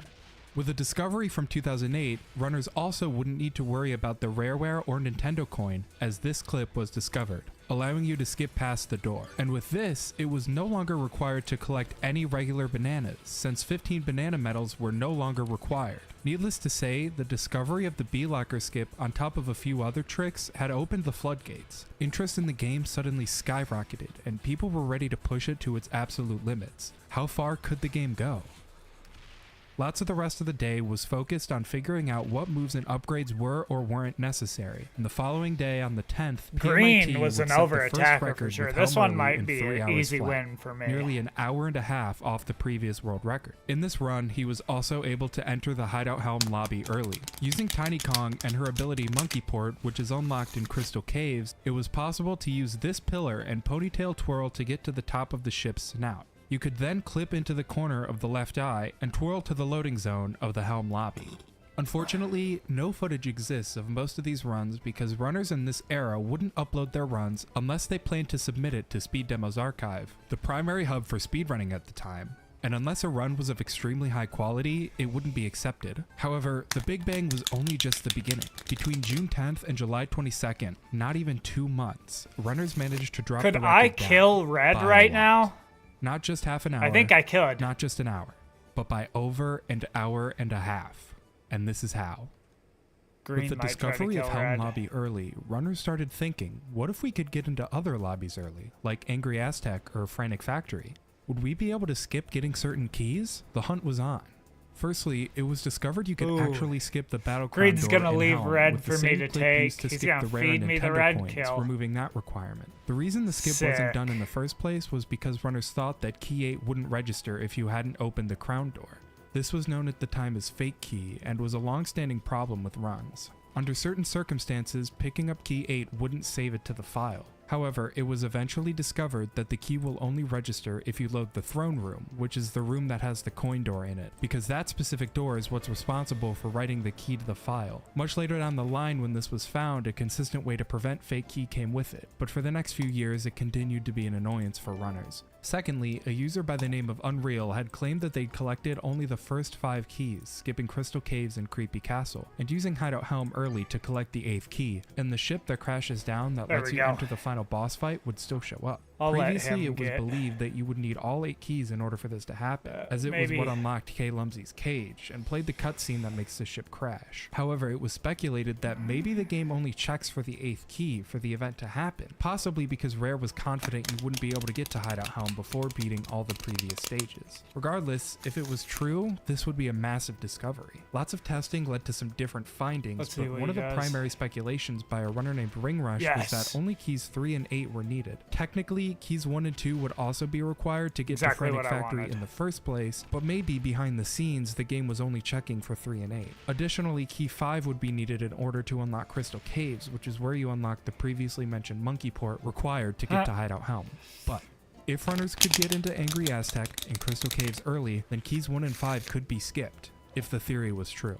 While Angry Aztec needed some work, Crystal Caves lobby early was actually discovered, and it was confirmed that at most, keys 1, 2, 3, and 8 were required, but probably only 3 and 8. It was believed that the game designers realized Key 3 does nothing, since Key 2 unlocks not only Frantic Factory, but also the following stage, Gloomy Galleon.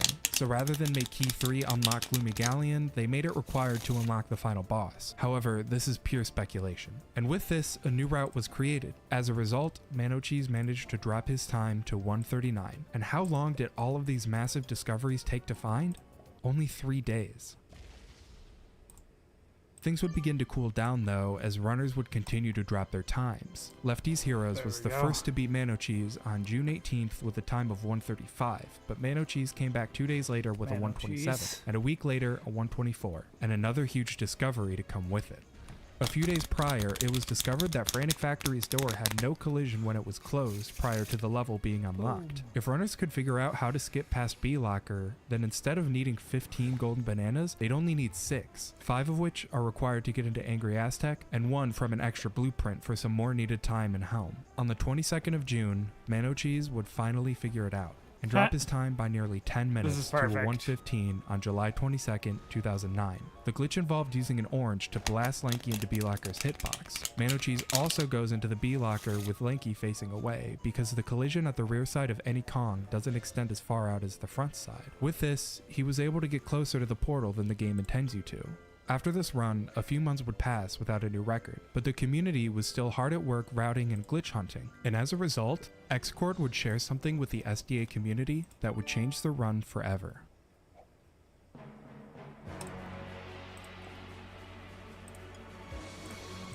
This story takes us back somewhere around 2007 or 2008, when Xcord discovered a website called David Wan's Unique Video Game Glitches. This website is essentially a massive catalog of glitches that David Wan and anonymous website goers would submit and post for various games ranging from the NES to the GameCube. Obviously, this included the N64 and DK64. On this website was a glitch sent in by Anonymous, where you could mess up the music in the main menu of the game. Essentially, when going into mystery mode and selecting any of the 3 scenes, you could press A to end the scene at a certain time, and the music in the main menu would be messed up. Sometimes it wouldn't even be there. It could also mess up music in other parts of the game.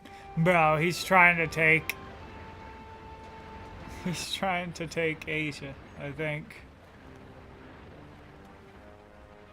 However, with the intro story specifically, there were some interesting side effects. If you use the intro story cutscene for the glitch, and then go into adventure mode, some actions would cause the intro story scene to start playing out of nowhere. So what exactly is going on? This general concept is what is known as the intro story glitch. Basically, when you load a new file of Donkey Kong 64 with cutscene skipping off, the intro story cutscene will play. The scene has multiple different sections, and the game runs a timer in the background that keeps track of when a scene should fade out and the next should load in. In mystery mode, however, you can back out at any time. Normally, the game would just stop the timer after backing out, but what Anonymous was doing was backing out during a period of the cutscene where the timer starts, but the cutscene isn't yet considered active. There's only a 6-frame window at the start of the scene where this happens, so that's why it was described as being more difficult than the others. Thank you, baby. So, if you load into the adventure mode with the intro story timer in the background, when the timer hits a fade out point, if the player is in a cutscene, the game will simply start playing the next cutscene in the sequence.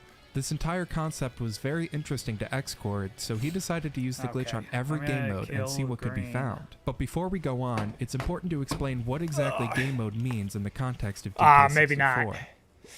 The game engine has 13 different modes, all with different properties that load based on what's happening. The important ones to focus on here for this glitch are Game Mode 5, Main Menu Mode, 6, Adventure and Kong Battle Mode, 11, DK Theater Mode, and 12, DK Bonus and Bosses Mode. When he tried DK Bonus and Bosses Mode, he found out that instead of showing the intro story, the game would return to the main menu. Normally, when you win, lose, or exit a boss fight or bonus game, are we gonna do you get this? sent back to the main menu, and the game mode is changed to main menu mode. However, if you exit via an intro story fade out, you'll stay in DK Bonus and Bosses Mode, even while on the main menu. As a result of staying in this mode, when the player enters a Kong battle match, the game instantly returns to the main menu, showing the results screen. So why does this happen, and why is it useful? Well, Kong Battle happens to use the same mode as Adventure, which also happens to be the only mode with the autosave feature enabled. In Adventure and Kong Battle mode, the game autosaves every time you load a map, except when there is more than one player in the game.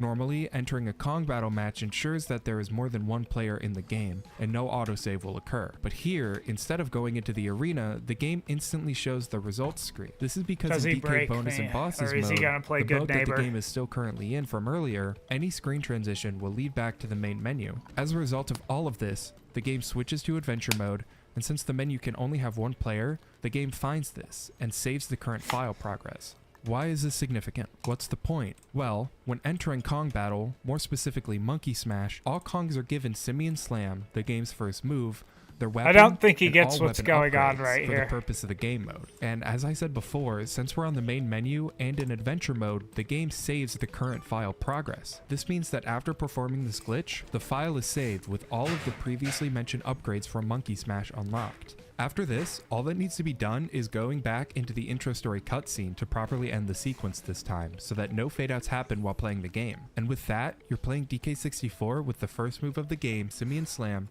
and all the gun upgrades. The first run to implement this new glitch was done with cheats to give the runner unlimited coins, oranges, and other items. At the time, this was the standard in the Japanese community. For the kill. While this doesn't validate the run today, it was still a glimpse into what the run could look like with Funky Weapons Glitch, the name that would eventually stick. It was done in 1 hour, 12 minutes, and 52 seconds by a Japanese runner named KAS. But on top of FWG, the Western community was in for a big surprise.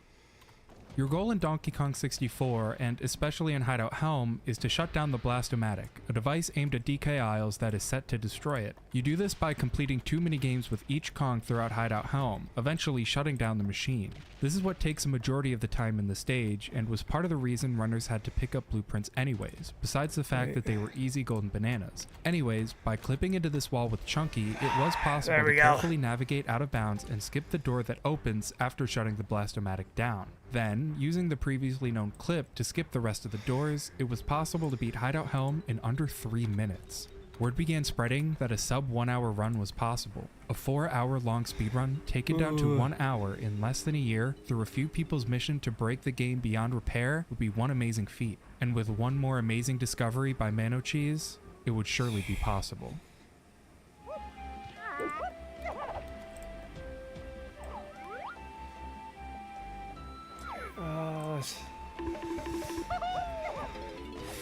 Let's do some manuals. On June 17th, 2010, it was finally possible to get into Angry Aztec's lobby early. By moontailing, a trick that allows Diddy to gain extra height, it was possible to get on top of the door of Aztec's entrance. Next, with a very precise ledge clip into the door, you can move slightly out of bounds. After that, if you chippy charge at the right point, you'll descend very slowly. As soon as Diddy starts moving forward, you jump out of the move, jump around the doorway which extends out of bounds a little bit, and clip into the loading zone. It should also be mentioned at this point that moontailing can be used to get to factory early without timing by jumping up and grabbing the sledge before the platform is raised by key 2. It was also possible with a moonkick from DK. While this seemed like a massive fine, unfortunately, the trick was not able to be used. While you could get into Aztec and play the level fine, and it was confirmed that Key 1 wasn't needed for K-Rool ship to spawn, attempting to leave the lobby would cause the game to soft lock. Since resetting the game, which would avoid the problem, counts as splitting the run into multiple segments, the trick was not able to be used in an any % run, unless runners wanted to go back to multiple segments. Despite this... Hey, Dr. Drew and my wife Susan here. We want to show you something.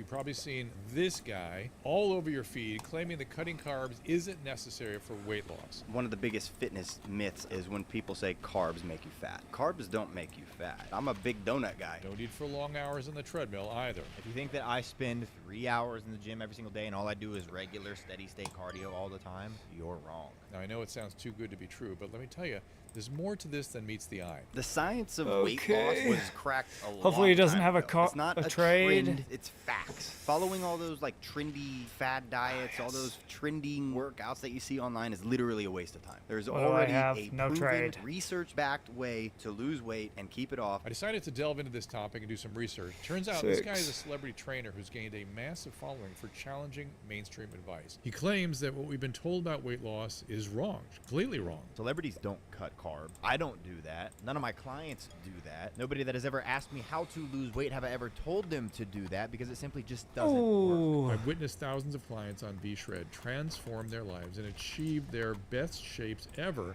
by dedicated, say, 20 minutes a day to 3 simple practices. And you know what? Makes a lot of sense when you listen to what he has to say. Cardio burns fat, right? No, cardio actually burns calories, usually in the form of carbs in the bloodstream that are then replaced with this trick not being useful in any %, after a few runs, Mano Cheese finally achieved a 57-minute in-game time on June 8th, 2010. Again, no footage of these runs are on the internet today, but over time he was able to drop the time to 54 minutes on August 3rd, 2010, a run he finally felt was good enough to submit to SDA, and as a result, we have video footage of it. By now, the route had changed pretty substantially thanks to some major finds in the community, one being the discovery of how to bypass certain B lockers without Lanky. As explained before, a Kong's hitbox extends farther in front of it than behind, so with precise and careful placement, it was possible to push DK's backside into B locker and just barely slap into a portal. On top of this allowing you to enter Angry Aztec early, even though you still had to fight Armadillo and Japes to get key 1, this also allowed you to enter caves early with DK. What you're seeing here is a moon kick, a glitch that works by cancelling an aerial attack, a move that gives DK lower gravity with a kick. By interrupting things at the proper time, you apply the lower gravity to the kick. With this, it was known that you could get into the caves lobby early, because the backside of the rock blocking the entrance isn't solid, since Rare didn't think it was possible to get there. However, you were never able to get into the level without Lanky. With this newly discovered B-Locker skip though, you could enter caves right after completing Jungle Japes. Since the game registers you as having gone to Crystal Caves, you are able to buy the late game moves required to get to and complete Hideout Helm, mainly Monkey Port, before even going to Angry Aztec. So now, only 2 golden bananas were used to beat the game, one to get into Jungle Japes, and the one collected to unlock Diddy. Another trick I've neglected to mention until now is called Swim Through Shores. By mashing B and swimming forward into a shore, it is possible to clip under an island. This is done on the Fairy Island at the beginning of the run in order to talk to the fairy and unlock the Shockwave move, which allows you to break dirt mounds that are scattered around the game. Upon using the move, a coin is dropped which gives 5 coins to each Kong, regardless of if they are unlocked or not. These coins are used to purchase the Kong's upgrades, so being able to get a lot very easily is essential for the run. Later on, this would be retimed to a new timing method that began at pressing A to start the intro story in the main menu and ended at the last input, when Chunky hits the final punch on K. Rool. This is known as RTA, or real-time attack in the speedrunning community. Rather than use the in-game timer, this is how runs would be timed from here on out.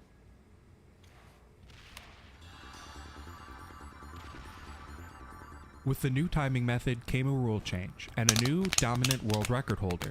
Now that in-game timing wasn't used anymore, resets would be allowed, which means Angry Aztec early was finally able to be used in an any percent mode. As I mentioned before, this trick was extremely difficult, and as a result would prove to be a massive run killer down the line. Additionally, I thought that the I was ability gonna to get reset 5, also sped up and then I Hideout would be Helm, able to break as you him, used but to I have to do a didn't. super long out of bounds route with Diddy in order to turn off the Blast-O-Matic, since he is That the last sucked. Kong you use in Helm. And even though this skipped most of the minigames, you still had to do the 2 with Diddy to turn it off. Now, you could just reset the game after collecting the key. With this, all that was needed to complete DK64 was the 1 golden banana needed to unlock Diddy and 9 total moves. It should be noted that runners still chose to collect 2 bananas because you could pick up the banana outside of Jungle Japes and skip the dancing cutscene if you roll into the loading zone at the right angle. And rather than having to do a B-Locker skip, you could just enter the level properly. And so, after all this, 2 years after Manocheese's 52-17 on May 4th, 2012, a runner named Ringrush would get his first record with a final time of 50:34. It's important to mention that while this did shave nearly 2 minutes off the previous record, it was thought that the RTA strats could save 5 to 7 minutes compared to the single segment era. So while this was an impressive run nonetheless, runners had a long way to go to catch up to Manocheese's level of optimization. Over time though, Ringrush would get closer and closer as he brought his time down to a 47:18 on July 6, 2012, thanks to a combination of a few new strats and optimizations. But a few months later, around October of 2012, everything would change. I found it out like 15 minutes ago. Before my stream today, I tested something with lag, and I got a consistent factor early with Lanky. So like, lag is just utterly destroying it. I didn't think this game could be this much more broken than it is. But like every clip we couldn't do before. GG. This game's destroyed completely. There's no hard tricks left.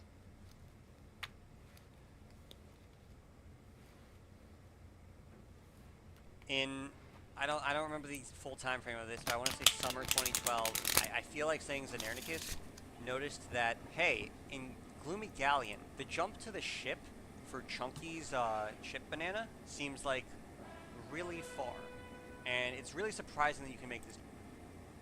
The story of Sisyphus is among. Ready.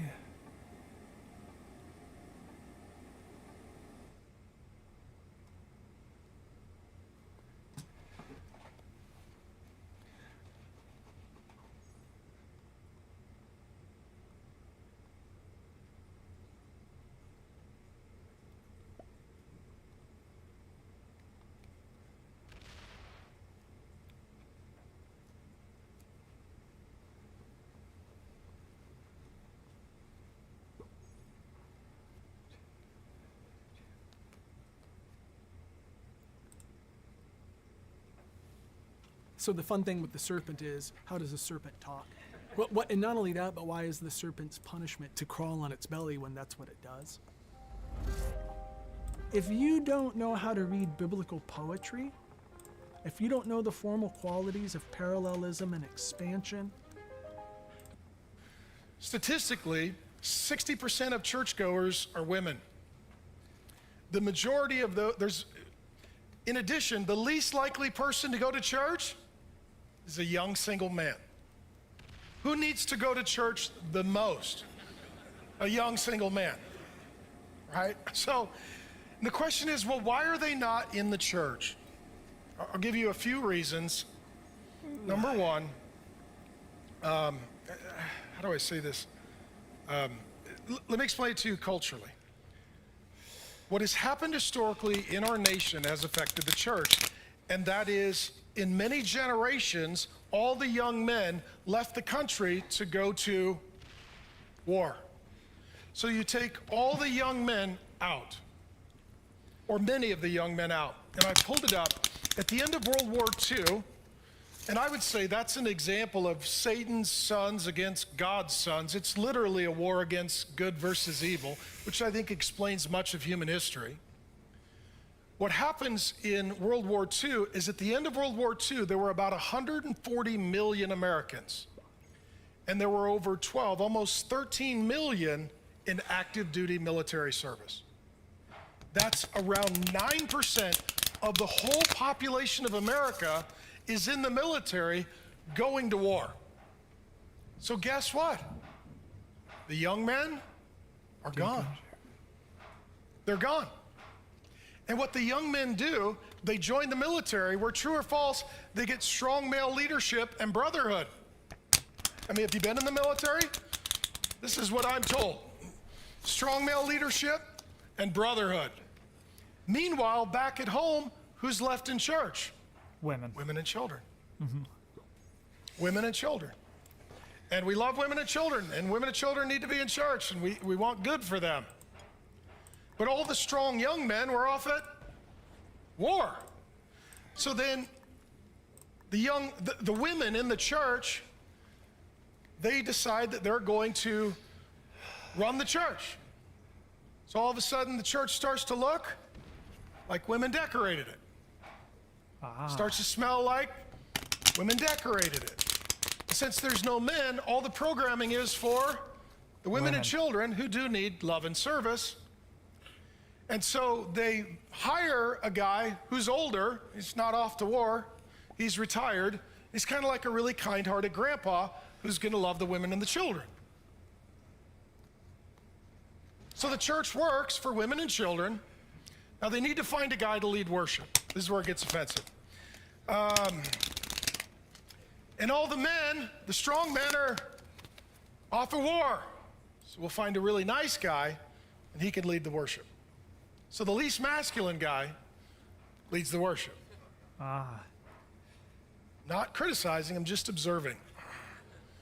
Skinny jeans, deep V-neck, frosted tips, unemployed, profoundly emotional. Not a voice quite like mine. Okay, so in the Old Testament, the worship leader was a guy named David, who also was good at killing people. Okay? It's not that guy. Okay? It's not that guy. So we have a nice older guy as the grandpa, and then his confused grandson leading worship, emotionally connects with all the women and children. The men come back from war. They show up in church. Huh? I'm not going to listen to that guy. And I can't sing with that guy. Like, I can't get in that octave unless I have an injury. Like, you know, I can't. I would need to not wear a cup to hockey night, and then I could sing with that guy. So the men walk in, they're like, this feels like a feminine environment. It sounds like a feminine environment. It seems like it's for women and children. And the men left the church, and they never came back. They never came back. I got an idea. And here's the big I'm idea. moving up into True or false, North America women now. feel comfortable in a masculine environment if it's not angry and aggressive. Can you take your girlfriend to a sports bar? Yeah. Do men feel comfortable, healthy, normal men? We now got to say that today. Healthy, normal, heterosexual men, do they feel comfortable in a profoundly feminine environment? No.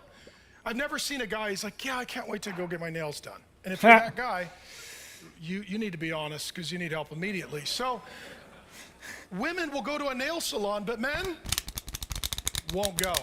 No. Women will go to a sports bar. And so what we did, we created an environment that works for all the women and repels all the men. Mm-hmm. So here's why you're here. God is a father. Jesus Christ is the Son of God. To be a true man is to be like Jesus, tough and tender, lion and lamb, worshiping the Father with daily decisions, sacrifices, and service, as well as singing and songs. And I want to honor you men for being here. And this is the whole reason we do this ministry. We're trying to create an environment where men can learn what it means to be sons of God and worship to become like their Father. Howdy, Pastor Mark here. Thanks for viewing the clip. And if you'd like the entire sermon, that was a good. Got it ready that to was go. good.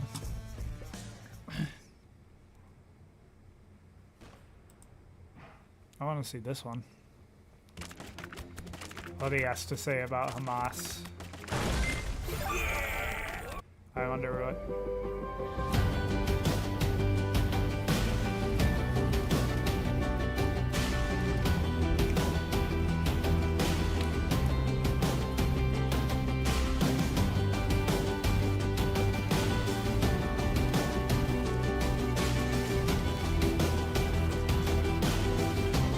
Been preaching for 30 years, and I've never had a week of preparation quite like this one. My wife drove me here because I'm a bit disoriented, and God's been revealing things to me in a deep and profound way all week.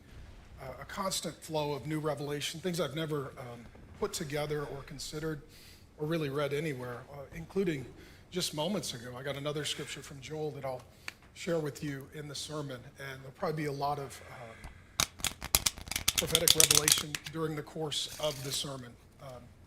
And so we're going to pray in a moment, and I believe this may be the most significant and timely sermon I've preached. Sometimes I teach, sometimes I preach. Today, by the grace of God, will prophesy and talk about the times in which we live in light of the Word of God. And if I can make it through, that'd be great. For those who may see this on video at a service, I was hoping to preach all four. I don't think emotionally I can do this 4 times, but I'm going to try. 2 things, and then we'll pray. We're going to talk about the second coming of Jesus, the resurrection of the dead, the kingdom of God, the last days and the end times. And some of you are going to have a lot of questions, so let me give you a free gift if you want it. It's a chapter from a systematic theology that I co-authored called Doctrine. We'll send it to you on the kingdom of God. It'll answer your questions about what does it mean that Jesus is returning, and is there a heaven, and is there a hell, and is there a resurrection, and a lot of questions get answered. Number 3, and then I will pray. If you're a man, I'd invite you to join us for Real Men this week. We've got some special guests, one of which is Chad Wolf. He was the acting secretary of the Department of Homeland Security during the Trump administration. He will be joining us. And as we're looking at open borders in Ukraine and Israel, I want to interview him about our open border and what that means for us as a nation and as a state. And so this is a big week. Let me pray and then we'll get to work. Father God, I pray against the enemy's servants, their works and effects. Lord God, this has been an incredible week for many of us, perhaps most of us. We haven't really felt this sort of disorientation since 9/11. Lord God, we live in a world where some would say that people are basically good, and then evil arises, and it's undeniable, and it's too late because they didn't prepare for it. When was this? Lord God, I pray for this sermon. I pray against the spirit of Hamas. I pray for the Holy Spirit. I pray for an anointing on this word, and me as your son and your servant. I pray for an anointing on our time together and the distribution of this word to the nations. God, I pray it would reach millions in Jesus' name, and that would help your people make sense of what is going on in this world in light of your word. And so help us, Holy Spirit, so that we might have eyes to see and ears to hear and hearts to love Jesus, in whose name we pray. Amen.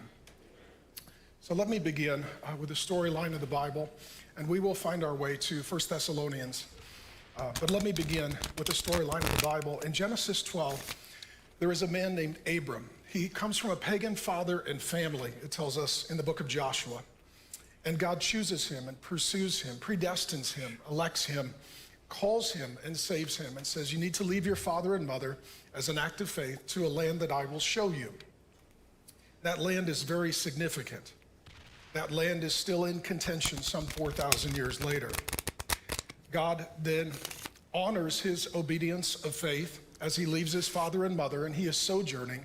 And then in Genesis chapter 15, God appears to him again, this God that he has just met, and reveals to him something that theologians will call the Abrahamic covenant. And God makes a series of promises to him. And this is an unconditional covenant, meaning God will create the covenant and he will cause it to be kept. It's an unbreakable covenant because it is secured by the promise of God. The Abrahamic covenant in Genesis 15, echoed throughout Scripture, it has three aspects: land, lineage, and Lord. Land, it promises a piece of real estate to the descendants of Abraham. We now know that is the promised land. Lineage, that through Abraham would come a son, and through that son would come a nation. We now know them as the Jews or the Israelis. And that in that land, through those people, the land, the lineage, would come the Lord. That ultimately all of this was to prophetically pave the way for the coming of Jesus Christ as the fulfillment of Jewish prophecy, and also to come as the fulfillment of the entirety of the Jewish system. In that moment that God spoke that covenant, there began a spiritual war that continues to this day. Every time God is creating, Satan is counterfeiting. Every time Satan is breaking, it's because God is building. And so the demonic satanic war in history is over the land, who's going to take the land, the lineage, will they be destroyed, and who is the Lord? That being said, as you move forward to the rest of the Bible, it talks a lot about this Abrahamic covenant and the land, the promised land. The Old Testament speaks I went of a the little promised too land about fast on 2,000 that. times. I The shouldn't New have done that, Testament but I about wanted to get 700 times. This green land out is crucial of there. to political history and prophetic history. In Genesis 16, Abram and his wife Sarah, they struggled to believe the promises of God. God told them, you're going to have a son, and he will bring you a lineage, and through him will come the Lord, a blessing to the nations of the earth through the seed, singular, an individual named Jesus Christ of Abraham. Sarah and Abraham waited many years, and they were incapable of having a child because they were both elderly and she was barren. Losing faith, Sarah devised a scheme whereby Abraham would take a second wife, surrogate, and have a son with that woman. Therefore, Abraham, he listened to his wife. He shouldn't have. Sometimes you should listen to your wife, but not when she brings another woman home. So now Abraham has his wife Sarah. He takes a second wife, Hagar.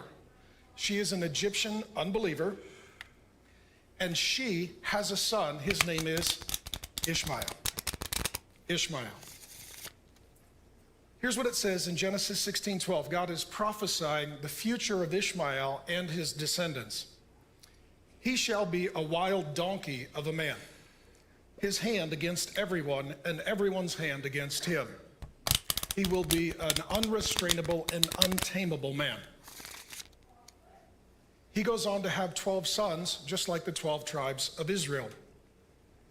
Eventually, what happens is that God fulfills his prophetic promise to Sarah, and she too has a son named Isaac. Now, you have Abraham, 2 wives, 2 sons, 1 covenant. Who gets the land? Who will be the blessed lineage? And from which side of the family will come the Lord?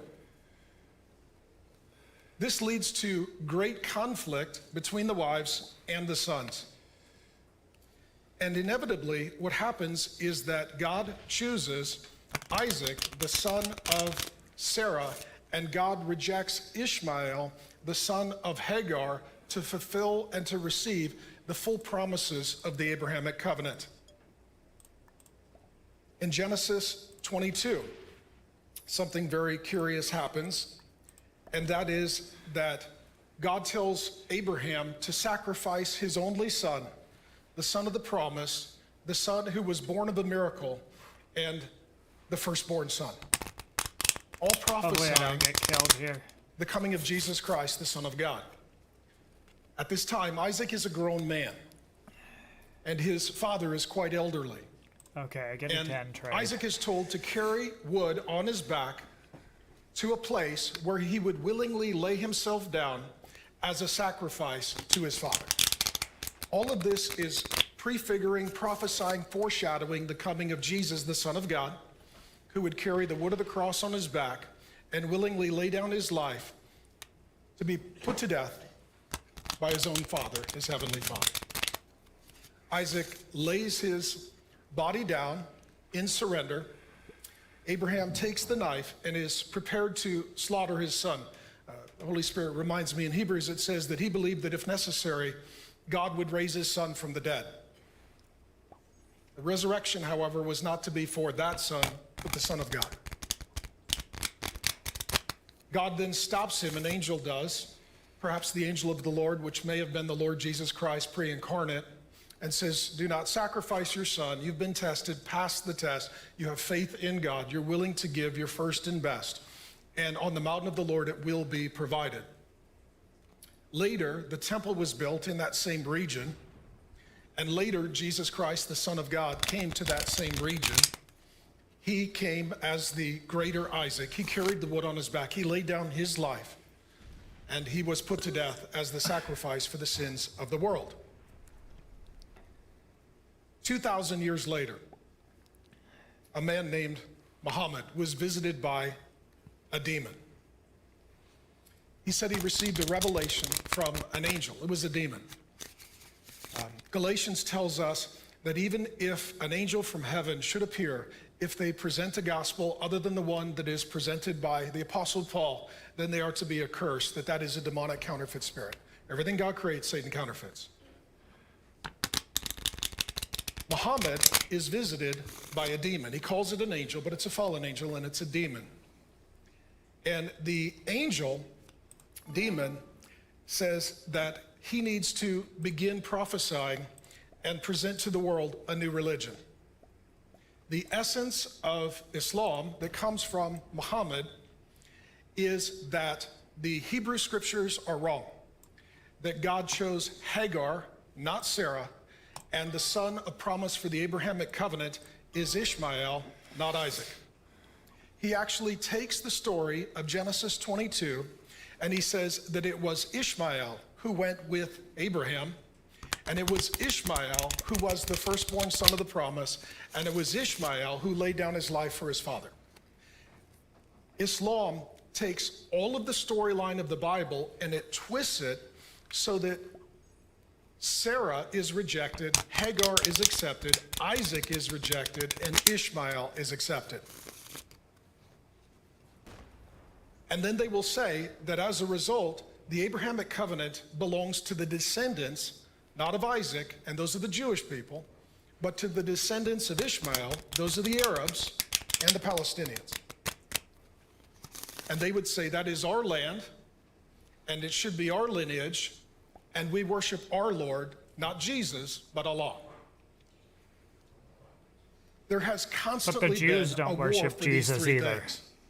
Who owns the land, which lineage is the inheritance of the covenant, and who ultimately is the Lord.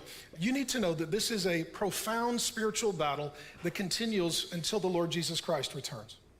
This is not just political. This is biblical and deeply, profoundly spiritual. Today, Christianity is represented by the cross, and Islam is represented by the crescent. On the top of churches is the cross, and we are worshiping the God of Abraham, Isaac, and Jacob. His name is Jesus Christ. On top of mosques, there is not a cross, there is a crescent. And this is what we find is going to be our moon tonight. This is what the world will see in the sky.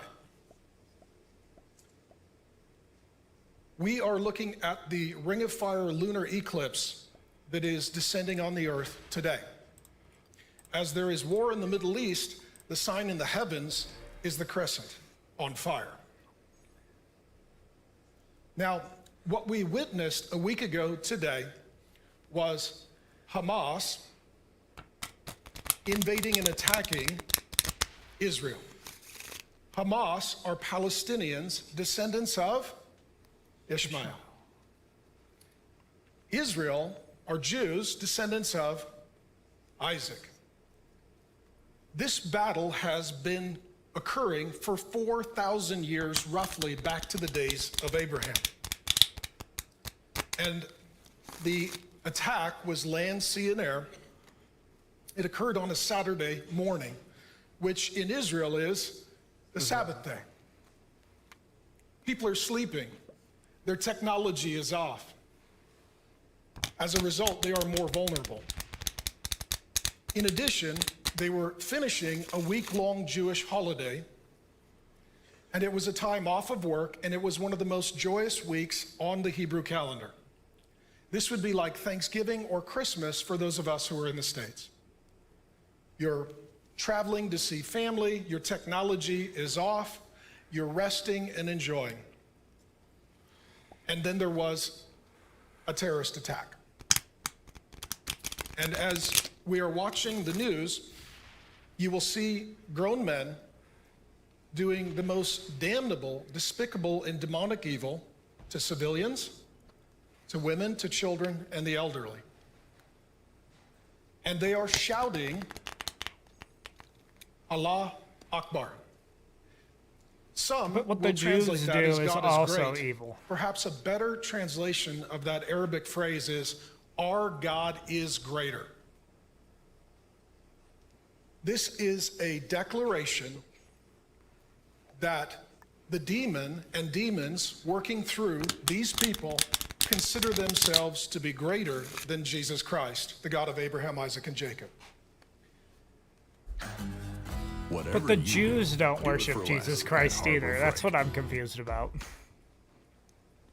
Ephesians 6 says that our war is not just against flesh and blood, but powers, principalities, and spirits.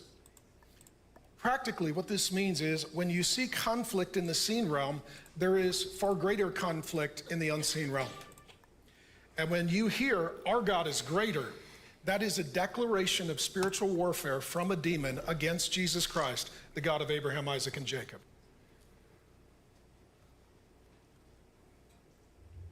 We know that roughly 1,300 Israelis have died so far.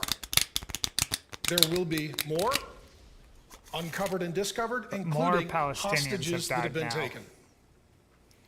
By comparison, in Pearl Harbor, about 3,000 Americans died. On 9/11, roughly 2,000 Americans died. To understand the trauma in Israel right now, consider this, that they are a nation of merely 8.9 million people. The United States of America is a nation of roughly 340 million people. If you were to just do the math, this would be the equivalent of 40,000 people dying on 9/11, not 2,000, and hostages being taken and held, and some of their brutality live streamed on the internet or sent via their cell phone of the victim to their mothers and fathers to increase trauma and torment. Benjamin Netanyahu has declared this to be a war. For the first time in 50 years, the nation of Israel is at war. Last time that the nation of Israel was at war, maybe a declaration of war, but they've been at war quite a few times. Was the Yom Kippur War in 1973. This is exactly 50 years plus 1 day from the Yom Kippur War. And what's interesting is the Yom Kippur War was started during a Jewish holiday, and this terrorist attack was during a Jewish holiday. This is not coincidence. There are two reasons I believe that this is happening. Number one, they know that people, civilians, will be more vulnerable during a holiday season. And number two, they are trying to create torment and terror through a negative anniversary. If attacks happen on your holidays, they become negative anniversaries, and you no longer stop to honor and to thank your God. Instead, you are triggered and traumatized by the memory of what happened on that holiday, because it then becomes an unholy day. So, where we find ourselves now is the Palestinians in the Gaza Strip. And again, the Palestinians are the descendants of Ishmael. And the Jews are the descendants of Isaac. And what we now see on the news is very profoundly and deeply troubling for all of us who have the heart of God. And what we are seeing is airstrikes into the Gaza Strip. We're seeing airstrikes on civilian buildings and targets. We also know that about 2 million people live in the Gaza Strip. It is, by land mass, perhaps the third most populated, densely populated area. I think it's the most densely populated these area are human on beings the now earth. that God knows and loves. God loves both sides of the conflict, and they both need Jesus. Mm-hmm. Only 2% of Jews and only 2% of Palestinians are Christians. Until Jesus is Lord of them both, they cannot be reconciled, and there will be no peace. Yeah, that's what I believe. So the answer to all of this is ultimately that everyone bends their knee to Jesus, and he rules over them, rather than trying to rule over one another. Okay. Based. I thought that he was just going to make a giant... But right now, there are 2 million in Gaza, no water, no electricity, no internet. The Israeli army is preparing for ground invasion. This is going to get very bloody. And this will not be resolved quickly, most likely. Okay, he has a more complex This is thing a just than war. like, ooh. I won't get into the details of just war, but this is a just war because this was a terrorist attack, not a military attack on civilians, not an army. Therefore, corresponding strike of force is a just war. Israel is justified in this war. I don't know if what they're doing... I mean, they are justified to go in and get Hamas, in my belief, but to do what they're doing now, right now, they're definitely not justified in doing, where they're just bombing the shit out of the whole place. But I guess he probably didn't know what was going to happen when he said this. I wonder if his opinion has changed. And what the Hamas terrorist group has done is created something that counselors will call a double bind. A double bind is you can lose or you can lose. Now, if Israel doesn't strike back, they lose, because Hamas, this terrorist organization of Palestinians who are descendants of Ishmael, they will just continue to plot against Israel and attack. In addition, it will encourage other bad actors to do the same. However, if they do respond, as they are with airstrikes, the problem is they're having to attack civilian targets. This is leading to global protests. France had to literally call a curfew and shut down their country because they've let so many Muslims into the country. There's picketing and protesting and rioting. There were 50,000 on the streets, the news reported, in and around London, protesting for Hamas. In addition, in universities from Arizona State University to Harvard, we are seeing students rise up who are pro-Palestinian and pro-Hamas. And what they are calling out is the fact that civilians are being targeted. Yeah, that's not good. Let me explain to you why this is a double bind. The way that Hamas is working in the Gaza Strip, they know that they cannot win a war with Israel, and so they hide. They have munitions and operations in schools, hospitals, mosques. They have built underground bunkers under schools, hospitals, and mosques. They are hiding munitions. I don't in know schools, how true hospitals, that and is. mosques. Therefore, if you're going to send an airstrike, they have created a human shield of civilians. I don't and know if how you true don't that attack is. them, then they will destroy you. If you do attack them, if they then are, the you whole should world go will in. cry injustice. Injustice. They should go in and so this is and strategically this is Gaza. just Let me go explain in to you and what's kill happening. the people who So did it instead of bombing buildings. Gaza is surrounded by Israel. With a ton On of the people right in them. is a fortified, secured wall. The Palestinians Yeah, in the Gaza wall is cannot pretty escape. messed up. There's only one Like, entrance that to the wall is crazy. Like, why is there? north and one entrance to the south. It's like your home with a front and back door. You can enter and exit through Israel in the north or Egypt in the south. Right now, Israel has told the civilians, flee. We are going to bomb. We are going to take out those strategic terrorist targets. The problem is, number one, Hamas is blocking people from traveling to the southern part of the nation. In addition, they are encouraging them to remain and become martyrs. Let me just verbal process this for you a moment. Islam is primarily a religion of death. The greatest honor is to die as a martyr. If you die as a martyr, you get virgins in heaven, you're celebrated like a rock star in your culture, and your family gets a generous inheritance. It's a religion that glorifies death. And so when they're making the call to die for the cause, they're just being true to their culture of death. In addition, Egypt in the south has closed their border. There's nowhere for these people to go. Now, for those of us that have the heart of God, we know that there are terrorists there, and there are also some innocent civilians, including a handful of Christians. I think that there's mainly can't leave, innocent civilians. And they're in a difficult position.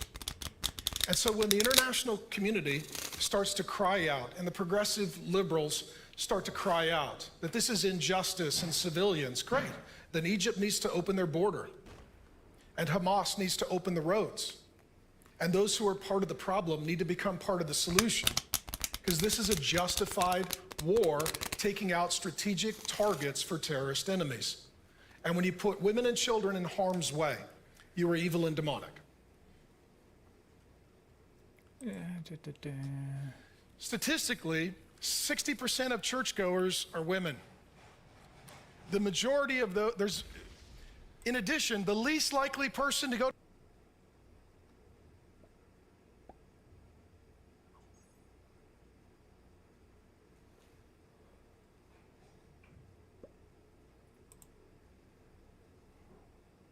They were happier, they were going closer to God. Their lives aren't better when they attack me and they come against me.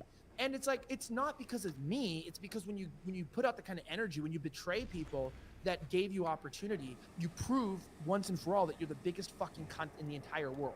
That's the truth. So this is what I say, and this is my point with the Adam thing. Dude, come on, man. I gave you a platform with a legendary record-breaking live stream. I'm not doing this whole gatekeeping thing. My point is I'm not a gatekeeper. I literally just brought you into the fold. I literally opened the gate, and now you spit in my face. I always tell people I'm never going to stop being nice, even though people aren't. But in 2024, I'm not going to speak nicely. I'm going to call you a fucking cunt, and I'm going to punch you in the blood of your fucking nose if you disrespect me, okay? I said one guy today, I got in a fight with him on Twitter. He deleted his account, and the other guy changed his profile picture because he was in such a shame. I'm going to fuck you up this year. I don't give a shit anymore anyways. I also have lawyers on. I also have money for lawyers now, so I have good lawyers on hand, too. I'll fuck you up legally, too. Anyway. Good, it's not. Anyway, listen to this. This is what it is. And it was Islam or Catholicism. Which one would you get rid of? Great question. Duh. What? What'd you say? Catholicism. What? Bro. It's that. But like you were saying, Dusty, I'm saying he's reasonable in that he's going, okay, I'm here to defend Zionists because we don't like Muslims, and you guys are at war with Muslims, and you want to get rid of Christians? Okay. So now you're just bitter because currently Christians are funding your war against Muslims. Christian countries are funding it. Canada, the UK, and the United States just joint bombed Yemen with Israel. Yeah. We're literally putting our troops on the line for you. And you want to kill us? Okay, I don't believe your shit anymore. Maybe, just maybe, you're all our line. Yeah. I totally believe, like, the West is I don't believe in climate change. It doesn't exist. But the reason we want to build electric cars is so we can get off Middle East oil. So we're trying to get the fuck out of there. Just so you know, Israel, as soon as we've sorted the electric cars out and we get it reasonably priced, it's not going to be our problem anymore, and we're fucking out. So you really want to have friends. You really I like create this friends Australian with guy. people, you know what I mean? You got to stop.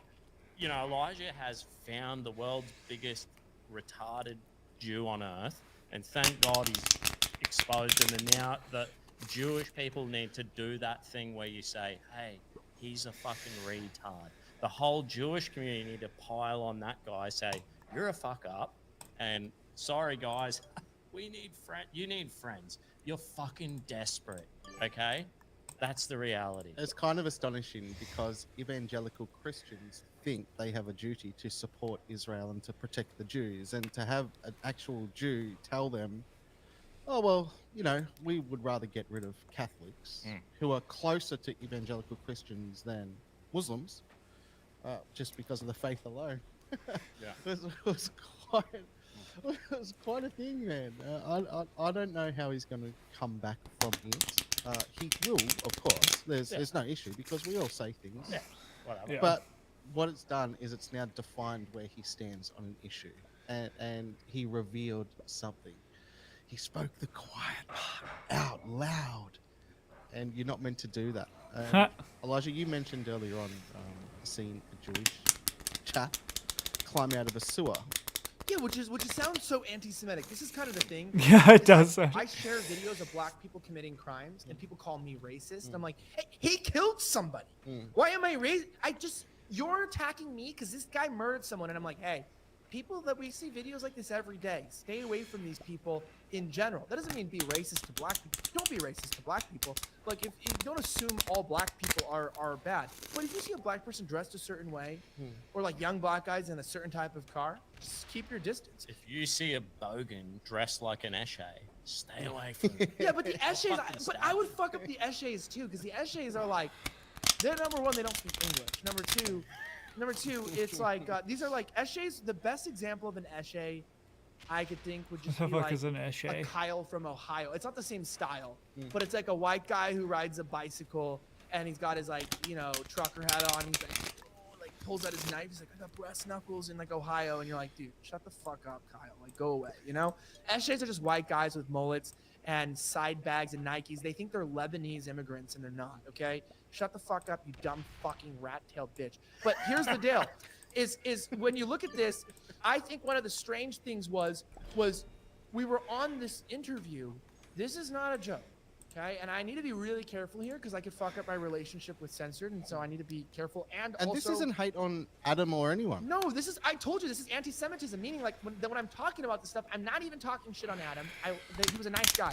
I'm not talking shit on Jews, many of which are nice people. But I'm just telling you what happened, and it sounds hateful, and that's how much they've conditioned us, is when we just speak about certain subjects and we tell the truth about them, you're meant to feel like you're hateful. You know, it's true. Like, if you're honest about things, like how awesome white people are, they tell you that's bad. And you're like, you know what? Maybe I just don't care anymore. For real. Well, do you have to care? I do wonder about... I want to the look at climbing Gavin into the sewer. Was Gavin he trying to be a McInnes's Twitter. teenage Talmud Ninja turtle? And were the tunnels kosher? And if they were not kosher, well, were they actually Jewish tunnels? Gavin The McInnes. tunnels. I see tunnels and I think of the Rambo movie, you know, with the fucking death tunnels, and I think like, is secretly inside of every man, we want to build a fucking tunnel in our backyard. Look, we all want a fucking tunnel, but we're all afraid of fucking the worst possible death imaginable. Yeah. You know, where the fuck's the bogan? And I'm in the spirit realm in heaven because I've been fucking buried. Oh, his Twitter earlier had Isn't there a whole life post where he entering- said our that whole life Nick focused on won. getting into a tunnel and then creating our offspring to leave that tunnel. So I feel like life begins and ends in tunnels. Well, we spend the first 9 months of our life trying to climb out of the tunnel. And then after we're 14, 15, 16 years boys, we spend the rest of our life trying to put our faces or ram back in there. I think I'm going to create a new bit, and it's Rambogan, and I'll be like fucking digging a tunnel in my backyard. It's content forever. Dude, Rambo. Dude. Rambogan.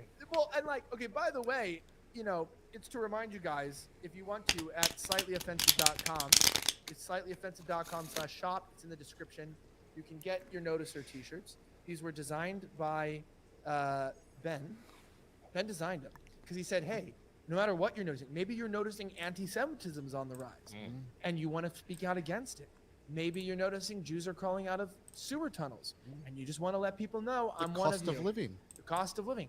We don't know what you're noticing. Inaffordable housing. But you're noticing a lot. And if you Globalism. also, it's a really great thing. It's a really great. It doesn't. Mine doesn't have this. I can't get my own merch shipped to this country. It ships only to the U.S. But it has Slightly Offensive on the back, and it says Slightly Offensive on the back. And it's honestly, it's a great conversation starter because you can just ask them like, "What does notice for me?" And be like, "Oh, it just means I'm noticing things aren't getting better. Things seem to be getting worse." And you can. It's really a fun combo starter, right? You can notice inequality. Correct. I noticed. I Tunnels? was talking with my missus. We were driving around, and it's these new suburbs out in Ipswich. And we were talking about today and the Noticer shirts. And I said, "Do you know what I'm fucking noticing, babe?" And I was like, "Look at these fucking new suburbs."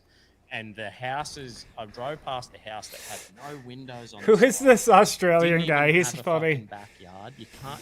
People, and I said, let's Google it. How much are these fucking houses? $950,000. Not even a fucking backyard. Just you a can't even lazy walk around the fucking 950k. house. Just a lazy 950k. Unbelievable. I was absolutely shocked. I got home and I thought, fucking hell, at least I have a backyard. And my little boy, he's 18 months old. We were playing in the backyard and he's under the tree with the buds and the sticks and the twigs. And I thought, what have we fucking done to this country? Like, what are we doing? Our children need fucking backyards. Like, Everyone used to have quarter-acre blocks. That was stock standard. That's what Australia was about. the Aussie dream. Well, most people did. Even the poor people, the lower classes, everyone could have a quarter-acre block. We need to fight. Like, this is my battle for Australia, Mum. And, defending, don't. I'm sick of people.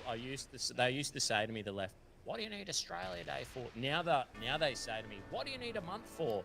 Well, for fuck's sake, I'm telling you what you need. We need a lot of things. We need backyards. They're trying to take your fucking people can't even get gas to their houses in Victoria to cook a meal. Yeah, they want to ban it and then retrofit everything. Ban you from having a fucking the barbecue. Green New Deal to save us all. City councils have stopped people having fire pits. Like, I'm noticing some shit in this country. How is it that I noticed that some councils in Australia, and this is legitimate, some councils no longer fly the Australian flag at the front of their council buildings because and Woolworths, by the way, Woolworths they'll raise the rainbow flag and this flag and that flag and they'll fly all they those banned crap. They actually banned the Woolworths company, which by the way is like they run like Big W and stuff. These are like the equivalent of like I guess Target, Kmart, Walmart kind of stuff out here. They run basically everything. It's a monopoly, and they are not allowing any Australia Day merch, which is really interesting. No Australia flags, no nothing. And you know what? These fucking smelly ass Uber drivers running around. We just need when we're on YouTube, we just need to start calling people Uber drivers. You know what I mean? That means a lot. Because I can't be discriminatory towards Uber drivers. These Uber drivers and stuff, they're like, oh well, you should be normal with flooding people into the country. Really, while you're trying to strip our identity, they do this in the U.S. too, though. Where like the U.S. has a lot of American flags, but like you see this even on X, where they'll share like a fire department will have a flag, an American flag with a red stripe, down the middle, and the rest is like all black and white, right? So they change it and they keep one stripe red, and it's kind of like, oh, we're American, we're the fire department, and people say it's a symbol of hate, and people complain when it's flying out in front of the fire department, and they're like, this is a white supremacist symbol and stuff. It's a dog whistle. Which is like, if it was, then we should be celebrating that it's flying, but if it's not, then maybe we should put up the Gadsden flag, and maybe we should just put up whites are right flags. I'm just kidding, but I'm totally joking. But what I mean is like people are offended by literally everything. And I need to bring up this real fast. I need to bring this up on the show here with noticing this individual particularly. He got a call. He got a call while we were on stream. He got the call, and he muted his mic. And after this call, he was completely dejected. And I'm just going to say this. I'm not going to say anything because I'm really big on not gossiping in terms of not spreading private information. But he definitely got the call. Like, that's actually what happened. Jonathan Greenblatt. No. Well, yeah, but I'm not going to explain. But but he you know, people were not some people were not happy with him, and he was not happy with the call, and that's what dejected him. And so I actually felt bad because I know what it's like. Getting the call meme is real. When I've been on air for years and years and years working in the media, I am not joking with you on this. I would get text messages like, dude, stop.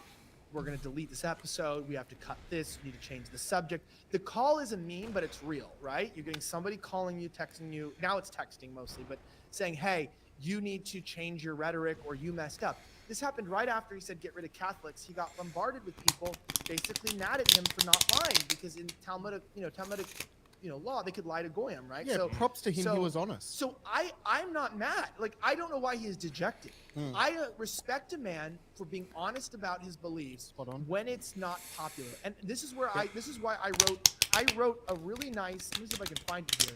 I wrote a really nice message about him. I felt really bad that people were piling on him for saying he wanted to eradicate Catholicism. Should I do this? And I felt genuinely bad because I'm going, we should not be getting mad at this guy for telling us his honest opinion on what he feels about the truth. Let me see if I can bring this up here. And so I wrote something.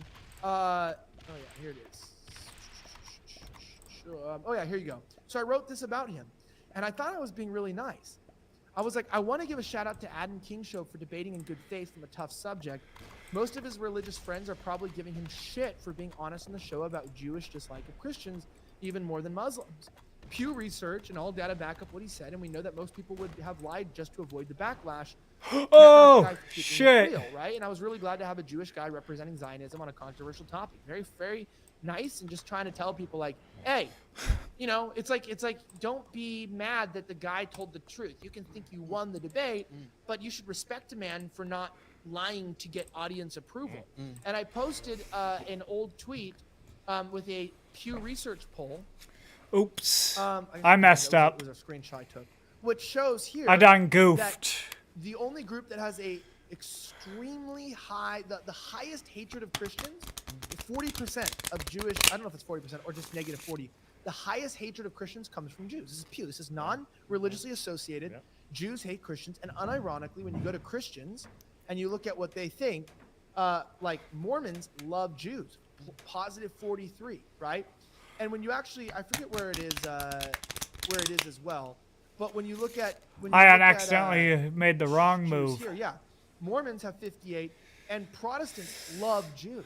So Protestants love Jewish people. It's I just spoke to a Protestant last night. He was telling me I was coming from an evil spirit by claiming Jews don't like us, and I was like, it's from a dude. They don't like Christians. I lived in LA. Okay, but the reason why I'm not knocking it, and I'm not going to get on some anti-Semite trail, is because nobody likes Christians in LA. Okay, nobody does, except maybe the Mexicans. They're cool with it. But the white people, nobody likes Christians in Los Angeles. And there's a lot of Jews. It's the culture. But I'm not going to sit here and pretend like that was some crazy name drop. So I wanted to give him credit, and I kind of want to go to you guys on this. It's like, let's see what he does here. I thought that was because really I messed up. I brought him onto the show. I gave him a platform.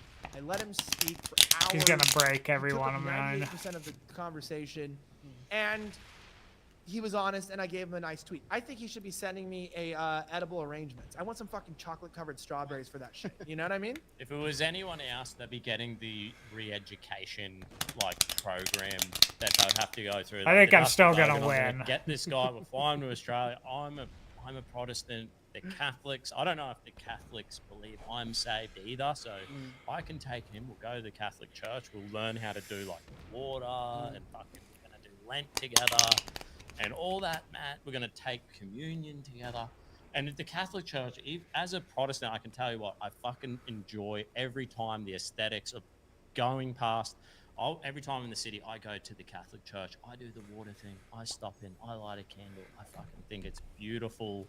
And it's amazing. I appreciate it. I love them. And this guy needs to be signed up on the re-education program like all of us would if we said some crazy shit like this. You know what I'm saying? It's got to happen. Well, he needs credit, just like you said, Elijah, because he was forthright. Okay, and that's to the detriment of what the secret is. Okay, we get that. But let's give him props for doing that, at least volunteering it and maintaining his views. I don't think we should kick a man while he's down whatsoever. And he can always come back and share things again. Now, he was in a space. I have that. Yes. I'll find it. Give me a second here. Explain, and I'll find it. I flicked it to you by DM. All right, I'll grab it right here. So he was in a space having a conversation with some people, and those people were discussing the reality of the Samson option. And the Samson option is the foreign policy the covert foreign policy of the State of Israel, which mandates that if Israel ever came under the threat of annihilation, and if they were going to be removed from their homeland, as they refer to it, and if living conditions weren't going to be favorable for them going forward, at least for a century or two, they would rather incinerate the entire globe and wipe out 8 billion people than lose or have wrestled away from them their grip on power. We have it here. Here it I've is. done that This is, twice today. Adam King on a space post-debate on his mop-up, which we're going to get to because he ends up calling the Pope. He called the Pope on me. He reported me to the Pope. Before we look at that, though, and I want to listen to that, I want to give a huge shout-out to our other sponsor of today's show, which, of course, is America First Retirement Plan. Guys, one thing really important about this that you got to understand is that when you're looking to invest your money, you've got to make sure that you entrust it to a person who can invest it into companies that guarantee return, right? I mean, you all understand the main reason why you invest in stocks and crypto in different companies because you want a return on your money. You keep it in the bank account, unless it's a lot of money in a high yield savings, you're not going to make good. I should have put it on that and one. With inflation, your $100 is worth $40 tomorrow. That's what you need a fiduciary for. That's somebody who will invest your money. You don't need a lot of money. This can be your 401k, your retirement. This can be $10,000 in the bank. This can be anything. And you're like, hey, I need help investing this because I don't understand things.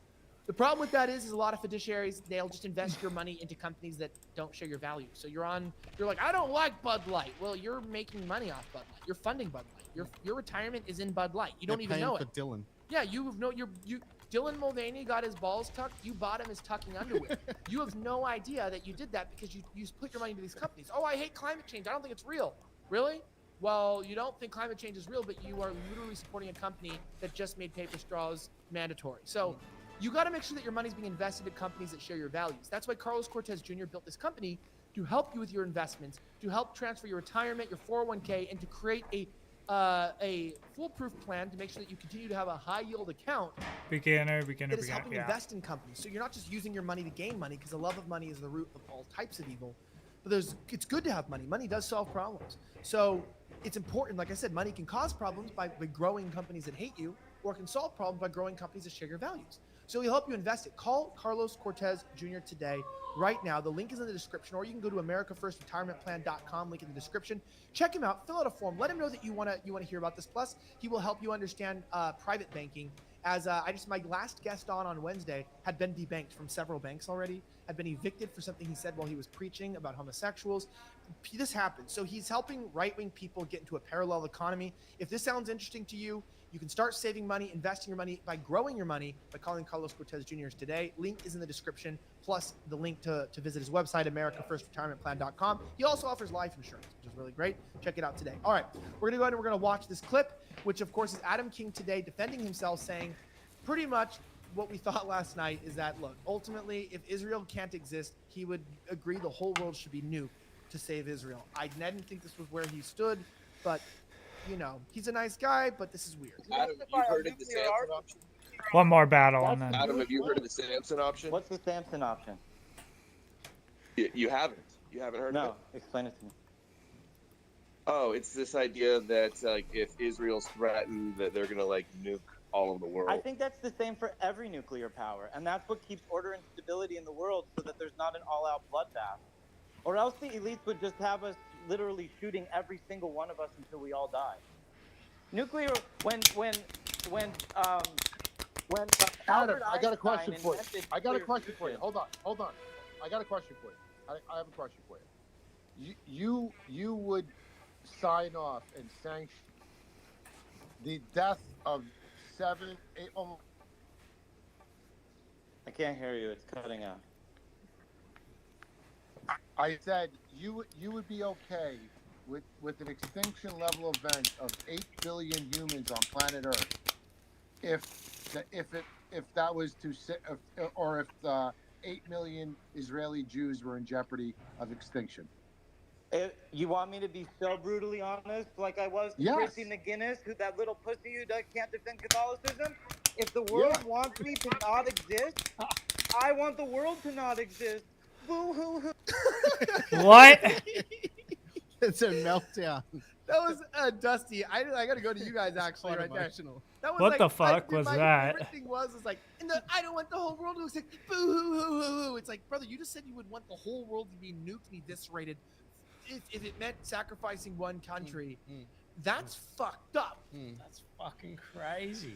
I wouldn't even if you said like, hey, like, look, I would sacrifice India, easy, because I don't think the world would be any worse off if India went away. But I do think it's like you would rather the whole world go through a nuclear holocaust, a real holocaust, a modern holocaust, than you guys be A real holocaust. I love that. Yeah. Partially respect on the fact that is so crazy, but on the other side, that's why we're allowed to disagree with you, because unfortunately I don't give a fuck. Like as Fuentes said last night, it's like, dude, if we weren't involved in this, I'd give as much shit about this conflict in Gaza as like a Nigerian internal tribal conflict. Like, it's not nice. I don't like it. Unfortunately, that's why I don't live in Africa. So I don't want to live there either. But it's like, that's Dusty. That's crazy. It's fucking madness. Now, look, I remember last time I went on a hunting trip for like 4 days and I came back from to civilization. And like, I get back to Bougainville, Ipswich, and there's third worlders, there's Bogans, there's Aboriginals, and we're all fucked up in Ipswich. But I came back to my little shitty town and I thought, I love these people. You know what I mean? I was like, where would I prefer to be? Stranded in the middle of fucking bush on my own, or with these freako weirdos, low socioeconomic people from all around the world. And I was like, I prefer to be here in Ipswich. Honest to fucking God. So like, what's wrong with this freako? Like, he needs to do, there's often a thought experiment I do. Like, maybe people think different than me, but I'm like, okay, there's a fucking, I create an imaginary person, the gay transgender Muslim, and I'm stranded on an island with him. Do I prefer that guy and we can talk shit and work out how to survive, or no one? What do I prefer? Now, I choose the transgender Muslim, okay? That's me. That's how my brain works. I'm like, I don't really give a fuck if you're a freak or whatever. Like, I just want a person to fucking talk shit with. Now, I think this guy has got fucking problems and it's shock jock shit. Like, it's funny to say shit like that, and that's okay. You know what I mean? That's fine. We all fucking say crazy shit too, but if you really believe that shit, buddy, you've got fucking real problems. And that's the key point. Do you really believe it or not? Yeah. Because no one should be publicizing genocide, and to advocate for the nuclear genocide of the entire globe to spare 0.1% of the global population. That's and surprising. Look what Gavin said. Gavin put up a graph of 4 kinds of Jews, and they all hate each other. So it's like, okay, buddy, you want to nuke the world, yet you want to protect your people who hate each other? And Not good. If people want to read about the Samson option, they can look up a book. It's by Seymour Hersh. People will be familiar with who Seymour Hersh is. He wrote the book on it. He spoke with people, and he basically blew the lid on it. And this is why Israel refuses to have international observers. I kind of want to see what the Samson option is. The Samson option. No, not the sanction option. The Samson option. According to Wikipedia, the Samson option of the book's title refers to the nuclear strategy whereby Israel would launch a massive nuclear retaliatory strike if the state itself was being overrun. Just as the biblical figure Samson is said to have pushed apart the pillars of a Philistine temple, bringing down the roof and killing himself. That's crazy. What? No, what? I'm gonna have to read this.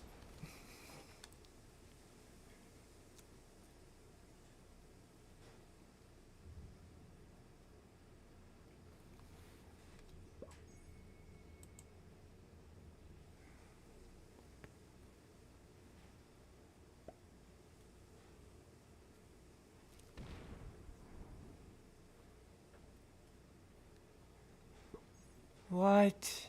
Israel actually plans on doing that? That's crazy. Servers enter Israel and to check out their nuclear Because that pointed at arsenals. America. Well, look, but look at this though. This is what's so crazy. Is, you know, I told you how I wrote that nice thing, right? He goes on and he responds to me and he says, "You know, Elijah Schaefer," and I'm not gonna read this to you guys. My wife read it and gave me the summary, right? He goes on, starts tagging Andrew Tate. Like, it's just the weirdest thing, right? He starts tagging Andrew Tate Because he's like, he's a Muslim, so he's my man here. He's gonna Look be at my this. ally. Look What? at this. And this is the first time he tagged the Pope, okay? Pope Francis. I'm tagging the Pope and tomorrow. claimed it was 5 against 1. But I was like, I told him, I responded, it's pretty simple, right? I was like, I don't know why you're switching up on me publicly. You told me at the end that I did a good job moderating and it felt like 4-on-1, which I already explained to him how it wasn't 4-on-1. And then I said, now it's 5-on-1. So first, yesterday, he tells me I did a good job moderating and that I was neutral and that he would work with me again. Then talks shit on me, says I rigged it against him, and also says that I'm Catholic, okay, which is weird. He also said that I was he says, I am assuming you are Catholic, but I could be wrong, which I'm not. It's like a big deal. It's like, I'm assuming you're a Mormon. It's like, you're assuming my entire religious worldview. Why don't you say, I don't know what your religious worldview is. However, and I said, is it a fetish of yours to attack allies and neutrals?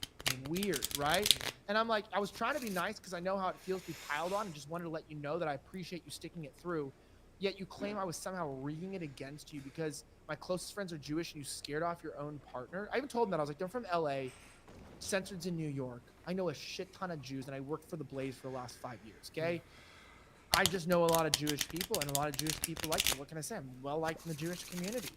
I'm not well liked by I'm not well liked by people who don't like American interests, but there's a lot of people out there that know what's up. So people always talk about, oh, all Jews are evil, all Jews are bad. It's like, well, you've heard there's a lot of Jewish people that don't agree with they are mad about the Jews trying to control governments and stuff because they think that those Jews are making all Jews hate it. Like it's the same reason why white people hate progressive liberals shitards. It's like, it doesn't, I'm pro-white, but I'm not pro-white fucking crazy psycho blue-haired bitch. Like, that's not what I'm pro.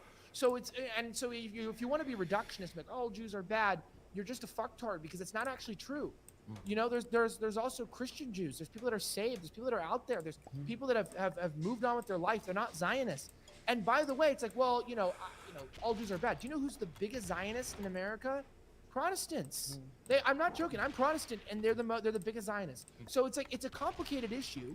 I'm not cucking on it. I'm just saying it's easy to be reductionist on a Twitter comment, but when you look at the issue, it's complex. And this guy's accusing me after I was really nice to him and gave him a platform of ganging up on him. And I'm like Gavin.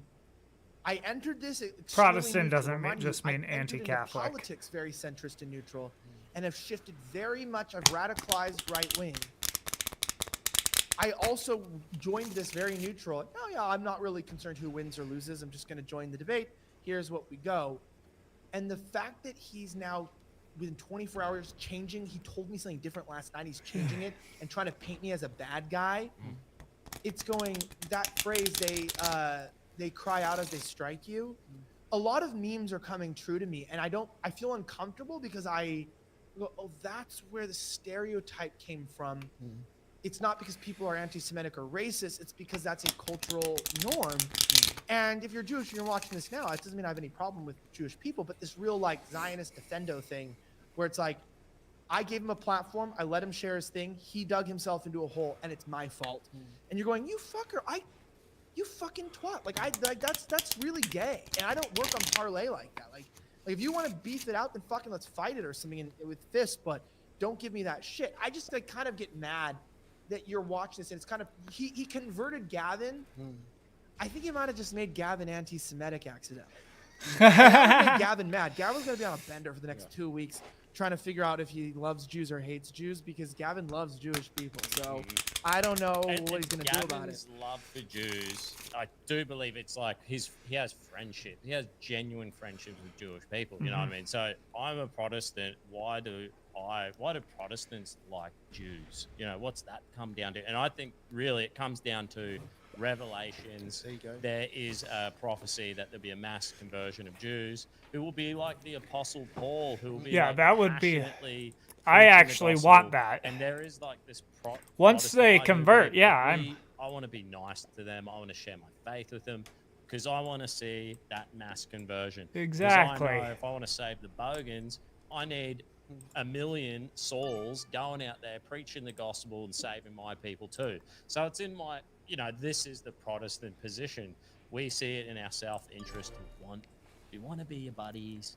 We would love you to understand Jesus. We don't want you to put the walls up. We want you to listen. We want to have the friendship. And if I do believe the Holy Spirit can speak into you, set you on fire for God, and the goal is let's save this world. Let's save people. And that is the Protestant position. Yeah, because what are you doing? What are you doing to assist them and help them? And it's interesting that Christians are advised, commanded, I guess, to love our enemies. So there's no hate for the person still, regardless of what they say. Even in there is no salvation without Jesus, no matter how small your hat. of the Catholics, and the Catholics that was funny. wish to wrap some love around him. And the thing that amazes me about it is that he said it, because I didn't think he would be that open, but he said it, and so yeah, that therefore it was stands, crazy. and it's good because now it serves as a launch pad to further discuss it, to explore that issue. Why do they have that belief system? He did outline, for context, for the people who hadn't seen it, he did speak at length about why he held a particular view against Catholics and why he felt that they weren't decent people. And it was largely rooted in the fact that he believed that they stole a lot of the Jewish writings and the Jewish text and formulated this religion for them. They might have. Yeah, and I don't know. And I mean, basically maybe. usurped it. Basically, he's saying, look, the world should have all been Jews. Everyone should have been with us. But instead, you took our scriptures and created this whole thing for yourself, and now we're meant to do your own thing. Hang on, the Catholics wouldn't let Catholics have the Bible until Protestantism. So, come on. Yeah, dude, buddy, and like, also, come on, dude. Like, here's the thing, man. Here's the thing. Believe on Jesus Christ and you shall be saved. And I think I've realized a lot of people my energy is really shifting, and I know I might sound a little angry or I might be swearing a lot and whatever. But here's the deal. If you talk to a chick and you showed her what war is like, which is why I don't like women in the front lines. War is sick. Okay. Like when people are like, people raped people on the front lines on October 7th. It's like, they probably did. People are trying to defend both sides. I bet you both sides did. Yeah. You know what I bet? I bet you Hamas and Israel rape people. I bet you they shove shit up their genitals. I bet you they strip people down. You see this on Twitter, both sides being like, that side is doing this. And then the next tweet is somebody showing the other side doing it. It's war, okay? It's disgusting. I hate it. It's, and I watch clips. I'm even mortified sometimes in what's going on in Ukraine. And it's dirty. And so, yeah, in war, a woman's going, this is horrible. It is horrible, but it's also, unfortunately, the reality of life. So the position I'm taking this year is horrible, okay? I don't like that I'm taking this energy. I'm not happy about it. I've been confronting it. I've been spending like a year in my transgender political stage where I'm like, what do I do? Do I just tell people how I'm really feeling about the world? Because it might ruin my life. But then if I'm not really fully blunt, my life's going to be ruined anyways. And at least I'd rather get my balls forcefully removed and then shot against a rainbow-colored painted wall, well, knowing that I, died trying, right? It's like the idea, right? I'd rather die from bleeding out from my balls being removed than live without them, right? I'm just saying, you remove my balls, let me bleed out. I want to go. Yeah. So I'm just at the point where, like, look, I know people are going to watch this. Protestants, people who are real Christian, are going to think Elijah's bad, he's evil, he's not a good example of a Christian. But I'm in a holy war, motherfuckers, okay? It's fucking go time. I've switched this year. Let's fucking go. It's fucking go time. That's what's the energy for the year. We It's didn't make fucking a go time t-shirt, but just censor it, because censor TV. But I also am just in that energy where it's like, dude, look, man, okay, it's like, is killing a guy in the street murder? Yes. But in the end, if I need to kill like 20 guys in a trench to survive in war, is that murder? No, it's called survival. So I'm in survival mode. I'm a white male. I am married to a woman. That is rare. Even the straight white guys aren't getting married today. They're not getting married. So even if you're straight, people go, oh, life's about being white and straight. No, because I know all the straight guys aren't even procreating. So it's actually being married is the most rare form of a white male. A married white male with kids. I need multiple. You have kids, right? Yeah, I got kids. But you know how rare that is now? had White two- guys aren't getting married and having kids. None of them are doing it. I live in a perfect bubble, and this is what everyone needs to start getting. Come to the Protestant. I'm telling you, go to the crazy evangelical churches. I'm sending you on a mission to get a wife. That's where I found my wife. I've been a groomsman 8 times. All my brothers are married. My mates are married. We've all got kids, and we're all having beers and barbecues, and our lives are brilliant and functioning. Yes, it's hard, but guess what? Do you want to be a 50-year-old, 40-year-old fucking loser with no kids and no one's patting you on the back? Exactly. Mate? Like, yes, it's hard when I had 2 kids. I was like, don't get snot on my shirt. Don't get That was snot me on my walking out the shirt. door. But guess what? I'm gonna get home, and them snotty kids are gonna be like, "We love you, Daddy." Probably screaming while they say it. But you know what? You need to fucking do it. I'm telling you. I'm telling all the groypers and whoever yous are. Get down. Go to your church. Find a wife. Get volunteering. Find someone. Put on a shirt, shave, make your face look good. It's not that hard. We're showing you the way, but you need to get married, you need to have kids. And this, whatever this fucking world is, you know what, buddy? Gavin McGuinness often says this. You started hitting the piss and carrying on like a fucking pork chop when you were 13 years old. By the time you were 23, you've done it for 10 years, mate, and it doesn't change. Not much changes. Yeah. But you need to become a fucking man. You need to get married. You need to have kids. It's time to just have a fucking go. Yeah, and I was gonna say real fast, if everyone's watching, I want you to go because I really want to get into the end of this, the Pope stuff, and then switch over to some other topics.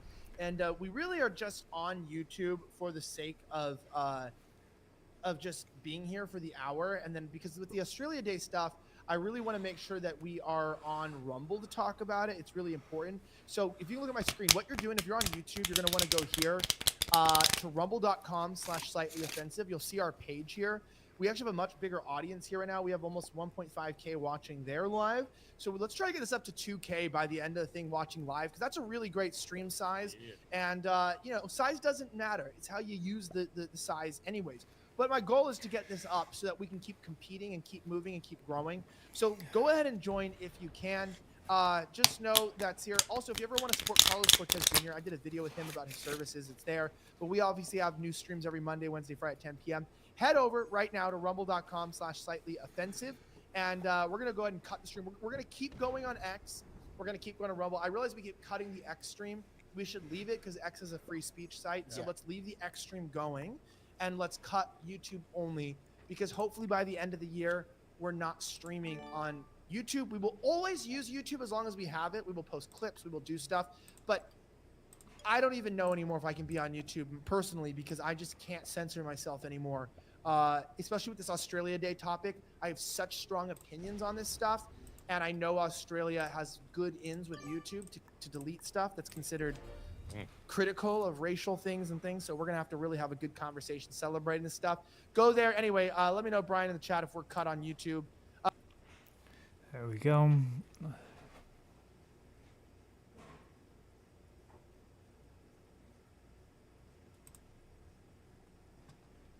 This is a response video to the YouTuber Sean on his video about the bell curve. Hi. You're about to see a response video to Sean and his supposed debunking of the bell curve from a long-retired YouTuber that I decided to host on my channel, so I didn't exactly make this video, but it was good enough that I thought it would be a good idea to include it on my channel. As with regards to my absence, I apologize as I'm working for 45 hours a week, so I don't exactly have enough time to write a script, voice myself, and then edit the video, but eventually I will quit the job and produce more videos on YouTube as I used to way back in 2020 and 2021 when I was in the university. At the same time, while temporarily being off YouTube, I've been really active on Twitter, and I'm now working on part 2 for my ideological manifesto, which will hopefully be released on Substack by the end of this month. I call it the Phenomenology of Progress, which is an ideology by which a general system theory, evolutionary, Nietzschean, and social conservative principles are all combined with a vision for a better structure of government, markets, technology, legitimacy, and other social phenomena. It is much bigger than my original video on YouTube, both in terms of its intellectual quality of arguments, but also in terms of the scope of the topics that are covered. It is going to be ahead above practically every other video or thing I have ever done in my career, so you definitely don't want to miss this out. So please, subscribe to my Substack to be notified for its upcoming release, and enjoy the video, and if it goes well, I'll probably release another response video to some other leftist that you want me to respond to, only speaking myself this time. As you might expect from a response video, this video will be critical in nature. I'd like to state up front what my general position is on everything regarding this book, in terms of the science and the associated social and political implications. My position is basically identical to Sam Harris. I think the science and politics can be treated completely separately. If the bell curve was presenting a fairly accurate account of the science of IQ in 1994, which I believe it was, arguments could be made for both politically conservative or liberal positions. The data could be used to argue for the end of many social welfare programs as suggested in the book, or it could be used to expand them. After all, whatever proportion of IQ is due to nature or nurture, no one is responsible for their own IQ. Having an IQ below 80 is arguably a disability, and arguments could be made that people with such low cognitive ability deserve a degree of help from society. So while I know that defending a book such as this will be construed by some viewers, such as fans of Sean, as giving cover to racists with bad intentions, or at the very least providing cover to what you may consider to be regressive political agendas, none of these objections will make the science covered in this book any less true. And that is my main claim, that the presentation of the science of IQ in the bell curve was basically accurate. Although the bell curve makes no strong claims on innate or immutable differences in intelligence between ethnic groups, it does leave the door open to this possibility. Believe me when I say I do not relish or hope for this outcome. Personally, I don't want this data to be true. To paraphrase something Sam Harris said to Ezra Klein, what a relief it would be if I knew that ethnic groups had exactly the same potential for cognitive ability, and we had a path forward where all of these gaps could be addressed by leveling the field of environmental influences. But even if that were true, the differences in cognitive ability within ethnic groups is something with important social implications in itself, which is mainly what this book is about. So now that you know where I'm coming from and you're still watching, I'll tell you what I think of Sean's video. While Sean does make a few good points worth considering, this video is not a good faith analysis of the bell curve. It is propaganda. From Sean's political point of view, this book seems to justify the worst kinds of racial stereotypes and to advance regressive and mean-spirited political policies. Therefore, the science must be flawed at best and fraudulent at worst. I have no doubt that Sean read the bell curve, or at least most of it, but it seems highly unlikely that he read any other sources that support the summary of scientific evidence presented in the book. It seems more likely that he read only sources critical of the book itself, or sources broadly critical of the hereditarian perspective on IQ in general. As a consequence, Sean makes a number of errors in summarizing the state of the science. Some of these errors are deliberate misrepresentations, while others are probably just misunderstandings due to the biased selection of sources he read while researching his video. There are also a number of points where mitigating evidence is not mentioned, either by omission or because of ignorance. I don't typically claim that someone is making deliberate misrepresentations without qualifying it. Sean blatantly says at one point that he doesn't argue against what the bell curve says directly, but instead argues against what the authors must believe in order to justify the policy positions they advocate. This is the main rhetorical trick of the bell curve. They pretend to concede to mainstream scientific opinion, but then propose a set of conservative and eugenicist political policies as if they hadn't. Anyone who genuinely believed all the moderate, hedging quotes that Herrnstein and Murray put in the bell curve would not be able to propose the policies that they do. We care about their political proposals, not how moderate they pretended to be, in order to camouflage their approach to those political proposals. One could, if one wanted, go through my video and find corresponding quotes in the bell curve for pretty much all of my counter-arguments. He then reiterates this position in an unlisted response video to criticism. As we'll see later in this video, the only way Sean can claim to debunk the presentation of the science in the book is by erecting a blatant straw man, and this is the excuse he uses to justify it. As a note to the viewer, this video assumes you've already watched Sean's video in its entirety. Sean does a decent job at explaining many of the concepts required to discuss the merits of the bell curve, so I won't repeat them here, but when he misrepresents something, I will correct the record. This response is also mostly in chronological order. If you're interested in a particular topic, I've placed timestamps in the description. Finally, before getting started, I want to acknowledge two channels, The Alternative Hypothesis as well as JF Garrity, that have made responses to Sean's video already. I will make occasional references to these two channels to give them credit when I'm making a point they've already covered, or refer to their responses on an issue that I don't think warrants too much attention, but deserves mention nonetheless. The very first point that needs addressing occurs less than 5 minutes into the video. Sean is reading a few passages from the bell curve that seem to be very reasonable. Later in the video, Sean explains why he thinks these passages are perspectives the authors couldn't possibly believe, but even here, while pretending to give the book credit for its moderate tone, Sean leaves out an important detail that misrepresents the book. For virtually all the topics we will be discussing, cognitive ability accounts for only small to middling proportions of the variation among people. It almost always explains less than 20% of the variance, to use the statistician's term, usually less than 10% and often less than 5%. What this means in English is that you cannot predict what a given person will do from his IQ score. So what's going on here? After explaining that you can't predict what a given person will do from his IQ score, he leaves out this important passage. On the other hand, despite the low association at the individual level, large differences in social behavior separate groups of people when the groups differ intellectually on the average. This is a very important point in regards to Sean's thesis. One of Sean's claims is that the authors pretend to defer to a more moderate, conservative, mainstream scientific consensus, while their actual privately held conclusions are far more radical, as exposed by their extreme policy proposals. So when the authors admit that IQ explains 20% or less of the variance in socioeconomic outcomes, they are merely covering themselves against accusations that they are IQ absolutists, which is allegedly implied by their policy prescriptions. The sentence that Sean leaves out makes the important distinction between individual differences and aggregate population differences. Herrnstein and Murray drive this point home on pages 19 and 20 of their book. Given two 11-year-old students, one with an IQ of 90 and the other 110, what can you predict based on this information? Not much. But given two 6th grade classes, one with an average IQ of 90 and the other 110, what can be said?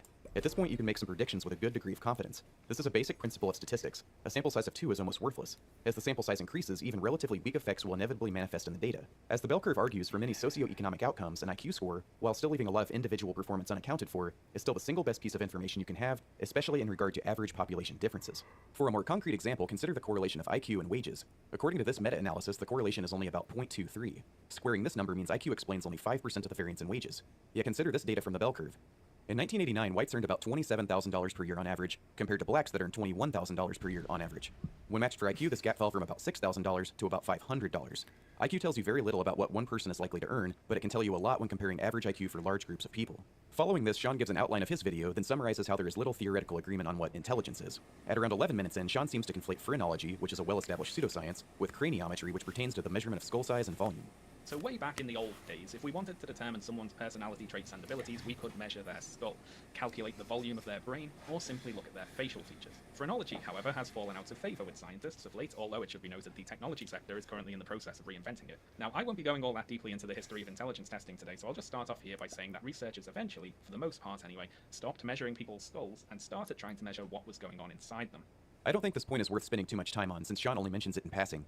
The alternative hypothesis covers this in detail in a second video response to Sean, so please refer to that if you're interested. If I had to guess, the alternative hypothesis spent so much time on this topic in order to challenge the extremely popular Stephen Jay Gould narrative in general, that IQ tests are just the latest iteration in a flawed tradition of misusing science for nefarious purposes. Part of this involves correcting the popular misconception that 19th century skull measuring guys like Samuel George Morton were being misled by their own racist assumptions, when in fact they seem to be accurately reporting their data. At around 16 minutes in, Sean claims that intelligence tests were getting people sent to gas chambers. Now, not to spoil the end of my video here, but this is a good chunk of the reason that the reaction to the bell curve was so harsh. The idea that we can use intelligence test results in order to inform political policy was only half a lifetime before the book was written, getting people sent to gas chambers. So it's not surprising that people would be rather suspicious about it. This is also not something worth dwelling on, since it has little relevance to Sean's broader arguments, but it is true that Nazis rejected IQ tests as understood in the United States and most of Western Europe. They regarded these tests as a tool originating from a certain ethnic religious group that they were not too fond of. Again, refer to this video. The Jews. But Sean's broader point that IQ tests were used for some nefarious purposes early on is certainly true, regardless of the Nazi Party's opinion on IQ tests. At around 19 minutes in, Sean brings up Cyril Burt, claiming that he faked his twin study data. Including the case of Cyril Burt, an early proponent of the use of twin studies for examining the heritability of intelligence, who, after he died, was revealed to have just been making up his research data. That's one way to do it, I suppose. It's worth mentioning there has been a vigorous debate as to whether Burt really did fake his data, with numerous books and journal articles arguing both sides of this. This was somewhat significant back in the 1970s, since there weren't very many studies of twins reared apart back then, but in 1994, when the bell curve was published, this was basically an irrelevant point. Burt's heritability figures of 0.77 closely matched the mean of studies of twins reared apart conducted in the decade since, which is about 0.75. So if Burt did fake his data, he got very lucky in terms of his fake matching subsequent estimates. Sean then summarizes the 4 main sections that constitute the main text of the bell curve. He does a fairly good job at this, but there's still a few points worth responding to. When summarizing part 2, he includes a quote from this book, Inequality by Design, which in summarizing the bell curve's analysis says, quote, "Crudely, parent social class represents nurture, and AFQT score represents nature." This is very crude indeed, since the bell curve assumes a heritability of 0.6, leaving 40% of the IQ variation up to environment or nurture, and socioeconomic index can hardly be reduced to nurture either, since a person's IQ score is a better predictor of SES in adulthood than their parental SES is. We'll talk much more about this later in the video. At about 26 minutes in, Sean briefly covers the Flynn effect. However, Bernstein and Murray run into a problem here, which is that IQ scores had been going up, not down, in the decades prior to the publication of the bell curve. This is known as the Flynn effect, named for intelligence researcher James R. Flynn, who documented it, and we will talk more about the bell curve's attempt to account for the Flynn effect later on. One relevant detail he leaves out is that the bell curve doesn't merely cover the Flynn effect. The first time the phrase, "the Flynn effect," appeared in print was in the bell curve. They coined the term in honor of James Flynn. Also, an interesting piece of trivia, James Flynn didn't actually discover the Flynn effect. He certainly did the most work in studying it and justifying it, so I believe he deserves the namesake of the phenomenon, but numerous other researchers noticed this effect before Flynn, most notably Richard Lynn, which Sean spends about 30 minutes of his video trashing. About 29 minutes in, Sean gives his interpretation of the basic outline of the arguments and claims of the book. He gets this mostly correct. My only problem is with the first item in his list, in which he states, quote, "General intelligence is to some degree heritable, innate, unable to be significantly changed, and is unevenly distributed both within and across population groups." I would dispute the characterization of innate, which implies a kind of genetic determinism that Bernstein and Murray do not advocate. I would also add a caveat to the phrase, "unable to be significantly changed." If I were to rewrite this, I would say, quote, "General intelligence is to some degree heritable, has proven to be difficult to be changed significantly by systematic environmental interventions that have been tried thus far, and is unevenly distributed both within and across populations." I have no argument with the 3 remaining items in his list. At around 30 minutes in, Sean covers the general intelligence factor and factor analysis. Sean makes roughly 3 arguments to criticize the concept of the G factor, all of which are either wrong or irrelevant. So first, correlation and causation. Sean is correct that factor analysis is essentially processing correlational data, and of course correlation does not imply causation. But in the narrow sense of whether the g-factor is a valid construct, the correlation-causation argument is irrelevant. The g-factor is an empirical fact. Tests of mental ability tend to highly correlate with each other. Several psychologists over the last 100 years have tried to make independent, uncorrelated tests of distinct mental abilities. No one has succeeded in doing this. Entire books have been written about the g-factor, Arthur Jensen for instance, but in the narrowest sense, the existence of g justifies the use of a single number for representing an IQ score. Sean also makes the point that people who do well on, say, verbal test items might tend to do better on other verbal test items, and this is information that wouldn't be captured by a general factor. This is true. Charles Spearman, the guy who discovered G, initially thought there were only two factors, the general factor and specific factor that would be specific to each test item. However, some psychologists began to challenge this, noting that there may be group factors similar to what Sean is describing. In fact, some psychologists, such as Louis Leon Thurstone, initially rejected the G factor and hypothesized the existence of uncorrelated primary mental abilities. So who was right, Spearman or Thurstone? Well, they were both right. Intelligence appears to be multifaceted, but also general, and as it turns out, it's much more general than it is multifaceted. The G-factor typically accounts for 40 to 50% of the variance in a test battery, and usually accounts for more than all the other factors combined. In the WISC, it accounts for 4 times the amount of all the other factors put together. The most prominent modern factorial representation of intelligence looks like this. There's primary abilities at the bottom, group factors at the second level, and the G-factor at the top. This is called a hierarchical G-factor. The evidence for this particular structure is based on what is known as confirmatory factor analysis. The basic factor analysis that Sean describes is known as exploratory factor analysis. Since there are multiple methods for conducting exploratory factor analysis, you can come up with different models to explain the variance.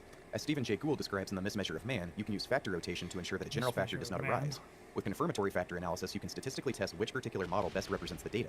And the bottom line is that while it's possible to perform a factor analysis where the G-factor does not arise, models that use the G-factor better represent the data in the correlation matrix. Sean also displays a graphic indicating a different theory of multifaceted intelligence. This one in particular is Howard Gardner's theory of multiple intelligences.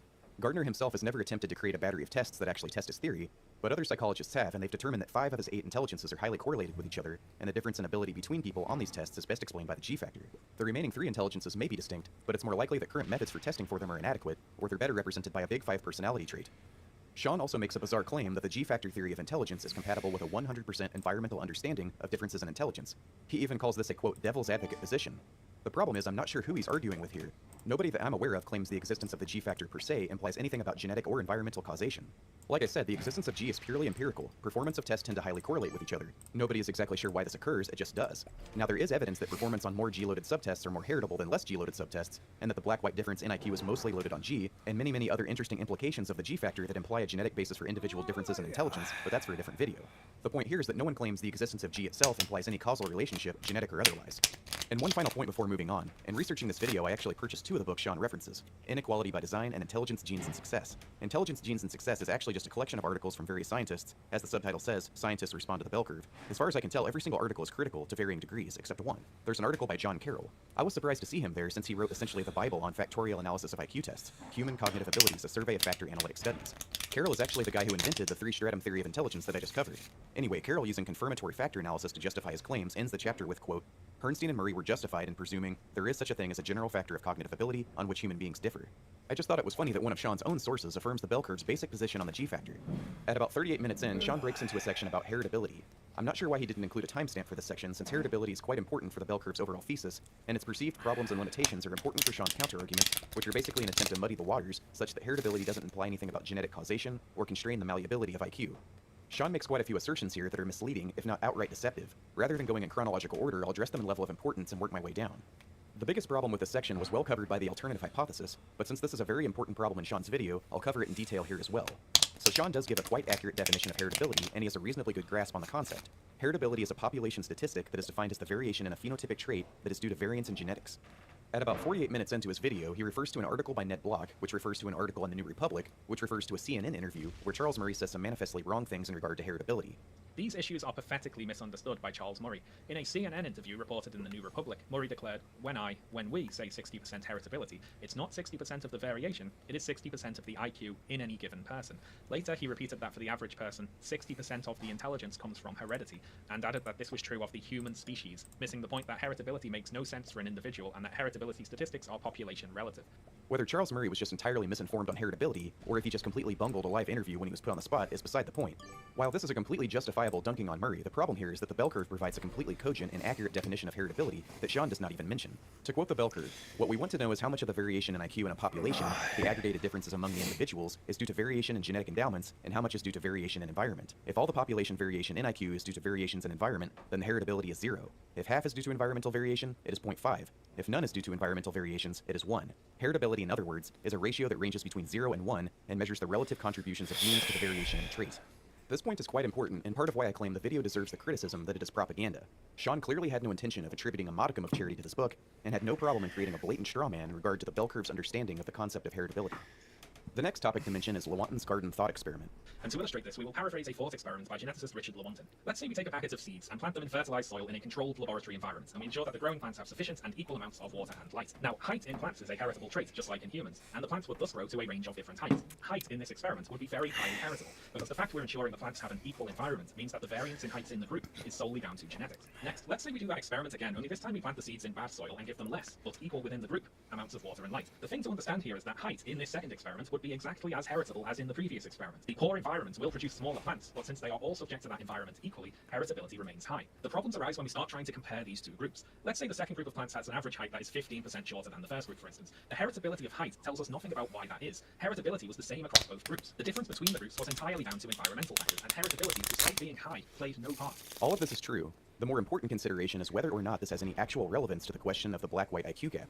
For the extent to which mean IQ differences between designated racial groups are due to environmental factors, these environments can be categorized into roughly two categories: variable environments and X factors. Variable environments refers to environments that vary within and between groups. This would be such things as SES, levels of nutrition, school quality, lead, prevalence of breastfeeding, and a number of other variables that have a plausible or empirically demonstrated effect on IQ and vary within racial groups as well as between racial groups. By contrast, Lewontin's garden is an X-factor type environment, something that differentially affects one group versus the other and is uniform across the affected groups. Rather than telling you my opinion on the merit of the X-factor theory, I'll let James Flynn, of Flynn Effect fame, a guy who believes the racial IQ gaps are probably entirely due to environmental differences, explain it for me. In many of these quotes, Flynn is referring to Arthur Jensen, but for all practical purposes you could exchange Jensen with Herrnstein or Murray, since they make many of the same arguments. Far too many of Jensen's critics have not taken up the challenge to refute him in any serious way. Rather, they have elected for various forms of escape, the most popular of which has been to seize upon an argument put forward by the distinguished Harvard geneticist Richard C. Lewontin. I see nothing in Lewontin's example to encourage optimism. We environmentalists have always known that we had to find environmental factors that handicapped blacks. To be told those factors must be uniform within black and white, like a nutrient artificially doled out during a controlled scientific experiment, is not much help. The point is probably lost on no one that Lewontin's garden example is supposed to be analogous to racism against African Americans in the United States. Again, to quote James Flynn. This is simply an escape from hard thinking and hard research. Racism is not some magic force that operates without a chain of causality.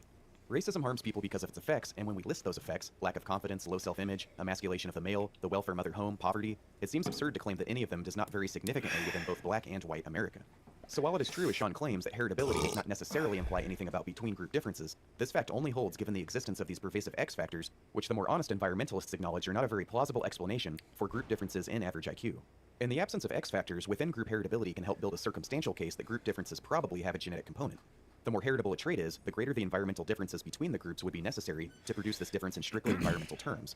Given a heritability estimate, whether it be 0.5 or 0.8, we can then calculate what this difference would need to be in terms of standard deviations, and then compare this with the observed differences in environments between the two groups.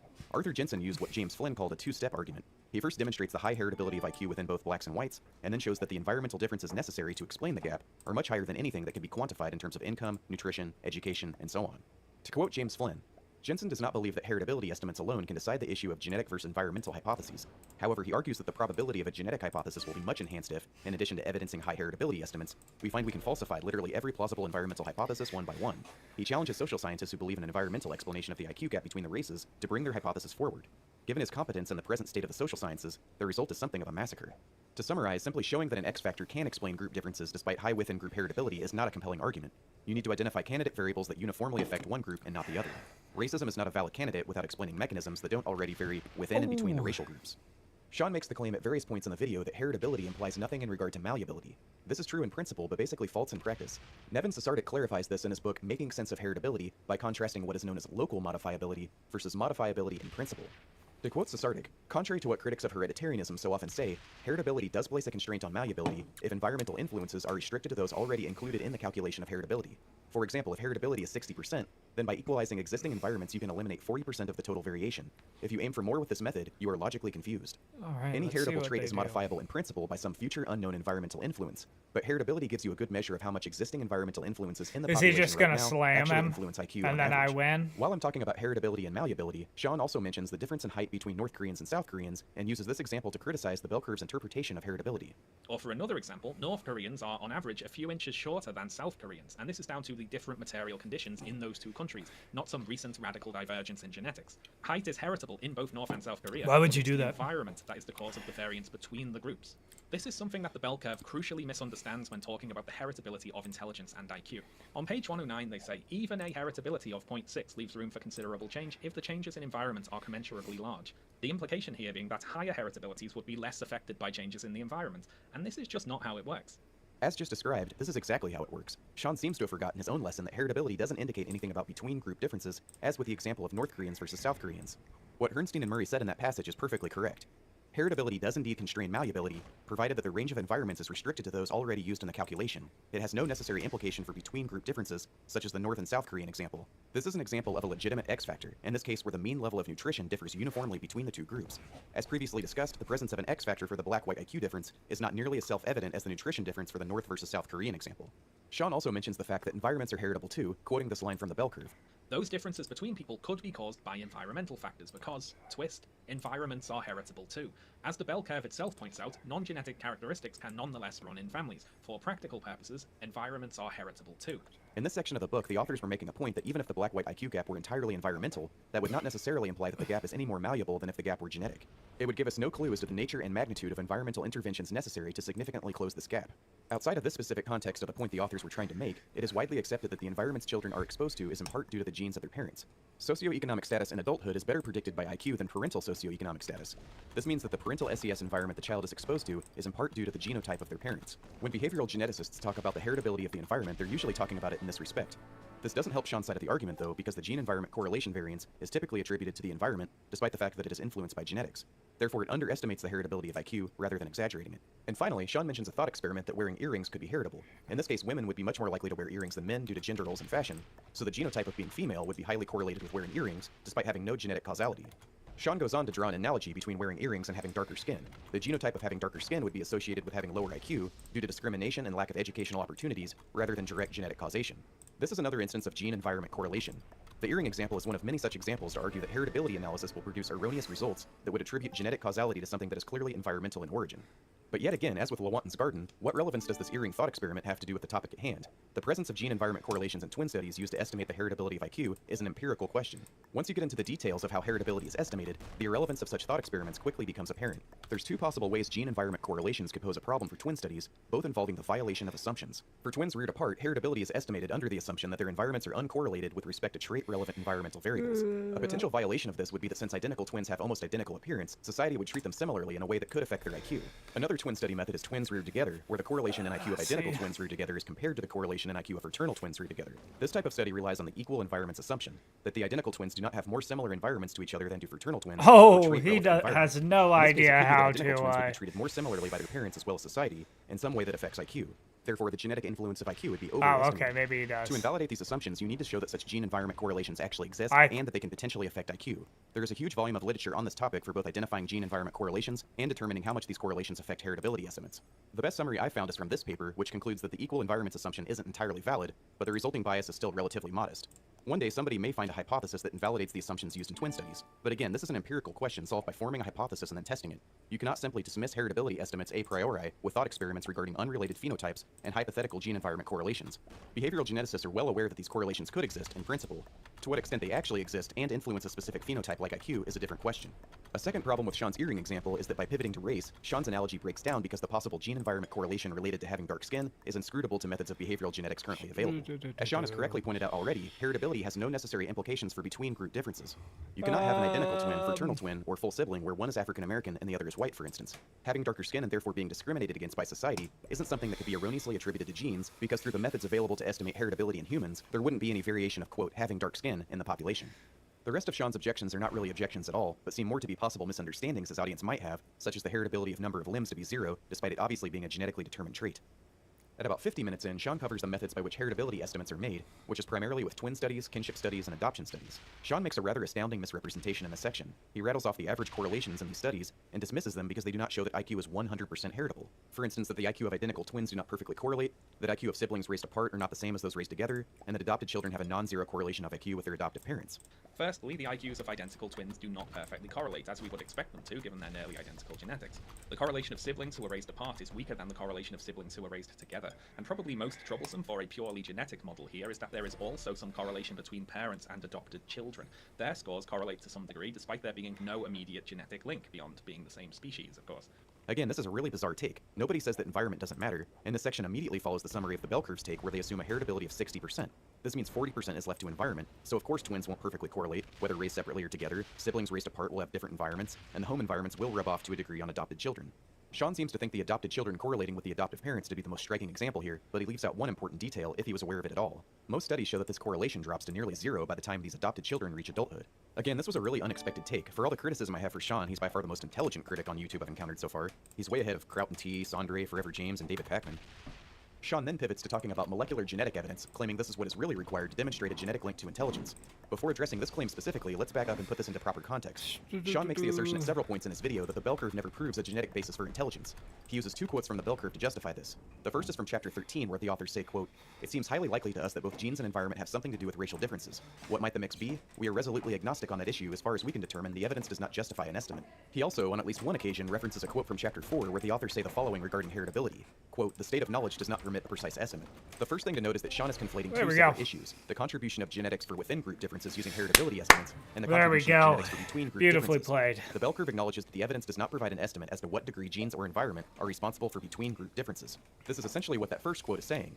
The evidence for within-group genetic estimates are well supported by twin family and adoption studies. Sean likes to quote this statement, "The state of knowledge does not permit a precise estimate," in isolation.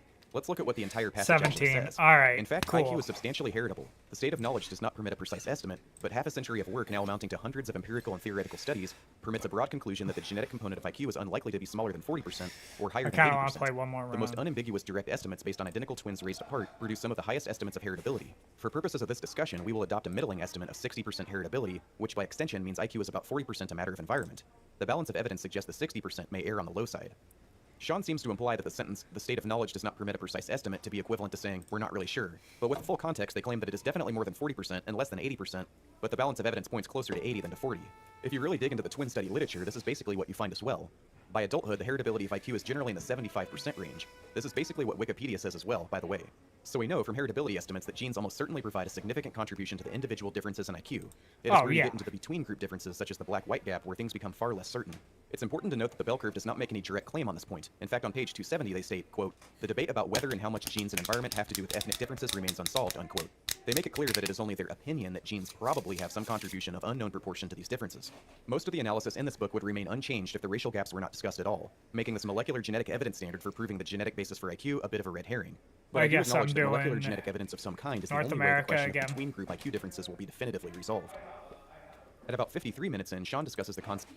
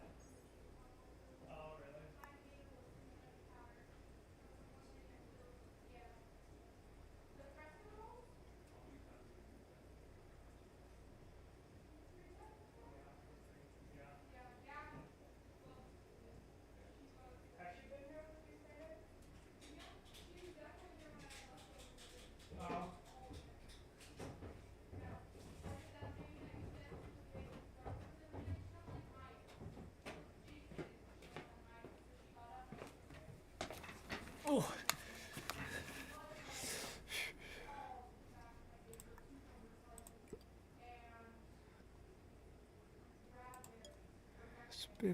Boom.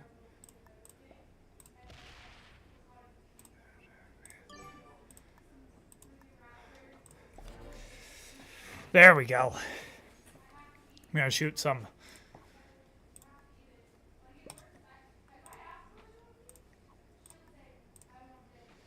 There we go. concept of race. This is an attempt to muddy the waters in regards to the concept of race, therefore casting doubt on the possibility of genetic differences between racial groups affecting average IQ. JF covers this at length in his response, so I won't dwell on it too much here. To be brief, race is more than just skin color. Aboriginals and Africans have equally dark skin, but it's easy enough to distinguish one from the other. Albino Africans exist, no one mistakes them for Europeans. It's not a coincidence that you can generally tell where someone's ancestors live just by looking at their facial features.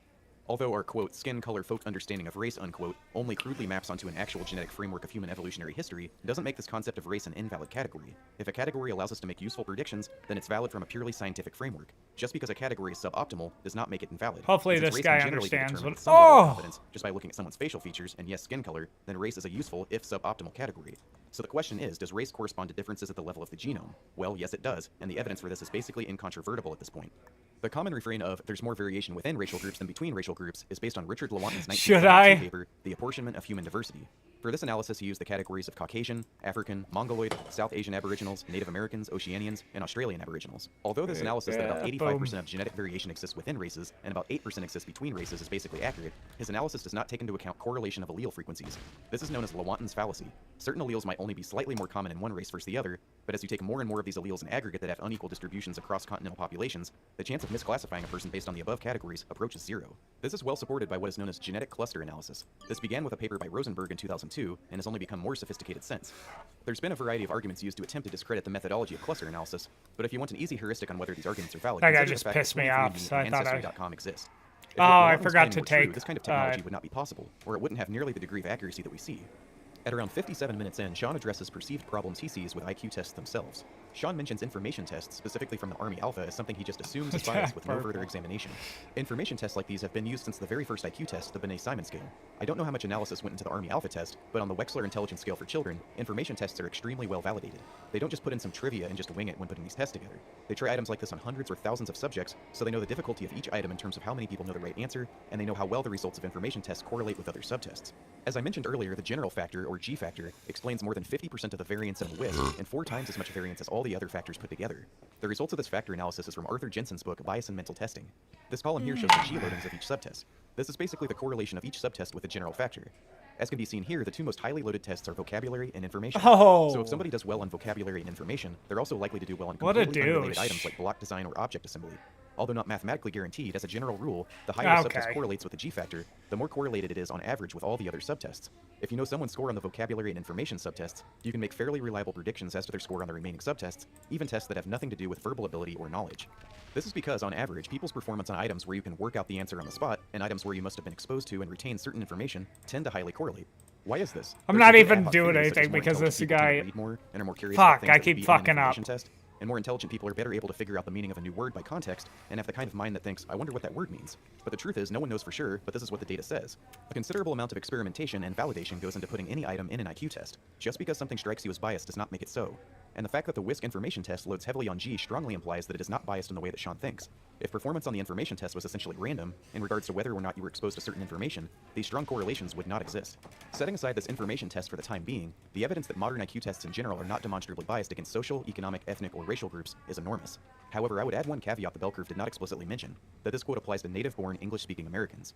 This is not to say that IQ tests are necessarily biased against non-English-speaking immigrants, or people in other countries that speak a different language, but the case is pretty airtight in regards to people born and raised in the US with English as their first language. This evidence can be briefly summarized as follows. First, however you cut it, races, classes, etc., IQ tests have extremely similar predictive validity between groups for the various things IQ is known to predict. Second, the rank order difficulty of questions is extremely similar between groups. When you look at what items are answered correctly or incorrectly, the progression of difficulty in test items is approximately the same for all groups. If a particular test item were easier for a white kid versus a black kid, or a rich kid versus a poor kid, this would not happen. And third, when test items are ranked by experts in terms of how culturally loaded they are, it is found that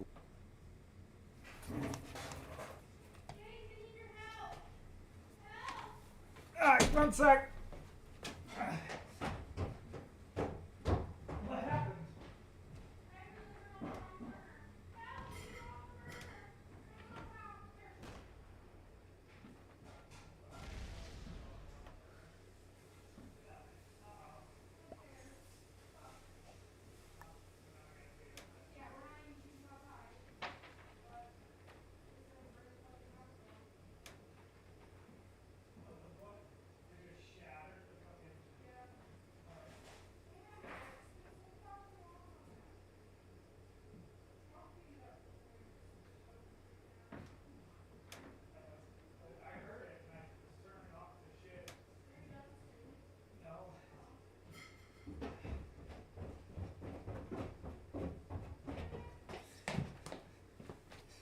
Oh, fuck me.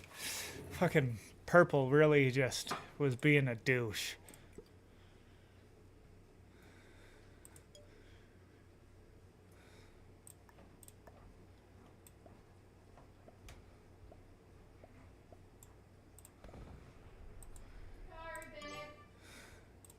That's okay.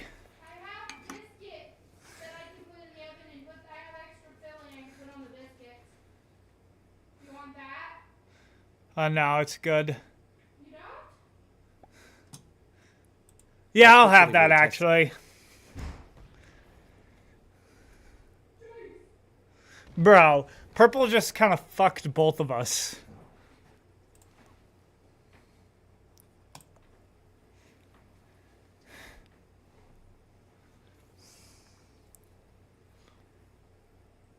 What a dumb cunt Purple is. Actually yield larger gaps between designated racial groups. This last point is interesting because the evidence for it is so great, yet at the same time runs so counter to people's intuition that they just assume cultural bias is a significant contributor to the IQ gap between groups. To someone unfamiliar with this field, it seems self-evident. As the bell curve says on page 282, the black-white difference is wider on items that appear to be culturally neutral than on items that appear to be culturally loaded. We italicize this point because it is both so well established empirically, yet comes as such a surprise to most people who are new to the topic. Sean makes a similar complaint about the Armed Forces qualification test and its inclusion of trigonometry questions. He argues that trigonometry questions are biased and unfair because it will depend on if someone was taught trigonometry, how recently they were taught it, and how well they were taught it. As with the information test, the correlations with other test types suggest this is not the case. The trigonometry questions would have been on the mathematics knowledge subtest. This subtest correlates at 0.82 with the G factor and has an average correlation with all 10 subtests of the ASVAB, or Armed Forces Vocational Aptitude Battery, at about 0.62. By the way, the AFQT is simply 4 subtests of the ASVAB that have very similar properties to IQ subtests. I tried looking for an example of trigonometry test items that would have been included in the mathematics knowledge subtest. I found some practice tests for the current version of the AFQT, and based on those practice tests, I do not believe the modern AFQT includes any trigonometry questions.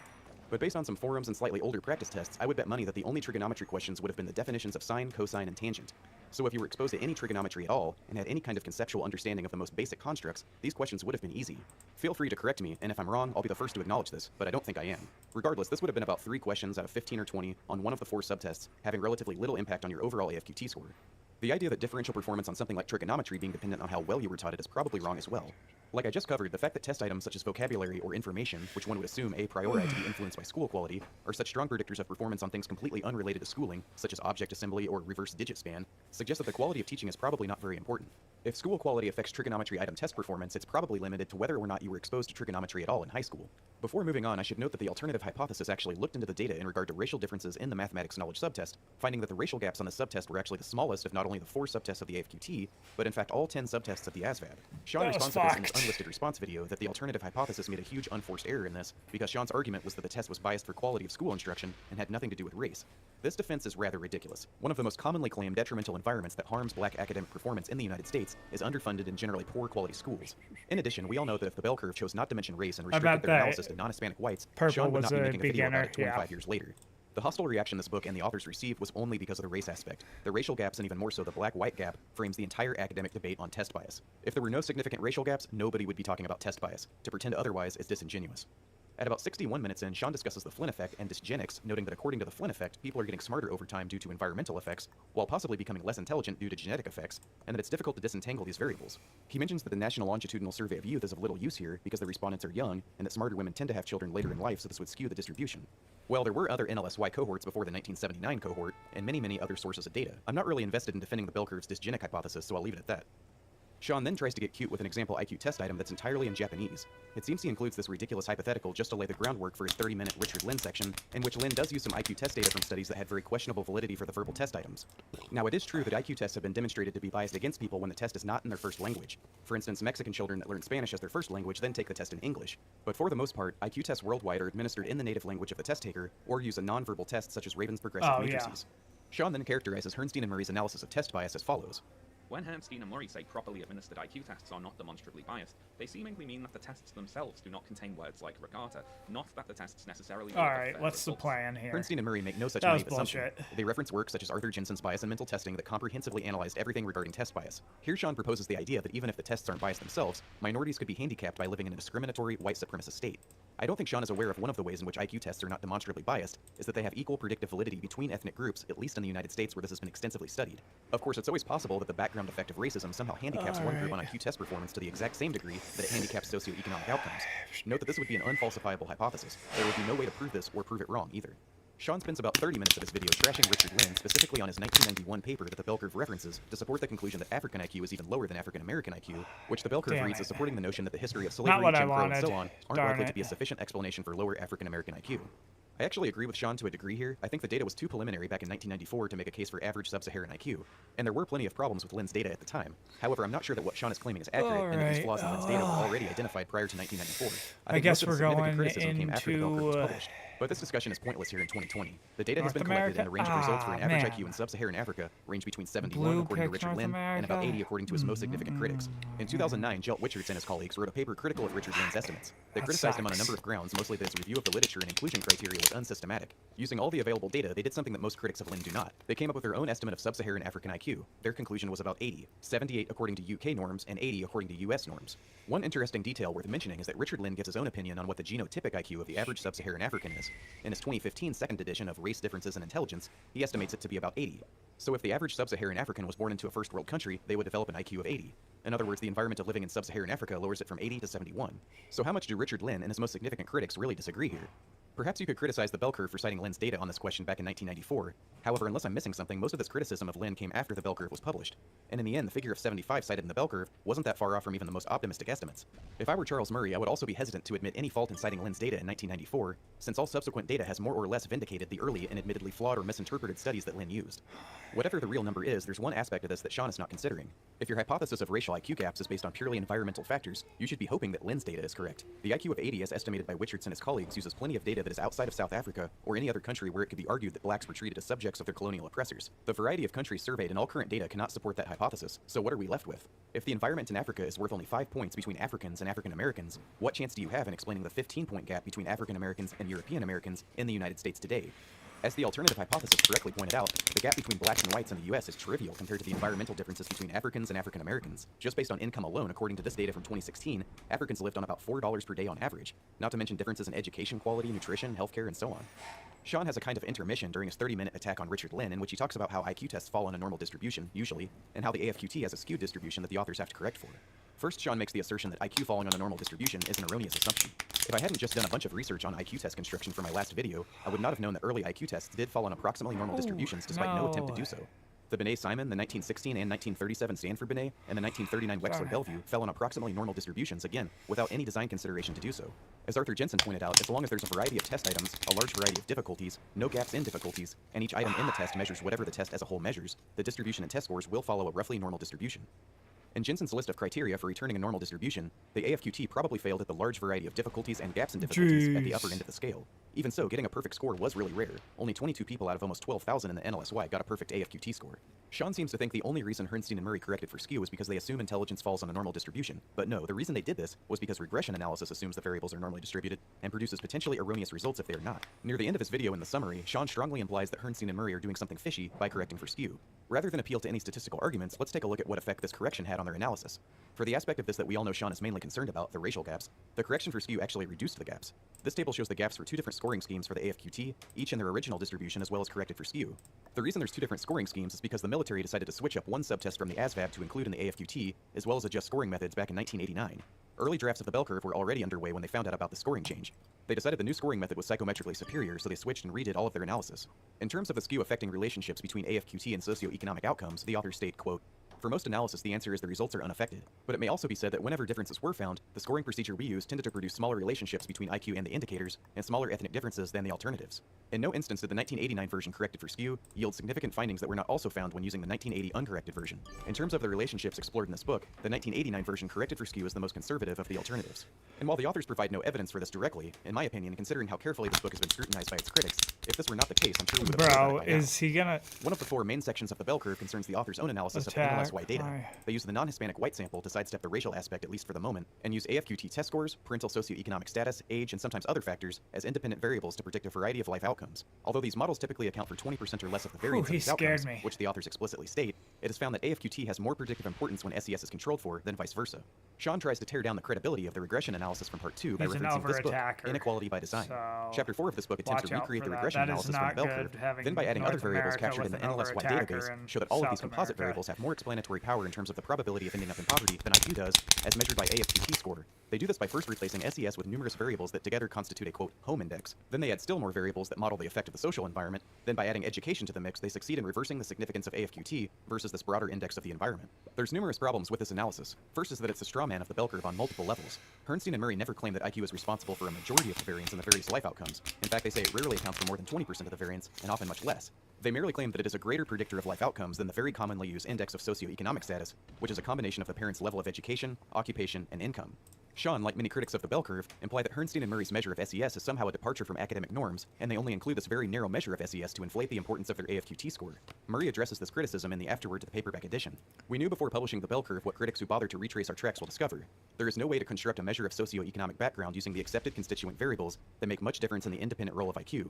In the jargon, our measure of SES is robust and as valid as everyone else's has been. Also, quote, until the bell curve came along, measures of SES similar to ours were used without a second thought. Now suddenly, they are to be questioned. And by the way, the measure of parental SES used in the bell curve is the exact same definition as defined in Wikipedia. As always, of course, Wikipedia isn't an authoritative source, but if you find yourself arguing with Wikipedia, you might want to consider the possibility that you're on the wrong side of an argument. Another straw man is they pick one of the weaker models, the probability of ending up in poverty, as the only model they attack in the main text. It explains far less variance measured by pseudo-art squared than many of the other models. It explains about 10% of the variance as to whether someone will end up in poverty. Contrast that with this model, which shows the probability of dropping out of high school, which explains 34%, or getting a college degree, that explains 37%. If you really want to debunk the bell curve's logistic regression analysis, these would be more of a hard target. So not only did they single out a weak model, but they described this as, quote, the bell curve's key finding, which is absolutely ridiculous. Part 2 of the bell curve, which spans 150 pages, examines the effect of AFQT and parental SES for predicting poverty, schooling, unemployment, welfare usage, crime, among many other things. This plot is one of 4 plots presented in the poverty section, covering just 16 pages out of 150. The poverty plot is the first one presented in the book, and it is used as an example for a layman's understanding of logistic regression, so I can see how it would draw attention for debunking purposes, but to describe it as, quote, the bell curve's key finding is simply dishonest. The second problem is that much of their analysis is very suspect. The first red flag here is they weren't even able to replicate the bell curve's logistic regression model using the same data. In a footnote, they explain that, quote, it is not a perfect copy here because the bell curve left out a few pieces of technical information we needed to follow its procedure exactly, but it's effectively the same result. I found this weird because this blog, where I originally found a link to download the NLSY data directly, reproduced the regression coefficients in the bell curve out to 4 decimal places. The author of this blog does make it sound like she stumbled across the fact that only the cross-sectional sample of non-Hispanic whites reproduced the bell curve's regression coefficients, but I would chalk this up to her not reading the book closely enough. They state this explicitly in the first paragraph of Appendix 4. I have much more to say about this blog in my next video. Anyway, not only were they unable to reproduce the results of the bell curve, if you actually plot their model that purports to approximately reproduce the bell curve's model, they're not just slightly off, they're way off. And furthermore, if you try to match any of the plots from the main text, they don't match the plots generated from the coefficients in the appendix. I couldn't help wondering on multiple occasions, is this book just filled with errors, or am I losing my mind? Am I getting my math wrong somehow generating these plots? I don't think I am, because I can also generate the bell curve's plots just fine. And finally, this method of analysis is just an abuse of regression analysis in general. The authors of this book keep adding in extra variables into the regression, which in most cases are probably correlated with existing variables already present in the model. In statistics, this is known as multicollinearity. Each of these additional variables is treated as an independent effect, when in fact it could be highly influenced by intelligence or parental SES. A good example of this is something such as number of books in the house. It wouldn't be surprising to find that the number of books in the house will have some positive correlation with a child's IQ score. But is this because of the number of books per se, or because more intelligent parents will tend to have more books anyway, and also in part pass on this intelligence to their child directly? So a variable such as this will artificially reduce the independent effect of IQ in the regression analysis, because the variable itself is correlated with parental IQ rather than an independent environmental effect, and also correlated with the IQ of the child that is inherited to some degree from the parents. Failing to account for this possibility is something Arthur Jensen called the sociologist's fallacy. It is just assumed that the number of books influence the child's IQ directly, with no consideration to the confounding effects of IQ heritability. How perfectly fitting that every single one of these 6 authors were from the sociology department at UC Berkeley. Sean actually alludes to this criticism by first insinuating that the bell curve doesn't include more variables just because it would be too complicated. In a section titled, But What About Other Explanations, they write, we can already hear critics saying, if only they'd added this other variable to the analysis, they would have seen that intelligence has nothing to do with X. At this point, however, statistical analysis can become a bottomless pit. It is not uncommon in technical journals to read articles built around the estimated effects of a dozen or more independent variables. Sometimes the entire set of variables is loaded into a single regression equation. Sometimes sets of equations are used, modeling even more complex relationships in which all the variables can exert mutual effects on one another. Why should we not press forward? Why not also ask if religious background has an effect on the decision to go on welfare, for example? It's an interesting question, as are 50 others that might come to mind. This is the first of 2 defenses by Bernstein and Murray, where they argue that it would just be too complicated to consider all the factors. Why there could be 50 environmental variables affecting someone's likelihood of being in poverty, that's just too many. It would be too complex. Our graph wouldn't make any sense if we did that. So instead of 50, we're just going to consider, I don't know, 2. But he then provides some quotes that provide part of the context, an explanation as to why the bell curve used a simple SES score for most of their models. Our principle was to explore additional dynamics when there was another factor that was not only conceivably important, but for clear logical reasons might be important because of dynamics having little or nothing to do with IQ. This last proviso is crucial, for one of the most common misuses of regression analysis is to introduce an additional variable that in reality is mostly another expression of variables that are already in the equation. It seemed like Sean couldn't pass up making this criticism that the authors were objecting to including more variables, just because it would be too hard or too complicated, when he knew that was a straw man, as evidenced by further context he provides just 30 seconds later. So a skeptical viewer might be asking, so maybe those other variables are confounded with IQ, but by how much, and how much does it really matter? None of my arguments have put any hard data to this question. The best analysis on this comes from a paper that the book Inequality by Design actually references. In 1995, Christopher Winship and Sanders Korenman released a paper entitled A Reanalysis of the Bell Curve. The paper is divided into 3 separate sections. The second section is quite similar to what the book Inequality by Design did, but they did the analysis for all of their models rather than just poverty.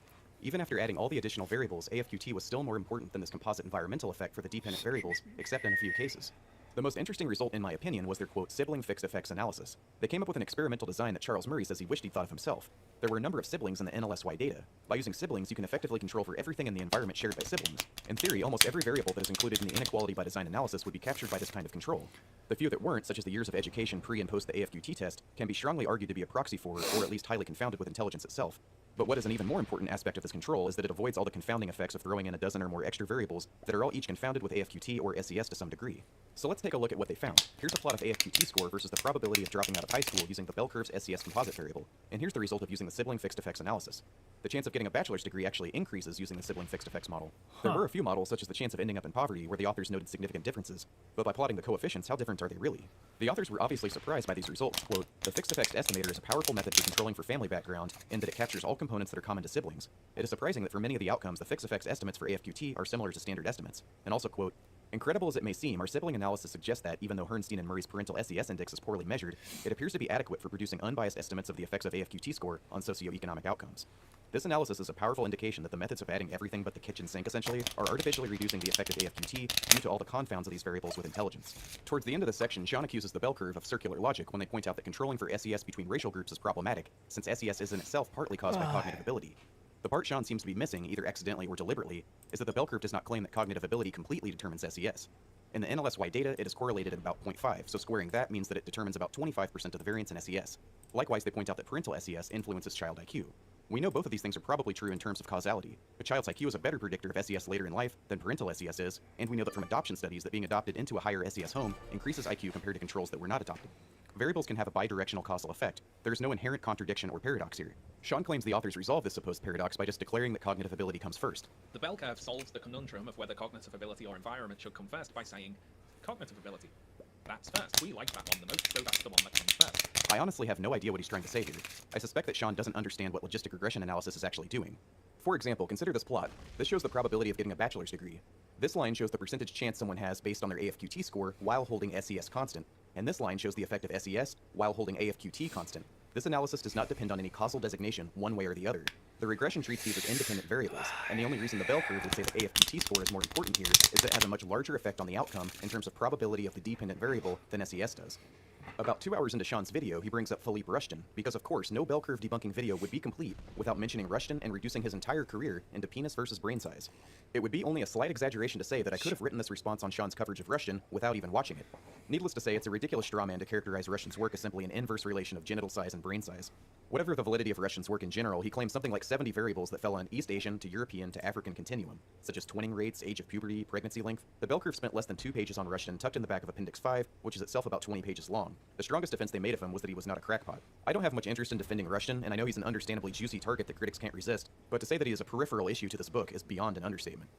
Immediately following the section on Rushton, Sean makes a rather bold claim that if Herrnstein and Murray had simply published a list of IQ scores by country, this hypothetical book would not be seen as controversial. You see, for all Herrnstein and Murray's posturing about how brave they're being, speaking out and breaking taboos and all that, it is not actually controversial in the scientific community to simply acknowledge group differences in IQ. Let's imagine that instead of the bell curve, Herrnstein and Murray had simply published a list of IQ test results showing differences in IQ in different countries. Nobody would have cared. This is ridiculous. There's only one way to discuss IQ in public without getting cancelled into oblivion. By immediately declaring that all these differences are definitely the result of environmental influences, including racially motivated oppression of some sort. Oh, is he coming to kill me? Shit. The reason Herrnstein and Murray had to cover race in this book is because this book is about the United States as of about 1990 when this book was being written. At the time, the US was about 12% African American and about 6.5% Latino/Hispanic. Overall, the country was about 83% non-Hispanic white. Since there are large IQ disparities between these groups, whatever the cause, you can't really ignore this when talking about, quote, intelligence and class structure in American life. If this book had been written today, it would be even more relevant considering non-Hispanic whites are now about 63% of the population. Most of the rest of Sean's video is guilt by association stuff regarding Mankind Quarterly, the Pioneer Fund, and eugenics. I'm not going to comment on any of that, but I do have a few comments on Sean's analysis of their policy proposal section. So first, Sean brings up Head Start and characterizes the bell curve's position on this as follows. Bernstein and Murray acknowledge that these programs can have temporary positive effects, but they argue that these positive effects fade over time and become statistically insignificant by the time those children leave school. This is taken by Bernstein and Murray as proof that there is ultimately nothing to be done to help these kids. Any temporary positive effects will simply fade away due to their inferior genetics, so we should stop wasting money on them and instead give it to the naturally gifted children. This is a ridiculously uncharitable reading of Bernstein and Murray. First, their arguments about malleability of IQ do not rest solely on its heritability. For instance, to quote the bell curve, if the differences are genetic, aren't they harder to change than if they are environmental? Another common reaction, this one relies on a false assumption about intelligence. The underlying error is to assume that an environmentally caused deficit is somehow less hardwired, that it has less impact on, quote, real capabilities than does a genetically caused deficit. We have made this point before, but it bears repeating. Some kinds of environmentally induced conditions can be changed, but there is no reason to think that intelligence is one of them. And even though they are skeptical of the ability of programs like Head Start to raise cognitive ability in the long term, they don't actually advocate ending these programs. To quote the bell curve, there's no reason to think that any realistically improved version of Head Start, with its thousands of centers and millions of participants, can add much to cognitive functioning. Even the claims for long-term benefits of Head Start on social behavior are unsubstantiated. Such findings do not invalidate Head Start's value as a few hours daily refuge for small children that need it, but the debate over Head Start should move away from frivolous claims about how many dollars it will save in the long term, none of which stand up to examination, and focus instead on the degree to which it is actually serving the laudable and more fundamental function of rescuing small children from unsuitable, joyless, and dangerous environments. The next topic Sean addresses is low IQ mothers and the bell curve suggestion to eliminate welfare programs that essentially reward women financially for having children. I actually agree with Sean on this. Really low IQ people are probably not going to respond to incentive changes like this and would likely not make them less likely to have children. I'm not sure what the right answer is to this, but cutting welfare programs that adjust for having dependent children would be ineffective as well as cruel, unless it led to a massive shift in the culture of the underclass that would react to this change in incentives. The next topic Sean covers is the bell curve's analysis and recommendations regarding affirmative action, which he claims are in direct contradiction with the author's concerns about cognitive stratification and the growing cognitive elite. In order to accomplish this, Sean has to strawman the book's policy recommendations. Sean seems to think the book calls for simply ending race-based affirmative action and for universities admitting students entirely by test scores. So let's compare this to what the book actually says. To quote the bell curve, it is time to return to the original intentions of affirmative action, to cast a wider net, to give preference to members of disadvantaged groups, whatever their skin color, when qualifications are similar. In the next passage, Sean does quote the first part, but leaves out the second. The full context is, quote, in the case of two candidates that are closely matched otherwise, universities should give the nod to the applicant from the disadvantaged background. And for the part that Sean leaves out, quote, what does closely matched means in terms of test scores? We have no firm rules, but as a guideline, admissions officers might aim for an admissions policy such that no identifiable group, such as a racial minority, has a mean that is more than half a standard deviation below the rest of the student body. That last part is rather interesting. The authors are actually in favor of race-based affirmative action, as long as the gap in test scores are no larger than something like half a standard deviation. We'll talk more about that in a moment. Sean, at several points in this section, characterizes the bell curve as favoring legacy-based admissions. I cannot find any passage that supports this. As far as I can tell, they only speak of legacy admissions in passing, noting how it was more common in the past, yet still conferred some benefit as elite schools increasingly placed emphasis on test scores. Sean then makes a bizarre argument that seems to deny that minority students actually get a, quote, ethnic premium in regard to test scores. His argument seems to boil down to the fact that minority students score poorly on the SAT, so whatever entrance criteria the school decides to use, you would expect this to be the case. And this would still be the case if test scores were the sole criteria for admissions. There would still be minority students at these elite universities, and because they score lower, you would expect to find that in the data in this case as well. There's two major problems with this argument. First is we know that universities place a large emphasis on test scores for admissions. Let's take Harvard, for instance. For a white student, you need to score something like the top 2% of the SAT, 2 standard deviations above the mean and up, to have any serious chance of getting in. For comparison, 2 standard deviations above the mean in IQ would be 130 and up. The fact is, elite schools only take elite students, and having a high SAT or ACT is mandatory, at least for white and Asian applicants. Also, Sean does not convey the massive gap in SAT scores between admitted white and black students at these elite universities. The bell curve took a look at the top 26 colleges and universities and the racial disparity in test scores. On average, the black mean was 1.3 standard deviations, or 180 points below the white mean. Another way to put this in perspective, there is approximately 1 standard deviation in IQ separating the average high school graduate from the average college graduate. Converted to IQ, 1.3 standard deviations would be an IQ gap of nearly 20 points. The SAT was actually a decent proxy for IQ when the bell curve was written, prior to changes made in 1994, which reduced its correlation with IQ. Another way to put it, a gap of 1.3 standard deviations places the average black student at the 10th percentile of students by white norms. Near the end of his video, Sean mentions Linda Gottfriedson and her mainstream science on intelligence op-ed in the Wall Street Journal, and how she and many of the signatories were funded by the Pioneer Fund.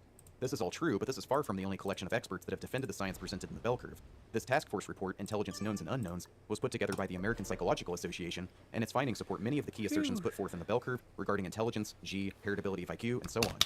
This paper by Snyderman and Rothman, published in 1987, surveyed experts on a whole range of issues that were covered in the bell curve and largely came to the same conclusions. Check out this video for a more in-depth analysis of each of these three sources.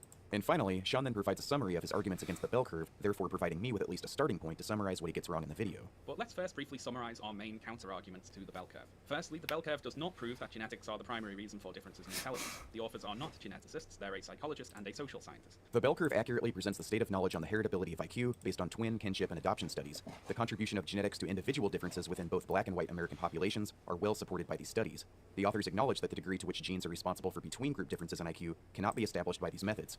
Estimates of heritability are based on the field of behavioral genetics, which is within the field of psychology. Richard Herrnstein was well versed in the statistical techniques and methodology of behavioral genetics. After failing to make the case that IQ is genetic in origin, they compare that IQ not to one's social background, as the back cover of the book promises, but a much more narrowly defined index of parental socioeconomic status, which includes only a few of the relevant variables. The SES index was rarely accused of being a poor measure of social background until the bell curve came along. As I've demonstrated, adding in these extra variables, as done in the inequality by design analysis, attenuates the effect of IQ far more than the sibling fixed effects analysis does, which is about the most comprehensive control for social and family background available. This is strong evidence that all these additional variables packed into their model are highly confounded with parental IQ. The main source of their data is more a test of academic achievement than intelligence, and since it did not return a normal bell curve distribution, Herrnstein and Murray manipulated the data to exaggerate what were previously much smaller differences. As well evidenced in Appendix 3 of the bell curve, AFQT is a highly G-loaded test, so it measures well what IQ tests are typically designed to measure. If Sean had read Appendix 3, he would have also found these two charts, which show that AFQT highly correlates with a number of IQ tests to a higher degree than some of the most common tests such as the WAIS, WISC, and Stanford Binet correlate with each other. And while correcting for skew does exaggerate the differences between subjects at the high end of the scale, Herrnstein and Murray demonstrate also in Appendix 3 that the corrected for skew distribution actually reduced the racial gaps in scores, and claim that no result from Part 2 changed to any significant degree whether or not the distribution was corrected for skew. Having now read a lot of criticism of the bell curve, I think I've identified a particular difficulty that people have in arguing against it. And it's the tendency to argue with not the opinions that Herrnstein and Murray claim to hold, but the opinions that they would have to hold in order to support the policy proposals which they do. For example, it makes no sense to claim that IQ explains only a tiny amount of the variance between people, and that you cannot know what someone will do from their IQ, as Herrnstein and Murray do, and then move on to claim that IQ is one of the best ways of determining an employee's individual productivity, and employers should pick applicants with the highest IQs. This section exposes both the flaws and dishonesty of Sean's video better than any other section. Paradoxically, though, he's basically admitting that he's strawmanning the book, so he's being honest about his dishonesty in a sense. What he's essentially doing is justifying a bad faith critique of the book. Since the bell curve doesn't make its case in good faith in Sean's view, why should he extend the same charity? Even if you think this is a justifiable position to take, it assumes he understands what the book actually says, and that he's not leaving out some important context that, if provided, makes their policy recommendations more congruent with the presentation About of the what? science. For example, notice in this first quote here, it ends with, quote, Oh, "Point we have made yeah. in part 1. What does the rest of this paragraph say? The full passage is as follows. What this means in English So is what, that we did you cannot turn predict on what a the given wrong person will do burner for or his IQ score, something? a point that we have made in part 1 and will make again for it needs repeating. On the other hand, despite the low Yeah, I association heard at it the individual shatter. It level, scared large me a differences in little bit. I was social like, behavior what? separate groups of people when the groups differ intellectually on the average. I covered this near the beginning of the video, but I cannot emphasize enough how Thank you, important baby. this context is. Once you I love understand you. this, the importance of mean differences in IQ between groups of people in society has dramatic implications, which is mainly what this book is about. And I have trouble believing that Sean did not read that sentence and understand its importance. This applies to many other things in this video. Although heritability estimates provide powerful evidence that IQ among individuals within ethnic groups is highly mediated by genetics, and helps build a circumstantial case that IQ between ethnic groups might be as well, their policy proposals do not rest on this. Whether IQ is highly heritable or not, it appears to be quite stable starting at age 6, and quite resistant to environmental interventions that have been tried in the modern United States specifically, where many environmental variables known to influence IQ are relatively uniform in the population, meaning everyone basically gets enough to eat and has access to schooling up through high school. To the degree to which environments aren't evenly distributed, well, nobody claims IQ is 100% heritable either. The bell curve leaves 40% of the variance up to environment. They also make the point that it's a faulty assumption to conclude that genetic implies immutable and that environmental implies malleable. If we knew IQ differences were all up to environmental variation, it wouldn't give us a clue as to what environmental knobs we could tweak that haven't been tried already. Sean doesn't provide any of this context. When you properly understand these arguments, the policy recommendations they advocate, while still subjective based on your political worldview, make quite a lot more sense than Sean is suggesting. And many of the statements that Sean dismisses as, quote, moderate hedging quotes are not in conflict with his understanding. Also, his point about employers using IQ to make hiring decisions is actually one of the best examples to demonstrate the bell curve's main thesis. IQ is the best known predictor of job performance, rivaling even work sample tests, where somebody just observes you doing the job you're trying to get hired to do. IQ is a dramatically better predictor than the standard interview, which is one of the most common screening methods. Yet with a correlation of about 0.5 with job performance, according to this study, that still means it only explains 25% of the variance in job performance. So it still leaves much of the variance unaccounted for, but it's one of the best predictive variables we have. Near the very end of his video, he again recites a quote out of context. He displays a small section of text from the book regarding heritability stating, "The state of knowledge does does not permit a precise estimate. As previously discussed, he's conflating heritability estimates with a separate question of genetic contribution to between-group differences, and when the full context is provided, IQ is substantially heritable despite the lack of a, quote, precise estimate. Heritability estimates do a sufficient job at, quote, proving that IQ is influenced by genes. It doesn't prove race differences are influenced by genes, and Herrnstein and Murray acknowledge this, and the general arguments the book makes do not rest on this, as I just explained. So, to finally sum up this What a video, it's a douche, bad faith bro. critique of the bell curve which Sean actually acknowledges. At least he's self-aware enough to realize this and provides a justification for it, as flawed as it is. He misrepresents the book itself and the state of the science in numerous ways. He fails to include the context of aggregated versus individual outcomes in regard to predictive validity and variance accounted for in socioeconomic outcomes regarding IQ. His criticisms of the G-factor are either provably wrong or irrelevant. His critiques of heritability are mostly just confused, and the arguments he makes have been thoroughly rebutted, sometimes by guys such as James Flynn, that are on his side of these issues, so to speak. This is another case where his one-sided reading of the evidence can get you into trouble. In addition, he purposefully leaves a false impression that the bell curve did not provide an accurate summary of heritability by quoting a random CNN interview with Charles Murray, rather than just quoting the relevant portions of the book. Get out of my bonus, He conflates bro. heritability with other types of genetic evidence, leaving a false impression that the bell curve does not provide evidence for a partially genetic basis for individual IQ variation. He fails to acknowledge or represent the failure of systematic environmental interventions, which is just as important as the heritability evidence for supporting the bell curve's policy recommendations. He attempts to tear down the credibility of the regression analysis in Part 2 by using a source for this that abuses regression analysis in general and provides an almost textbook example of the sociologist's fallacy. Sibling fixed effects analysis clearly contradict the validity of these findings. And finally, he fails to mention sources such as the American Psychological Association Task Force paper, which backs up a number of the assertions made in the bell curve, instead only referencing the mainstream Science on Intelligence op-ed and dismissing it because it includes quite a few Pioneer Fund recipients. Well then, that was quite a lot of work. I have an idea that the internet at large will reference Sean's video anytime the bell curve or even just Charles Murray is discussed. I felt there needed to be one comprehensive video on the subject that could be referenced in response. So thanks for watching, please like and subscribe if you haven't already. If you want to support this channel, I accept donations via Bitcoin. You can find my address in the description. Blue is such a douche, bro. Hi, this is Mark Barton at Sandy Hook Promise in Newtown, Connecticut. And hi, this is Nicole Hockley, also from Sandy Hook Promise. And we wanted to bring your attention to the bill for universal background checks. And we need your signature to push this through. This is easy. This should be easy. It's universal background checks, meaning every transfer of a firearm should be accompanied by a background check. It's already the law. We just need to close the loophole, and you can help us do that. So click that link and sign the petition now.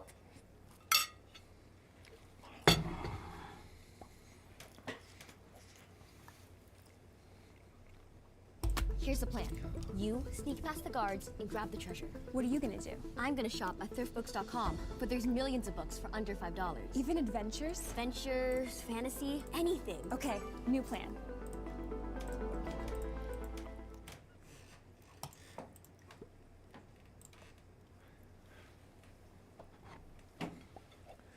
I think to be a cosmic skeptic is a dreadful thing to be, just a horrible position. This commonsensical slogan that extraordinary events require extraordinary events, I think is demonstrably false. I talked to people in the old Soviet Union before the fall of the Iron Curtain about how they managed to stay Christian despite the constant Marxist propaganda that was fed to them by their professors. Is this guy a Christian? Welcome to Within Reason. My name is Alex O'Connor, and Within Reason is a weekly podcast bringing you long-form conversations with interesting guests every single Sunday.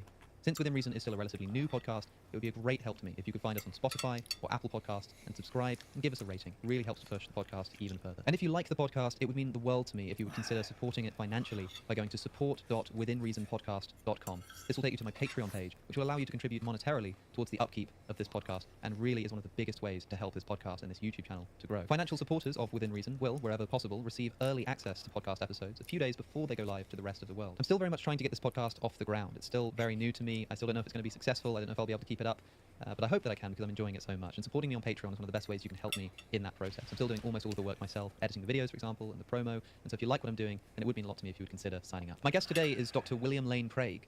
Dr. Craig is a professor at Houston Baptist University and Biola University, and perhaps the world's most prominent Christian writer, apologist, and philosopher. Dr. Craig is famed for his prolific philosophical output, as well as his high-profile debates with famous atheists such as Christopher Hitchens and Sam Harris, which really brought him to prominence in the new atheist sphere as a fierce debater and someone that you should perhaps be a little bit scared to go up against. You don't think that you would have said, oh, I was having a hallucination?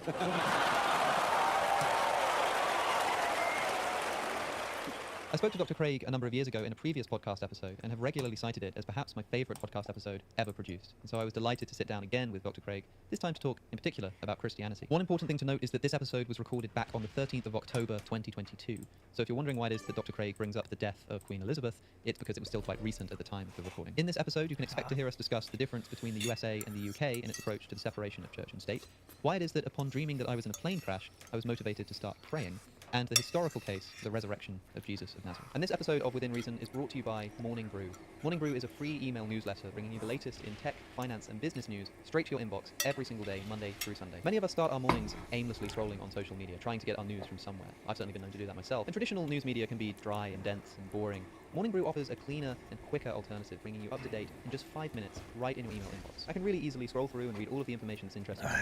For example, OpenAI's announcement of GPT-4, an update to GPT-3, which apparently has already been used to recreate the arcade game Pong in less than a minute. Look, there's basically no reason not to be signed up to Morning Brew if you're interested in business, tech, or finance. It's completely free and takes about 15 seconds to sign up. All you have to do is go to morningbrewdaily.com/Cosmic Skeptic, or use the link in the description, or scan the QR code that's been on your screen this whole time, and you can begin starting your morning much more productively. Dr. William Lane Craig, thank you so much for joining me again on the podcast. I'm delighted, Alex. Thanks for asking me. It is a pleasure to have you back. I remember our last conversation, I think, went quite well, was received quite well. But I also found, after the fact, information was given to me that apparently, because my name on YouTube is Cosmic Skeptic, upon first hearing about my invitation, you were a little bit hesitant to come on my show because of the name Cosmic Skeptic. Is that true? Yes, I think to be a cosmic skeptic is a dreadful thing to be, just a horrible position. And I understand you've since changed your moniker, isn't that right? Well, it's a little bit complicated because the podcast has a new name and I'm hosting it as Alex O'Connor. But the Cosmic Skeptic name is a little bit too sentimental for me to give up entirely. It's still my Twitter handle and the main attraction of the channel. But it's an unfortunate byproduct of not seriously thinking through the name that I gave my channel when I first set it up, not realizing that one day I'd be inviting distinguished academics to consider sitting down with me. So I'm glad that you managed to see through that and sit down with me anyway and to do it again. Well, certainly. And before we begin, Alex, I just want to say how really deeply sorry we were to hear of the passing of Queen Elizabeth. Our condolences go out to all of you folks throughout Great Britain and the Commonwealth. She was a marvelous woman and lived a life of incredible service and dedication to her people, and will be greatly missed. I'm quite happy to hear you say that, especially given that I made a video, which you may or may not know that I made a video very recently, being quite critical of the monarchy and the reaction to the Queen's death. So did you not see that? No, it wasn't. That's mere coincidence. I did not see it, but I'm something of an Anglophile, having studied in Britain and having roots in Britain, and so we were really grieved to hear of her passing and watched the funeral, and were very moved and inspired by the service of the church, and well as the interment, and then also just of her very bold and frank Christian testimony that she bore. She was a remarkable monarch. Yeah, the British monarchy is in a strange position of still being officially buttressed by a Christian faith, that is the faith of the Church of England in particular, which I find quite strange given that the majority of the United Kingdom have now thrown off that religion, unlike the United States. That the UK is kind of the polar opposite in that it is technically a religious state, but in practice very secular, unlike the United States, which is technically secular, but in practice very religion-oriented. I mean, Yes, I think one of the healthiest... I would not say that America is technically secular. ...things for the Christian church in our country has been the separation of church and state, that we do not have a state church. And what that means is that the church, in order to survive, must do so on its own strength without being propped up by the government. And it seems like across Europe, wherever you have a state church, it has suffered seriously and is in a state of decline. Whereas this separation of church and state that we have in the United States has been very, very bracing for the religious vitality of our nation. Well, yeah, one of the things that people don't realize is that the separation of church and state is as much supposed to serve the church as it is supposed to serve the state. The origin of Thomas Jefferson's wall of separation was in a letter wishing to protect the Danbury Baptists, I believe, from persecution by the government. And so it actually works the other way around to what a lot of people think it is. Now we hear talk of the separation of church and state as don't allow religion to meddle in government affairs, but it has its origins in an equal and opposite force, not allowing government to interfere in religious affairs too. Yes, that's absolutely right. We've got in this country both what's called the Establishment Clause and the Free Exercise Clause. And this guarantees not only that religion doesn't interfere in the government, but that the government cannot infringe upon the free exercise of religion in this country. And that is a precious right, which is often under duress and needs to be defended, but is extremely important. I think you're quite right about that. But this is something that's been eroded potentially in more recent years, and by more recent years I mean the recent history of the United States. Since the 20th century, the printing of "In God We Trust" onto the currency seems a little bit strange for a secular a nation whose original motto was "E pluribus unum." Putting reference to God in the Pledge of Allegiance, things like this. I wonder, as a Christian yourself, who will doubtless celebrate the values that are being instilled into these institutions, are you nonetheless hesitant to see them officially embossed in this way in what should otherwise be a secular Well, nation? that's a very interesting question, because I must admit to feeling a degree of discomfort about those very things, because the way in which they're justified is that this kind of civil religion is so general and so innocuous that it becomes virtually meaningless and therefore is not intended to establish religious Okay, faith. at least he And wasn't to me, upset that I securing took that out kind of 7 expression of at his the troops. expense of meaninglessness Maybe he is. and inconsequentialness is a high price to pay. So I do feel somewhat uncomfortable about that. I would rather have these phrases be imbued with deep, Let's see what he significant does meaning here. and excluded than included at the price of triviality. Yes, well, I see this problem happening all the time. I remember, for example, in my Catholic upbringing, being forced to recite the Our Father and the Hail Mary, goodness knows how many times per day, and it got to the point where it's as though the words didn't mean anything to me anymore, because I was reciting them as if a poem or something, rather than really reflecting on every single word. Do you think, actually, I mean, because the Our Father in particular, it comes from a gospel recording of Jesus when asked by his disciples, "How is it that I pray?" Jesus responds by saying, "Well, pray to our Father who art in heaven, hallowed be thy name." And these are where the words come from. Do you think that the Our Father is supposed to be recited in maybe a word for word, or at least statement for statement fashion, or do you think that that was more an intention of generally how someone should approach prayer? The latter. I think it was supposed to be a schema that you would follow in your praying. You would first honor God and his name, and then you would pray for your daily needs, and this wouldn't simply be provision of food, but for other needs, and then for the advent of God's kingdom. It seems to me this is sort of a general schema that we as Christians can follow in our prayers, but not to be something that is said by rote memorization. Yes, I remember that one time, and psychoanalyze this as much as you like, but I had a dream that I was dying in a plane crash, and it kind of confirmed this no atheists in foxholes narrative, and that when I was in this plane crash in my dream, one of my first instincts was to say an Our Father, to think, look, just in case, let's see what we can do here. In the heart of Jerusalem, the echoes of prayer are met with restrictions. Young Palestinians, yearning for spiritual solace, face limitations.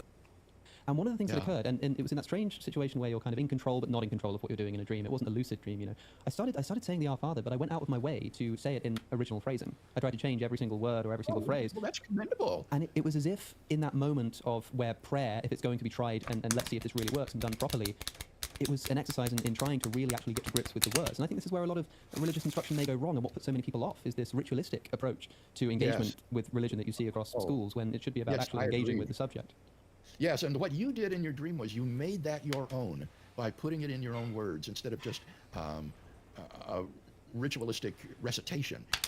You made it a genuine prayer in that sense. I think that's commendable. Yeah, and that's the first time I've mentioned that story publicly, and I do wonder what the religious online will make of it, because they'll probably want to read into it a bit. I must say that I think it's a little bit weak and potentially self-defeating for people to say, aha, see, in your moments of despair, you turn to God. It's as if saying, look, I know that we can't convince you with reason and argument and evidence, but I tell you what, when you're in your most desperate situation, then maybe you'll finally consider it. I don't know if that's as strong of an argument as it could be, just to preempt that response from people. But I did find that interesting, that was a response, as if I was finally willing to take this Pascalian wager that I've been told so many times is actually a con. Yes, and I wonder what would happen if it weren't simply a dream, but a near-death experience. I was recently reading about some of the research done on these near-death experiences that people report, and there is sometimes a remarkable sense of approaching God or coming near to God that is consistent across these experiences. Yes, I mean, of course, I would, being an atheist, favor an explanation of such experiences that says something like, well, if religion is, from a sociological, psychological perspective, something like an exercise in the denial of death, as terror management theory would have it, that human beings are trying to cope with their position in the universe by essentially inventing stories that aren't really true, that this is what we'd expect when people come face to face with death. They'll have a momentary, at least, need to more emphatically reaffirm this death-denying aspect of their culture and their faith. And so it would be no surprise, even on an atheistic account, that people would become more religious. In fact, this is what studies indicate, that when reminded of one's own death, a person becomes more religious, and that's even true if they're an atheist. They become more religious nonetheless. And there's a religious and an atheist interpretation of why that might be. Yeah, I'm not familiar with that, but that's fascinating. It's a fascinating area of study, terror management theory, that says that most of human endeavors are an exercise in trying to ignore or deal with our fear of death. There are lots of really interesting study cases if people are reminded of their own deaths. The most famous example was some judges in Arizona were asked to recommend bond for a case of solicitation of prostitution, and those who were reminded of their own death gave an average bond of $455, and those who weren't reminded of their own death gave an average bond of $50. And the theory was that if most of human culture and human activity is an exercise in dealing with our fear of death, then when reminded of our death, even in a fairly subtle way, we become more in need of affirming the things which deny our death, which in this case would be taking part in something bigger than the individual, like the legal system for a judge. That would be their way of contributing to a culture that exists outside of them. And so religion is sometimes portrayed as the most obvious version of this by literally promising immortality. It's a way to escape from death. That would be my atheistic interpretation of what happened in that green plane. But who knows? Maybe it was God trying to, tickle me in the shadows or something. I'm not sure. I guess we'll find out one day. I couldn't say. I invited you today, Dr. Craig. Why the fuck would he do that? About the nature of Christianity in particular, given that last time we spoke, we talked about the Kalam cosmological argument, which is a great point of philosophical interest. But at the end of the day, you're not just a theist, but a Christian. And one of the questions I wanted to ask you, actually, was in regards to this kind of thought that somebody maybe would be compelled to take this Pascalian wager at the moment of their death. And this is the kind of story that you often hear of somebody coming to faith in a moment of emotional necessity. What do you think is a more powerful approach to bringing people to the faith of Christianity? Is it things like trying to prove the historicity of the resurrection, or more trying to demonstrate what it is that the resurrection is supposed to represent for people emotionally? Yeah. Well, I'm sure that if you're talking about evangelistic effectiveness, it would be the latter, because I do think that people tend to make decisions primarily on the basis of emotions rather than on the basis of reason. But having said that, I think that many university-educated people are closed to the message of the gospel because they think that it is intellectually uncredible and therefore not something that can be believed by an intelligent person. And so for that reason, I have tried to present the message of the gospel in the context of giving an intellectual defense of the faith. I doubt that very many people will become Christians because of the arguments, but I think that what the arguments can do is give a person the permission to believe when his heart is moved by the message of the gospel. I see. So when talking to, say, an atheistic crowd, I've seen that in some of your lecture tours, I attended one in person actually when you came to Oxford just before the pandemic, I think, and you tend to use 5 arguments, I believe. I'm not sure if this is still your approach, but you'd lay out, I think it must have been the Kalam, the fine-tuning, and one of the arguments was the resurrection of Jesus. In those instances, when you're talking to university students who are oftentimes going to be predominantly atheists, maybe not in the actual lecture theatre, given the kind of talk that it is, but is your approach here something like, listen to these arguments, they should convince you or compel you at least to move slightly more towards Christianity? Or is it more a sense of, well, let me paint this as an intellectually credible position for you, but actually bringing you to Christianity is going to require something else entirely? Yes, it's the latter. And so if you look at those arguments, Alex, that I present, they begin with great generality. God is the best explanation why anything at all exists, rather than nothing. And then it becomes a little bit more specific. God is the best explanation of the origin of the universe. And then still more specific. God is the best explanation of the fine-tuning of the universe for intelligent life. And then the moral argument that God is the best explanation for objective moral duties and values in the world, which raises then, of course, the question of our moral culpability before God. And then I end, typically, with the claim that God can be personally known and experienced. And often I will, if I have time, share here a word of personal testimony from my own experience of coming to Christ. And so it moves from the intellectual to that more personal dimension and attempts to end with a definite personal appeal to people to explore a commitment to Christ and to know him in a personal way. So it's not just an intellectual exercise. I've heard you described as an evidentialist. And I wonder how much this label applies to you in how much weight you put upon the public evidence for Christianity as reason for your belief. There was a letter that Dostoevsky once wrote to a friend of his, and I can't remember who it was, but in writing this letter, he said, and I'm paraphrasing here, but it was just about, if I found that all of the facts lay outside of Christ, I'd sooner reject the facts and throw myself with Christ than reject Christ and throw myself in with the facts. This is something that Dostoevsky wrote, which I think goes unremarked upon in religious analyses of his works. What do you make of an approach like that? Is it something that you're sympathetic to, or do you think that if the evidence points in the other direction, that is what should trump any sort of emotional appeal? Now, those are two different questions. I think that a person can be in a situation in which the evidence points in an opposite direction to what is true. We all know situations in which people are presented with misinformation, for example. So I talked to people in the old Soviet Union before the fall of the Iron Curtain about how they managed to stay Christian despite the constant Marxist propaganda that was fed to them by their professors at the university. And for many of these students, they had no recourse intellectually other than simply their personal experience of Christ, which was so real that they would follow it in opposition to the arguments and evidence of their professors. And I think that that is quite legitimate. And for that reason, I'm not an evidentialist in a certain sense of that term. Although I think there is adequate evidence to make it more probable than not that Christian theism is true, I don't think that that sort of Get the evidence fuck out of argument my is territory, necessary and then I will in- maybe.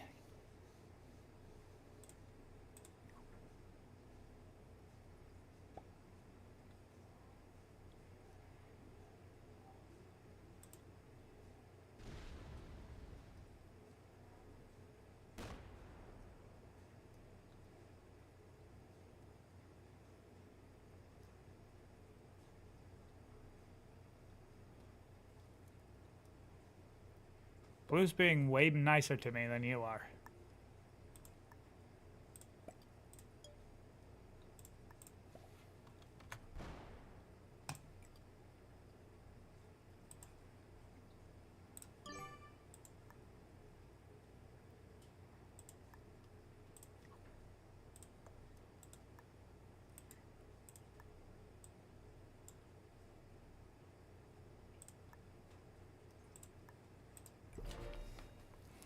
I'm not gonna fucking. In order for belief in Once Christ you to get be out of my rational, I think territory, that then on I'll the basis fucking. of the personal experience of God Himself, that a person can be rational in believing in Christ, and that's that fifth point that I mentioned, that God can be immediately known and experienced. And I think for the person who truly knows God, this is a reality that is such that he will be willing to hold to it even in the face of evidence to the contrary, with the hope, of course, that he will find out that in fact that evidence against it was illusory or answerable, and hope to get answers to the objections. So there's a difference between what that is and what you said Dostoevsky believed, that if the facts really were against Christ, he would choose Christ rather than the facts.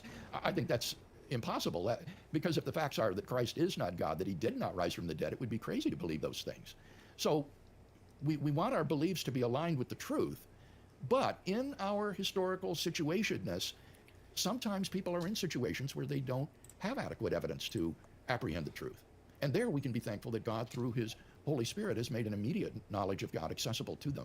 So would you say something like, let's say, sufficient evidence, and by evidence I mean things like empirical evidence, analytical reasoning, as opposed to personal experience, might not be sufficient reason to engender a belief in God, but could potentially be a good reason to disbelieve? That, say, if there were evidence strictly to the contrary, if the bones of Jesus were discovered, for instance, to give a famous example, this would be the kind of thing, or I should form it as a question, would this be the kind of thing that would essentially just invalidate all of the religious experience that you may have had in your life, that you say sort of exists in a different evidential plane, but surely upon discovering the bones of Jesus, proving that he never rose from the dead and ascended into heaven, this would give you reason to essentially favor this evidence over the personal experience that you've had with God, such that that personal experience becomes invalidated? If the bones of Jesus were actually discovered, then the resurrection would be false and you should not believe in it. But I think that given the uncertainty inherent in archaeological discoveries, we're never going to have evidence that the actual bones of Jesus were found. I think the possibility would always be there to say this is probably not actually his tomb. Fortunately, I don't think we find ourselves in that situation, Alex, because I think that the evidence for the historicity of Jesus' resurrection, including the empty tomb, is very strong. And so I don't feel that sort of tension between faith and fact. To me, faith and fact are aligned. But I do realize that for certain people at certain times and places in history, the evidence and the truth can be out of sync with each other. And again, I refer back to my illustration of students in the old Soviet Union who had to persist in faith in spite of the evidence that they had from their professors and teachers. And I think that they were rational to do so. Well, let's see if you might be able to help out a non-resistant non-believer like myself. Today is the 23rd of November 2023, and Gaza is still under the fire and under the war. This war which left thousands of victims and injuries, and thousands of houses and buildings were destroyed totally. The people here inside Gaza suffer from a humanitarian crisis, where they don't have the ability to afford the basic needs of life, like water, electricity, and food. Today, on behalf of Ummah Relief, we implement the projects of preparing hot meals to distribute these hot meals to the needy people in Al-Baghazi camp. the people in this camp, which contains thousands of displaced people from different areas from Gaza, especially from the north of Gaza. Thank you for your support. That was you so say annoying. that we're kind of in the opposite situation to the one that I hypothetically described, and that our historical evidence seems to point towards a resurrection of Jesus. And I'm wondering if we can dive into that a little bit. One question is, do you think it's fair to say that we can't prove historically the resurrection of Jesus? That's not the kind of thing that's open to historical proof. Rather, we can only prove historical facts surrounding the resurrection of Jesus and then ask what the best explanation for those facts is. Well, I guess I don't see an inherent contradiction between those two things, because I think proving that a certain historical hypothesis is the best explanation and is more probable than not is a form of proof. So it all depends on how much weight you pack into that word prove. If you mean a mathematical demonstration, then of course you cannot. But that's simply inherent in the nature of historical inquiry. But if you mean prove in the sense of provide good historical evidence for a conclusion to make it more probable than not, in that sense, I think it can be proven. So here's a question, because this comes up a lot. People will often say that when we look at the evidence for the resurrection of Jesus, we don't have very much. We have the Gospels, we have the letters of Paul, we have passing reference to Jesus' existence in some extra-biblical texts. This isn't very much. And then a response often comes, okay, maybe this isn't a whole lot, but by the historical standards that we usually apply to look at cases of what may have happened in history, we have this wealth of evidence. You know, if you compare the attestations to Jesus' ministry to any other historical figure of the time, it dwarfs it. Do you think that because of the radical nature of the claim being made here, not just involving the miracles of Jesus' ministry and the resurrection, but also the moral importance of this story and the fact that it's supposed to be essentially the central event of human history, that although we may have a higher standard of historical evidence compared to other average historical facts, we should expect a much higher standard of evidence, perhaps even higher than what we have available to us as it stands? Yeah, I don't agree with that attitude at all, Alex. And I got myself into some controversy by saying this. Recently, it seems to me that in virtue of what's at stake in believing in the existence of God and Christ, that it would be wrong to demand higher standards of evidence for this. If anything, it would seem to me that one would be more ready to believe if there's any sort of shred of evidence that would be supportive of it because of the tremendous practical benefits from its being true. And this is the idea of the Pascalian wagering, again, that you mentioned earlier. In addition to being epistemically justified in holding a belief, a person could be practically justified in holding a belief. And I think that belief in Christianity can be pragmatically justified in virtue of the great benefits that are to be had if it turns out to be true. Now, having said that, though, I do think that it is also epistemically justified, and I wouldn't want to be misunderstood there. I just said a moment ago that I think it can be proved, by which I mean that you can show that the best explanation of the established facts concerning the fate of Jesus of Nazareth is the explanation the original disciples gave, that God raised him from the dead. But I wouldn't apply to that epistemic justification a different standard than you would apply to other events in history. Even despite the fact that this is a far more significant historical event and one which we're expected to believe is authored by a supernatural creator who has a very strong interest in us coming to believe that it occurred. I think this is that even from a secular perspective, there's that old maxim of Carl Sagan's that extraordinary claims require extraordinary evidence. I wonder what you think of that, but that would be true even if it weren't for the fact that the extraordinary claim being made here is one that we're supposed to believe that the omnipotent creator of the universe also wants us desperately to believe, and yet the evidence provided is maybe just about in line, maybe a little bit more of what we'd expect from any average historical analysis into the past. Shouldn't we expect a bit more if God wants us to believe this so badly? This commonsensical slogan that extraordinary events require extraordinary evidence, I think, is demonstrably false. It misunderstands the probability calculus. Events which are extraordinary and therefore highly improbable relative to the background evidence can nevertheless turn out to be highly probable if the evidence on the hypothesis is much more probable than the evidence would be if the hypothesis were false. And so it's just, I think, demonstrably wrong to mouth this slogan that extraordinary events require extraordinary evidence. You can have ordinary evidence that will be sufficient to establish an extraordinary event. What's key will be the ratio between the probability of the evidence on the hypothesis and the probability of the evidence on the negation of the hypothesis. Now, again, in terms of what's at stake, there you get into these pragmatic considerations. I mean, epistemically speaking, you shouldn't raise or lower your epistemic standards based on what's at stake. But if you do think that the pragmatic can encroach on the epistemic, that there can be pragmatic encroachment on the epistemic to either raise or lower the bar for belief, then I think it can go either way. And in the case of Christianity, I would say it would lower the bar because of what's at stake. You don't want to miss out by making the bar too high. And that would be the danger you would run. Let me give you an illustration of pragmatic justification that involves lowering the bar. Suppose you're diagnosed with stage 4 stomach cancer, and you're told that you have only a few more months to live and that it looks pretty hopeless. On the other hand, there is this treatment that you can take that a few people have managed to survive the cancer by doing this treatment. And so you decide to take it. Now, if you go simply by what the epistemic evidence would justify, you would believe that you are not going to survive. You are probably not going to make it. But suppose you also know that people who believe that they will make it are shown to have a better chance of survival than those who are realistic. In that case, you would be pragmatically justified in believing that you're going to make it, because that will increase the chances that you actually will make it. So that would be a case where if you allow the pragmatic to encroach on the epistemic, it would serve to lower the bar to make you pragmatically justified in believing something that you're not epistemically justified in believing. But again, Alex, I want to emphasize, I think that Christianity is epistemically justified, and that the facts that establish the resurrection of Jesus, or that undergird it, I should say, are recognized by the wide majority of New Testament historians, and that when you compare the resurrection hypothesis to the alternative hypotheses, it exceeds those hypotheses in terms of meeting the standards for being the best explanation by head and shoulders. So this is all in one sense sort of academic. It's not the situation in which we actually find ourselves. Yeah, I mean, there's a lot that I want to say about this epistemic bar, but I'm also interested in shelving that to actually talk about some of this evidence. Have you noticed that when you take a picture, you don't look nearly as good as you do when you look in the mirror? Because the mirror is how you see yourself, and the photo is how you're seen. Yeah, that's deep. Whether I'm right or whether Antibiotics. Antibiotics. And that gives men breasts. Well, Larry could grow breasts. I thought of Larry with breasts.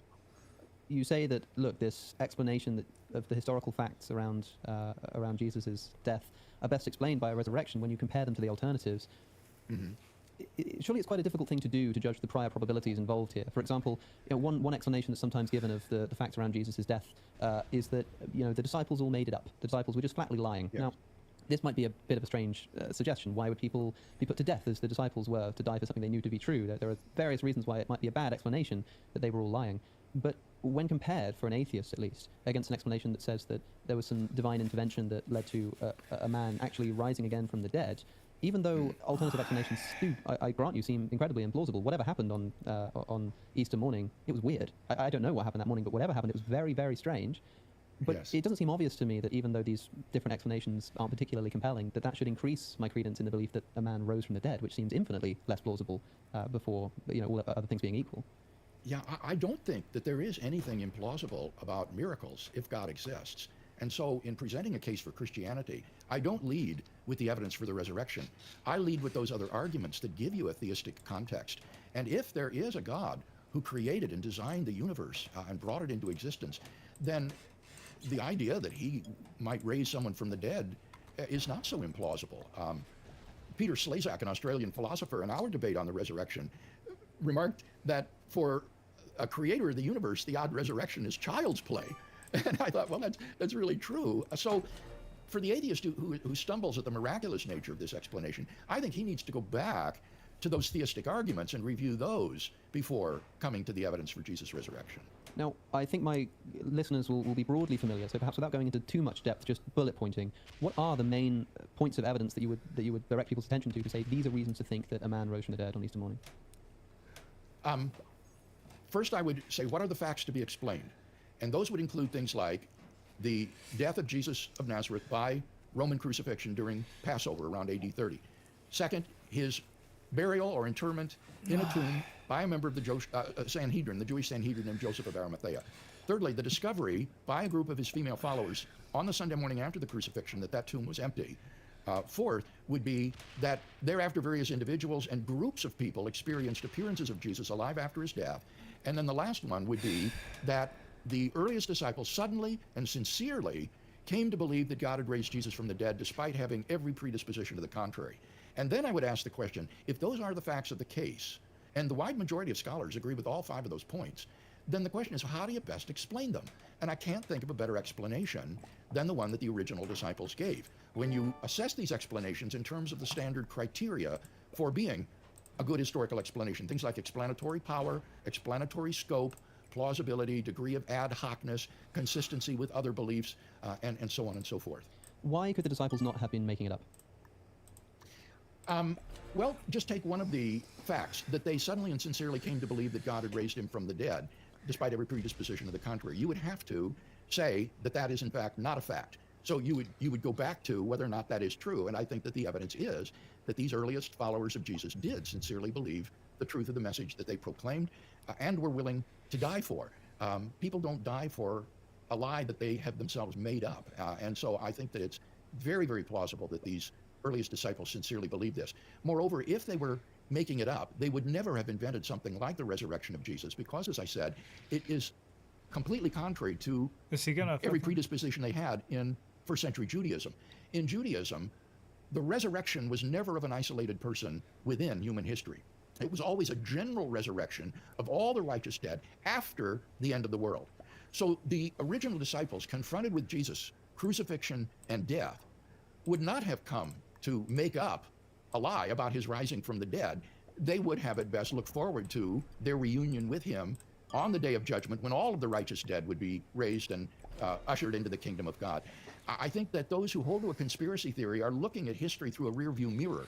They don't put themselves in the footsteps of these first century Jews and ask, what would they say after their Messiah was crucified? They would not say, oh, well, God raised him from the dead and he was Messiah after all, because that was completely contrary to Jewish belief. So, as N.T. Wright, the prominent New Testament scholar, has rightly put it, if your favorite Messiah got himself crucified, you basically had two choices. You either go home or you get yourself a new Messiah.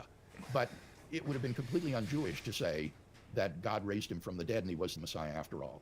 So I think the conspiracy theory contradicts both the sincerity of the first disciples, as evident from their willingness to suffer and die for what they preached, as well as for the anachronistic nature of the hypothesis that they made up this belief. What evidence do we have about disciples being put to death for their beliefs? I know that in the Gospels themselves, or in the Bible, I believe only 2 disciples' deaths are recorded, one of which being the suicide of Judas, and the other being, rightly, as you say, due to somebody being a Christian. But I wonder, is there a conversation we have, for instance, about whether, do we know that had they recanted their belief, they would have been saved, for example? Because it may have gotten to a point where nothing they could have said would have saved them, and so even if they were making it up, it may have been too late and they go to death anyway.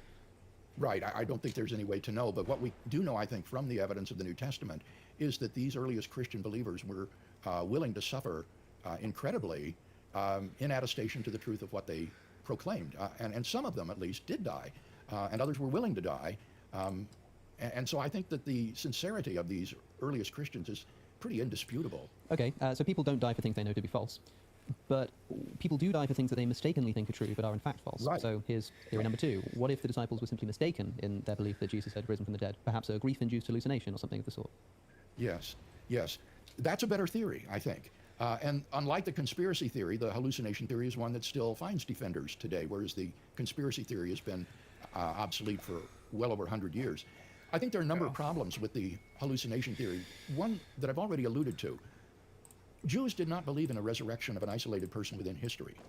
So if they were to project hallucinations of Jesus after his death, they would have projected hallucinations of Jesus glorified in heaven, in Abraham's bosom. This is where the righteous dead went to wait until the resurrection at the end of the world. But in that case, it wouldn't have led to belief in Jesus' resurrection, but rather belief in Jesus' assumption or translation into heaven. And in Jewish thinking, these are 2 very different categories. The assumption of a person is the snatching of that person out of the space-time world into heavenly realms, whereas a resurrection is the raising up of that dead person in the grave, in the space-time universe, to new life. And they proclaim not the assumption of Jesus, but the resurrection of Jesus. And therefore, I don't think hallucinations have the adequate explanatory power to account for the belief in the resurrection. Moreover, the hallucination hypothesis doesn't say anything to explain the historicity of the empty tomb. The fact of Jesus' empty tomb was a publicly inspectable fact in Jerusalem, which anyone could verify, including the enemies of the disciples. And therefore, in order to explain the empty tomb, you've got to conjoin to the hallucination hypothesis some independent hypothesis to explain all the evidence. And thus, the hallucination hypothesis is not only defective in explanatory power, it's defective in explanatory scope because it requires some independent hypothesis in conjunction with it to explain the full scope of the evidence. So those are just a couple of problems with the hallucination hypothesis. Yeah, I mean, for example, you'd have to, because people might want to say, well, maybe the disciples just hit the body, but then you're not talking about hallucinations anymore. Now you're talking about deceit. It's right. You're back to the conspiracy theory again, that they stole the body and then they lied about the resurrection appearances for some mysterious reason. And as I say, I think that hypothesis is just so implausible in light of the evident sincerity of these men and women, as well as the fact that it's terribly anachronistic, because that's not the sort of lie that a first century Jew would make up when his favorite Messiah got crucified. Now, we've kind of spoken so far as if the reports that we have in the Gospels, and I suppose the letters of Paul, things like this as well, are accurate. We're saying, well, look, the disciples wouldn't have made this up, or they couldn't have been hallucinating because people could have checked, as if the timeline and the events that we believe happened we're justified in believing. What if the very reports of the disciples' death and their beliefs and and what not just what actually happened, but the reports of what these people claimed happened are mistaken? So you're gonna leave For that there? example, the only reason that we can believe in group appearances is because of a passing reference that Paul made to the 500 that's not recognized anywhere else. Group appearances appear in some of the Gospels, not others. Indeed, there are no post-resurrection appearances at all in the earliest Gospel, which is thought to be the source for Matthew and Luke as well. It seems a little bit kind of spotty, and people might ask, okay, sure, if these group appearances happened, you'd be hard-pressed to explain them as a hallucination, but what if the reports are just wrong? Okay, now this goes back to that first step, establishing the data to be explained. It seems to me that once you reach the second step, that is to say, what is the best explanation of the facts, then these naturalistic explanations all turn out to be pretty hopeless. They really, really are implausible and don't do the trick. And that's why scholars who don't accept the resurrection hypothesis, generally speaking, don't adopt any of those naturalistic alternatives. Instead, they just embrace agnosticism. They just say what you said, something remarkable happened on Easter morning, but we don't know what it is. So I do think that second step is the easier step. What I didn't appreciate when I did my study of the historicity of the resurrection in Germany under Wolfhard Pannenberg is the degree to which the first step, that is to say, establishing the data to be explained, represents the wide majority view of contemporary New Testament scholars. That is to say, things like Jesus' crucifixion, honorable burial, the discovery of his empty tomb, the post-mortem appearances, the transformation of the first disciples. These represent the wide view, widely held view of the majority of scholars, whether liberal or conservative, Christian or non-Christian. These facts are pretty convincingly established. So take, for example, the post-mortem appearances of Jesus. These are attested, as you say, in this extremely early tradition that Paul quotes in 1 Corinthians 15 and then hands on to his converts in Corinth. This tradition goes back to within the first 5 years after the crucifixion of Jesus, and therefore is not plausibly explained away as a late legendary development. Rather, people were still alive, were still around, who had seen these post-mortem appearances of Jesus. Moreover, these appearances are multiply and independently attested, as you say, in the Gospels, such as the appearance to the 12 disciples. And therefore, we have really good historical grounds for believing that these disciples experienced these post-mortem appearances of Jesus, even in Mark, where, as you say, a resurrection appearance is not narrated. Nevertheless, Mark clearly knows of resurrection appearances of Jesus because he foreshadows them when Jesus says, "Go into Galilee, there you will see me." And so the disciples in the other Gospels then go to Galilee and do experience these appearances. So even Mark knows of them, but simply foreshadows them and doesn't narrate them. And so, Alex, I'm not kidding. I can't think of any historical Jesus scholar who denies that the original disciples had these post-mortem appearances of Jesus. Even the skeptical critic, John Dominic Crossan, when I debated him on the resurrection of Jesus, I thought perhaps he denied the appearances. But he was indignant when I suggested that. He says, of course I believe that they had these experiences. So, again, you're back to whether or not these can be plausibly explained on the basis of psychological phenomena like hallucinations. But it's pretty difficult to deny that they occurred. Well, I mean, we have, it seems a little suspicious to me, shall we say, that in Mark's Gospel we end with no account of a post-resurrection appearance, but essentially a prediction.